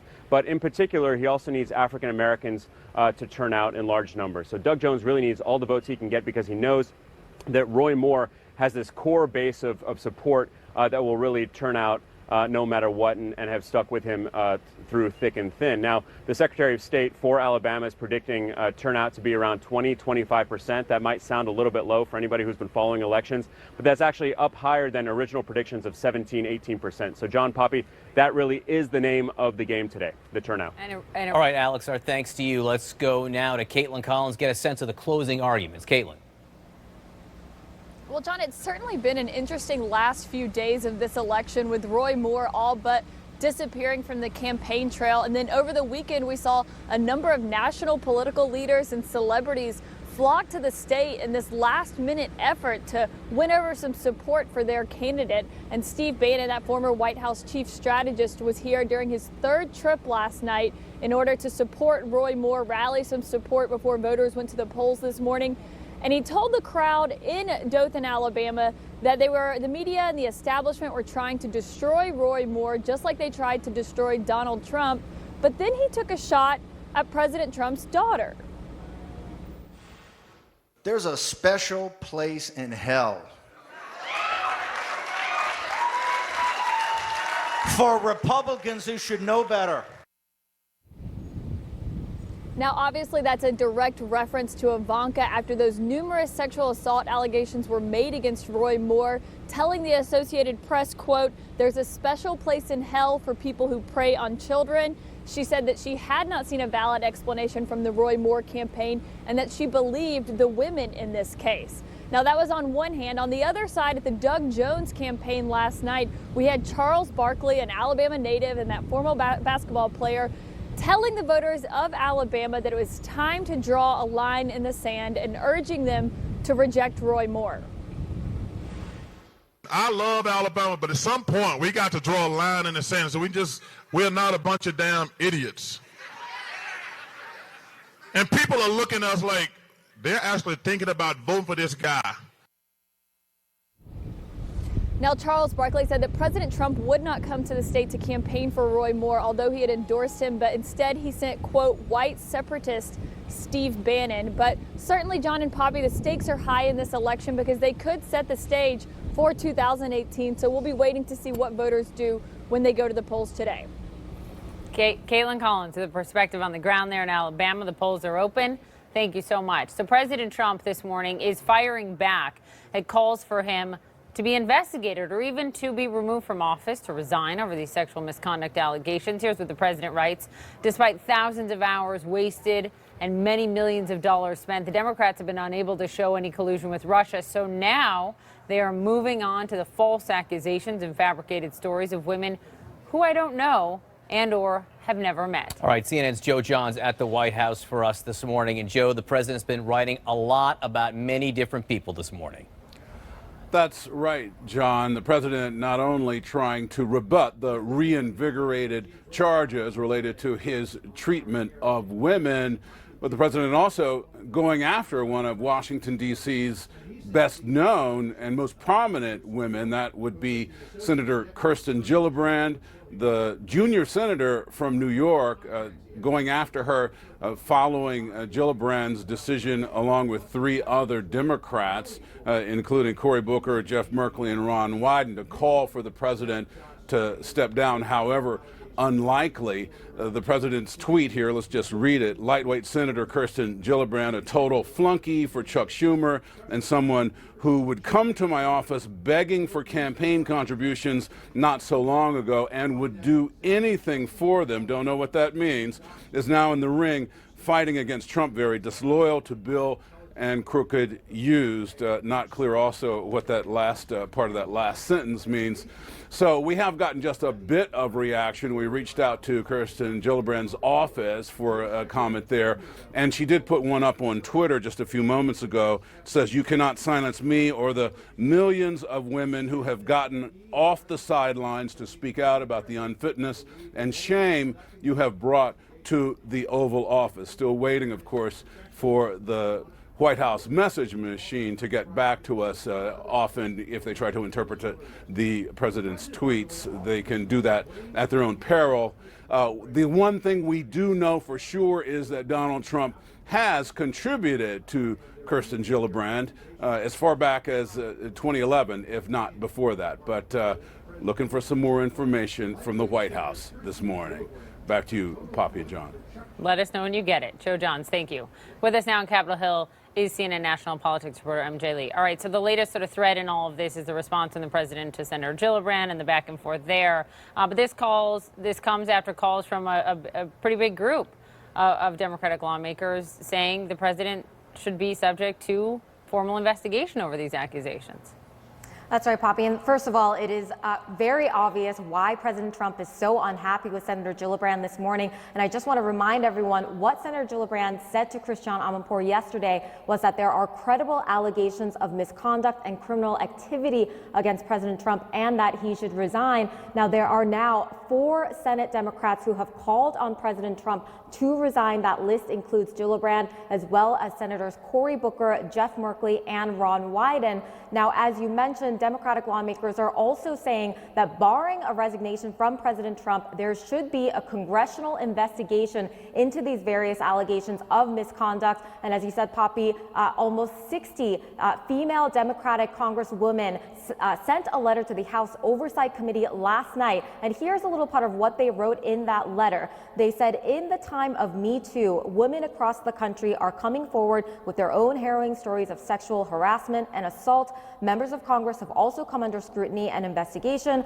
with some resigning for improper sexual conduct. We cannot ignore the multitude of women who have come forward with accusations against Mr. Trump. Now, I spoke yesterday with Congresswoman Lois Frankel, who spearheaded this letter, and she tells me the timing for this letter is partly because she says she has people coming up to her and saying, look, we are seeing members of Congress resigning over allegations of sexual misconduct. We are seeing big figures in Hollywood and in media being fired because of these kinds of allegations. So where is a sense of accountability for President Trump?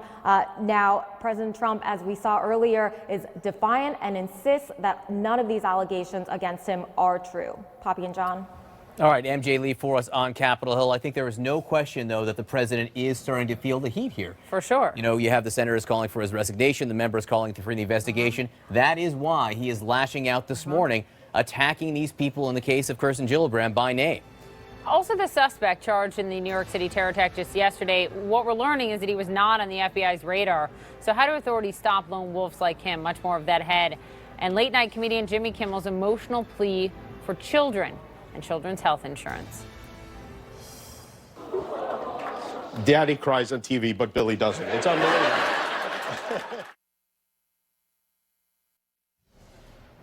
It is only 9:14 a.m. and there is a lot to talk about this morning. I've lived 3 lifetimes already. This is true. Let's talk about it all with us. Karin Demersion, our political analyst, and CNN political commentator Scott Jennings on the right, Robbie Mook on the left. Nice to have you all here. And Karin, let me begin with you and the president going after women and their accusations this morning. Let me read you the second half of the tweet. He's criticizing Democrats for the Russia investigation. And then he says, so now they're moving on to the false accusations and fabricated stories of women who I don't know and or have never met. Fake news. Interesting on many levels, yes. But let's just break apart, Karin, the White House defense of this yesterday, which was, no, this stuff didn't happen. These 15 women coming forward against the president. We have eyewitnesses who say it didn't happen. The president this morning, using a totally different defense, is saying, I don't know these women. I never interacted with them. Problematic? I mean, the president has been saying, has been trying to discredit the allegations that were made against him for a long time. Certainly the White House is trying to back up what he's been saying with more stuff, but it sounds like what the president is tweeting about this morning is in some way also inspired by the fact that people started calling in the last 24 hours for there to be an investigation. And the White House doesn't like this, the president doesn't like this. It's a difficult thing for the Democrats who are actually calling for that to try to actually substantiate and do on Capitol Hill, because there's not an automatic process to look at these allegations against the president. But certainly the president seems to be hearing it that way if he's drawing the connections between, well, they tried on Russia and now they're trying with these stories from these women that I don't believe and that I've always said weren't true. It's a shift more, I think, actually for the spokespeople that for the president that are saying, okay, look, now we have proof, because they have been also backing up the president saying, look, he's denied it, thus it's not a thing for weeks now. Well, first of all, they haven't produced the proof. They say they have eyewitnesses. They haven't put them forward yet. The president just wrote he doesn't know or never met the women. Again, one of them was a business partner. 3 of them were contestants in his beauty pageants. One was a contestant on The Apprentice. Scott Jennings, you know, is this a problematic argument for the president to be making? And did he fall into the trap here, even engaging like this? Well, he's clearly upset that these women have come back. He was upset when they came out during the campaign. Of course, he won the election, and unlike what's happening in Alabama or in other corporate situations where there can be swift and immediate judgment, the president's in his first year in office. I would say that there are investigators looking at just about, it appears, everything in Donald Trump's life right now under Special Counsel Mueller. So I don't know if this would ever fall under that purview. But the reality is he's in the first year of a 4-year term. Other people are facing more immediate consequences, and this is a system, this is a symptom of the system of government we have where, you know, if you're early on in your term, you're only answerable to the voters, really, on issues like this. So, Robbie, 2-part question here. One, the president, these accusations were all out there, and these women spoke publicly, did interviews on this network and many networks, and the president won. Okay, so is there more risk to him now from them? And secondarily, what about Democrats? You've got these 60 women, these 60 Democratic lawmakers who've come forward asking for an investigation. Is there any risk to any other Democrats of coming out and calling for this? Well, I think, first of all, if somebody's done something wrong, they should be held accountable. I think we just have to start there. I don't think it's okay to say, well, you did something wrong and we kind of heard about it on the campaign, but because it maybe came up a few times then it doesn't matter anymore. That's not an okay way to go.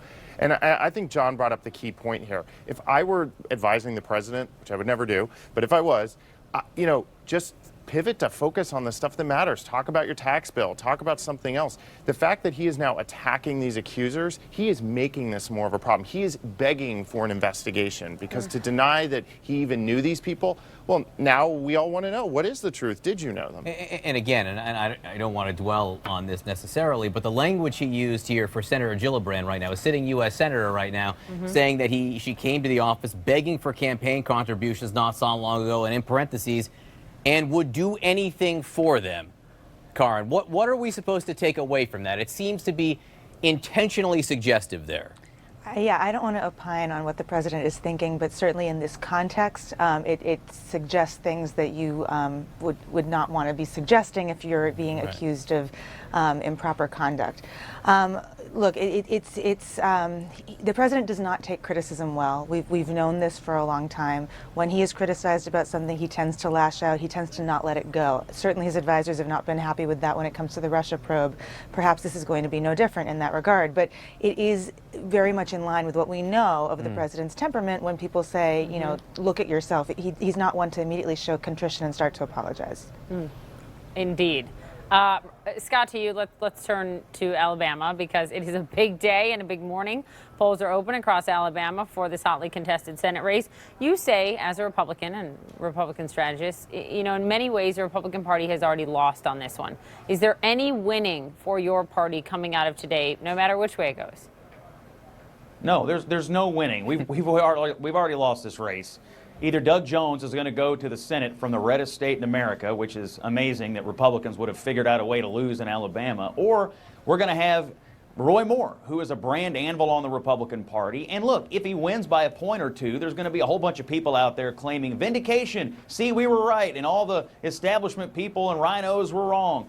But winning by a couple of points in a place where you ought to be winning by 25 points ought to be a wake-up call to everybody in the Republican Party nationally. You might get away with it in Alabama, but there's no other state where you'd get away with a candidacy like this. This is going to be hung around every Republican candidate and senator for the next 3 years if Moore wins. And I suspect if he does go to Washington, he's going to face an inquiry in the Senate Ethics Committee, which, if there's a silver lining, these women getting a chance to tell their story under oath may be the only due process they ever get. You know, Robbie, I'm sure you would like to agree with Scott that Republicans lose here no matter what. Still, Democrats want to win this race, and they want this to be akin to what you call the Scott Brown election in the beginning of 2010. Yeah, absolutely. That was a pivotal moment for us in 2010. I was right there. We were trying to hold on to the House, and that was really when the floodgates opened. It created tremendous momentum for the Republicans. So winning this would be really big. I would just argue morally for the country, too. Let's send a message that people like Roy Moore can't get elected in the United States. And this thing's a toss-up. You know, I've been talking to our pollsters. Nobody's really been polling in Alabama statewide for 10 years. We just don't know what's going to happen today. That's why everybody should get out there and vote. Karin, the thing is, to Robbie's point, is this should send a message. These accusations should be enough. These women should be believed. Again, 15 women came forward with their accusations and detailed accounts of sexual misconduct by the president. And the president got elected on the national level, not just in one state. Right. Well, I mean, that's the funny thing about elections, right? Is that you can, you've had Roy Moore voters on your network that have said, sure, okay, they don't necessarily think that the accusations are all completely baseless, but they're still going to vote for him. So you can know a lot of things that are out there. You can have, believe the women are credible, though not everybody does, and the president certainly is calling for more proof, which is difficult to find after several years, except for, in these testimonies that these women are given and what matches up with what other people who are observing say. But I mean, this is the issue, right? You can know these things and still say it doesn't affect the vote, or still vote for people that you believe may have done these things to women. And the two do not go together, do not have to go together. For some voters they do, and for some they clearly don't. We're looking at Doug Jones right there, the Democratic candidate for Senate in Alabama. He just voted, just filled out some paperwork. I don't know if maybe he's going behind the closed doors to actually vote here, presumably for himself. We will continue to watch this. How can you make such assumptions? Taking a leap there. I'm taking a leap there. He's going to, polling isn't accurate in Alabama right now, but I can say he's going to vote. So that's Doug Jones there. Hey, Scott, handicap this race for me right now. What has to happen for the man we're looking at vote right now? What has to happen for Doug Jones to win?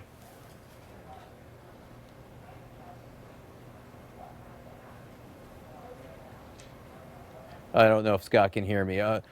We may have lost Scott's communication right now. No, are we listening to Doug Jones here? Oh, we lost Scott. So Robbie, answer that question for me right now. What has to happen for Doug Jones to win? Well, on our side, we've got to perform well and get really high turnout in those major metropolitan areas, Mobile, Birmingham, Montgomery, Huntsville. But then also in the suburbs around those cities, we've got to see Jones performing well above Hillary Clinton. Hillary maybe got, I don't know, 25 in the mid-30s in some of these places. He's got to tie or maybe even win them by a little. So those are the two key things that we're going to need to see. It's definitely a turnout game because it's a special election, but we've got to do better in those college-educated suburban areas. All right, we'll be watching. You got to think, Doug Jones, a few months ago, he probably never thought he was going to go to a polling station with the chances that he has today. Look, he was supposed to be the Democrat who would lose to Luther Strange, yes, right? And now he is the Republican, the Democrat who has a chance, maybe, for a little more than a year of being a U.S. Senator. And if you need a reminder, look at the countdown clock. Special coverage, election night in Alabama tonight on CNN in 7 hours, 35 minutes and 14 seconds. All right, Karen, Scott, Robbie, thanks so much for being with us. Brand new information this morning about the suspect who strapped a pipe bomb to himself and blew himself up, or tried to, in a subway in New York. Where he got the materials for the bomb, that's next. All right, also a quick check of the markets this morning before the opening bell. Futures pointing to a higher open. The Fed kicks off its two-day final meeting with central bankers of the year. The central bank all but certain to raise those interest rates a third time, the last time before Chair Janet Yellen departs.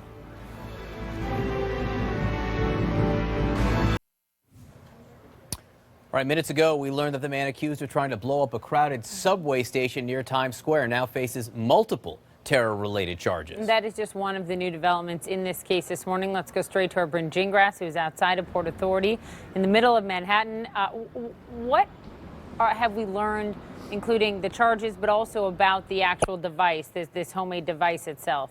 Oh, I think we just lost Bryn. I think we're going to have to wait until we get Bryn back up to find out the answer to that question, because Bryn does have some new reporting that she will give to us. Bryn is back with us. You hear us? Yes, I'm here. Can you see me, guys? Yes, You hear me? Bryn, we see you. We were asking about the charges and new information about the bomb itself. Yep, you got it. So, we're learning about new charges. These are ones coming from the NYPD at this point. We're still waiting to hear more about federal charges, but these are the charges we know about right now. Akayed Ullah was charged with criminal possession of a weapon, making terrorist threats, and sporting an act of terrorism. Again, this is just one step in that process of charges. We expect to hear more, though, as the day goes on. As far as that bomb, guys, we learned a lot from law enforcement sources. We learned that Ullah did some work in this area of Port Authority and actually took some of that electrical work he was doing home with him, some of the materials, and constructed that bomb last week at his home. We also know when he came here to Port Authority yesterday, listen, he took 2 subways. He spent about an hour on the subway. We've learned from a source that he was wired up that entire time until he got into the walkway here in Port Authority and then detonated that bomb. Of course, now we know a little bit more about that bomb. We've learned some of the materials included in it were some bolts, some screws. We learned about there was wiring as well as some black powder, and it was about a 12-inch pipe bomb in length. We've also heard from sources he may have had at least 2 devices on him as well when this one bomb did explode. So we're really learning a lot of details. Again, this is an investigation that's ongoing. Some of the motives that we're still hearing about is that he was pledging some allegiance to ISIS. He was also expressing some displeasure in his Israeli attacks in Gaza.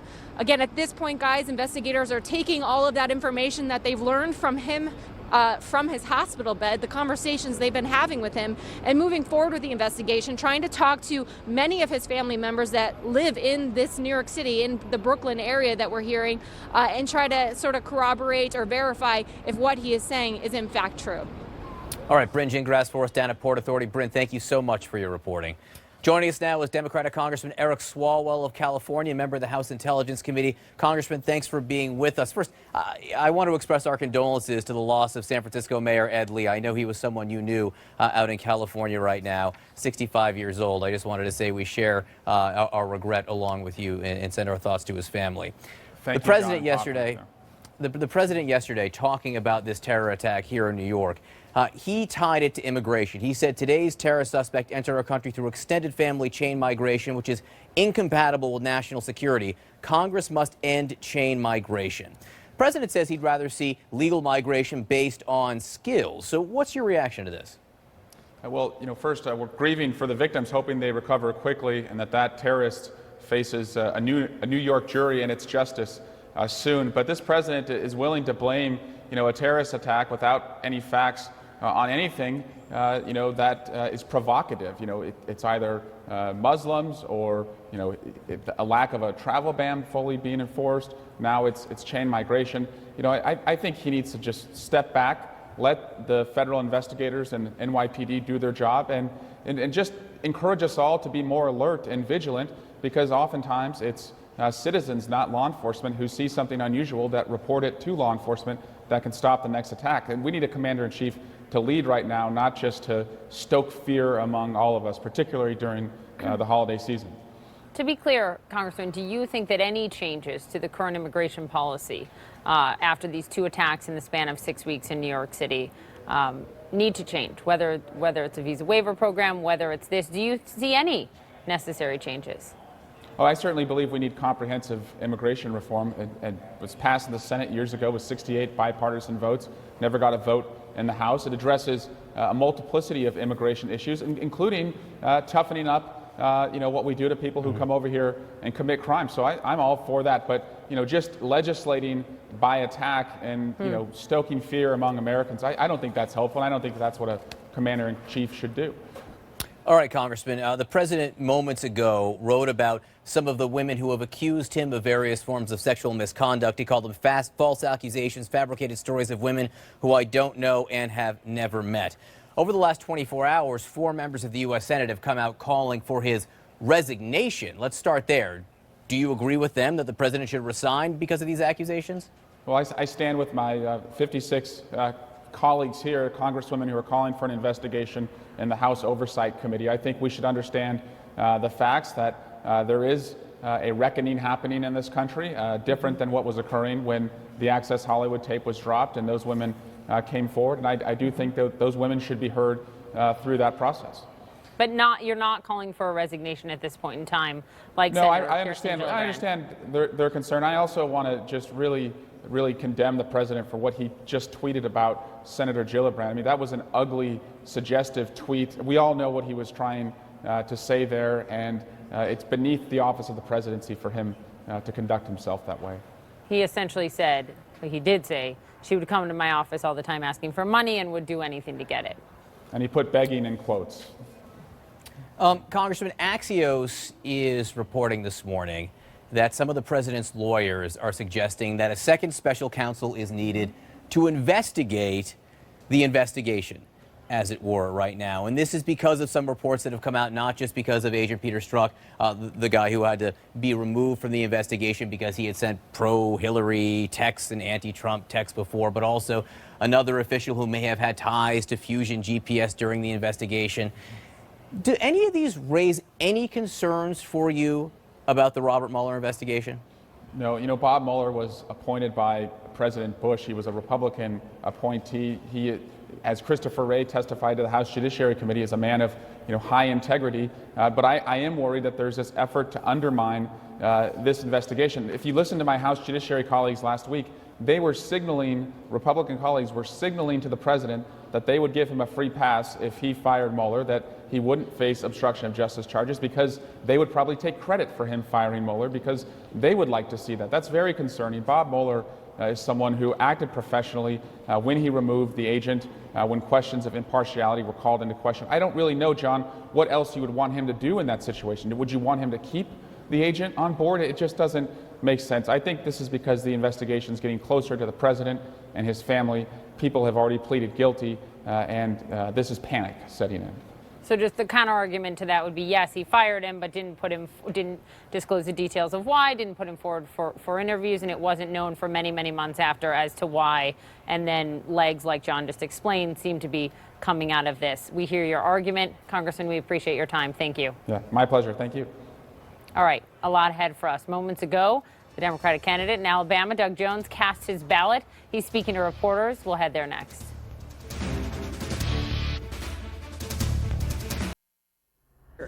I think they've seen in Doug Jones a partner for a long time, and they sure don't see a partner in Roy Moore. If you look at the history of what he has said about slavery, secessionists, getting rid of amendments that were passed right after the Civil War, it's only natural, I think, that the African American community rally around someone who was there for them and prosecuted a heinous crime that occurred decades ago. Sir, following up on the question about Roy Moore, if the day doesn't go like you're hoping and he wins, should the Senate immediately? I'm not gonna answer that question. I mean, look, that's not going to be me. First of all, I don't think we're going to get that. We in Alabama, we have come so far with too many things. And there's this saying, fool me once, shame on you. Fool me twice, shame on me. Alabama's not going to let that shame happen again. One last question. One more question.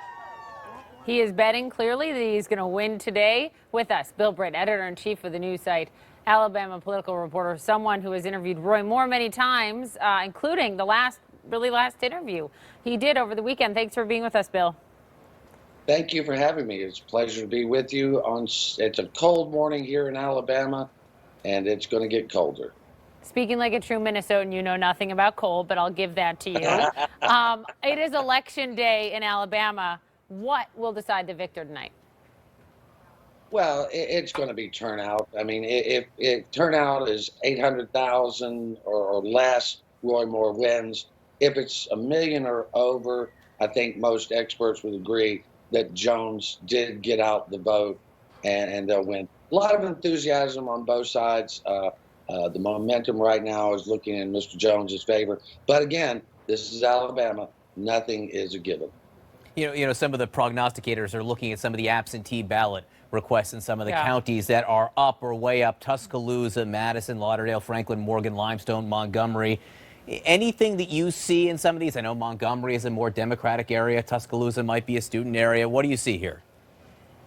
Well, yeah, and the other fact is that Montgomery is holding a special election to replace a state house seat and a state senate seat, and those are both seats are going to be won by African Americans, so that will help with the turnout.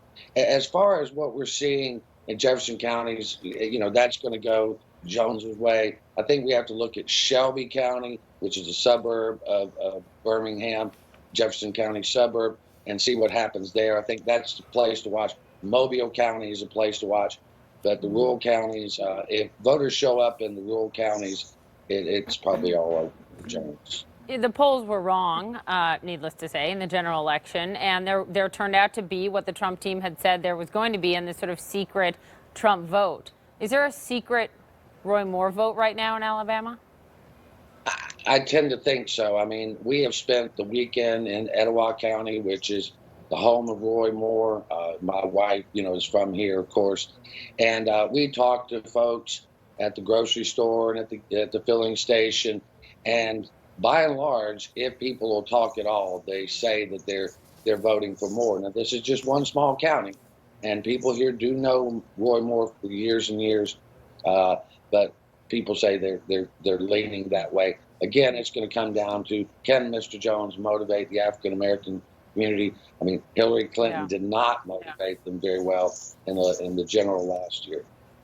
So there have been outsiders coming in. Steve Bannon's been in there campaigning. Charles Barkley, who's not an outsider, is actually from Alabama, was campaigning for Doug Jones. There have been phone calls in from each side. Does any of that have an effect? Well, and John, I've said this a million times. We're the make-me state.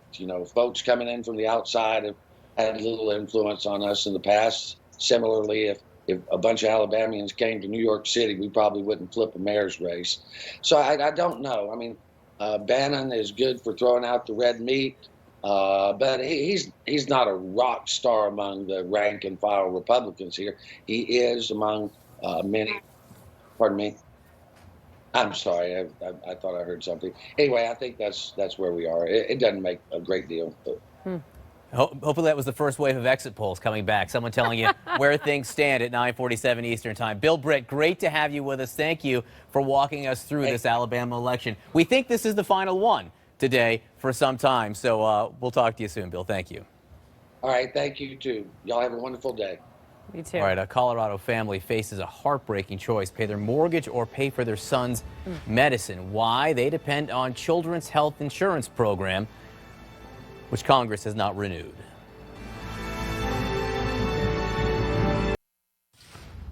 CHIP has become a bargaining chip. This is literally a life and death program for American kids. It's always had bipartisan support, but this year they let the money for it expire while they work on getting tax cuts for their millionaire and billionaire donors. And imagine getting that letter, literally not knowing how you'll be able to afford to save your child's life. This is not a hypothetical. About 2 million CHIP kids have serious chronic conditions. I don't know about you. I've had enough of this.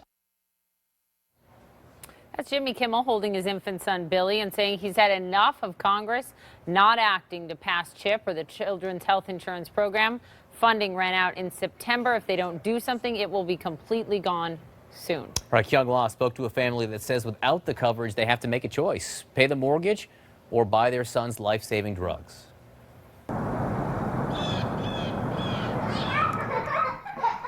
Very little can slow down 4-year-old Ari with his older brothers until it's time to test his glucose It's a little high. for his type 1 diabetes. When we go to the pharmacy and pick up his supplies, this is what we pick up in a month. 1 month. 1 month, yes. This would cost up to $2,000 a month, but Ari and his 2 brothers are covered under the federal government's Children's Health Insurance Program, or CHIP, so his family only pays $30. CHIP covers kids like Ari. His family makes too much for Medicaid, too little to pay for private insurance. A popular, bipartisan plan created in 1997 that's always found funding until this year. Ari's mother got this letter from the state saying Congress failed to extend funding this fall. So her children's health insurance will end unless Congress acts.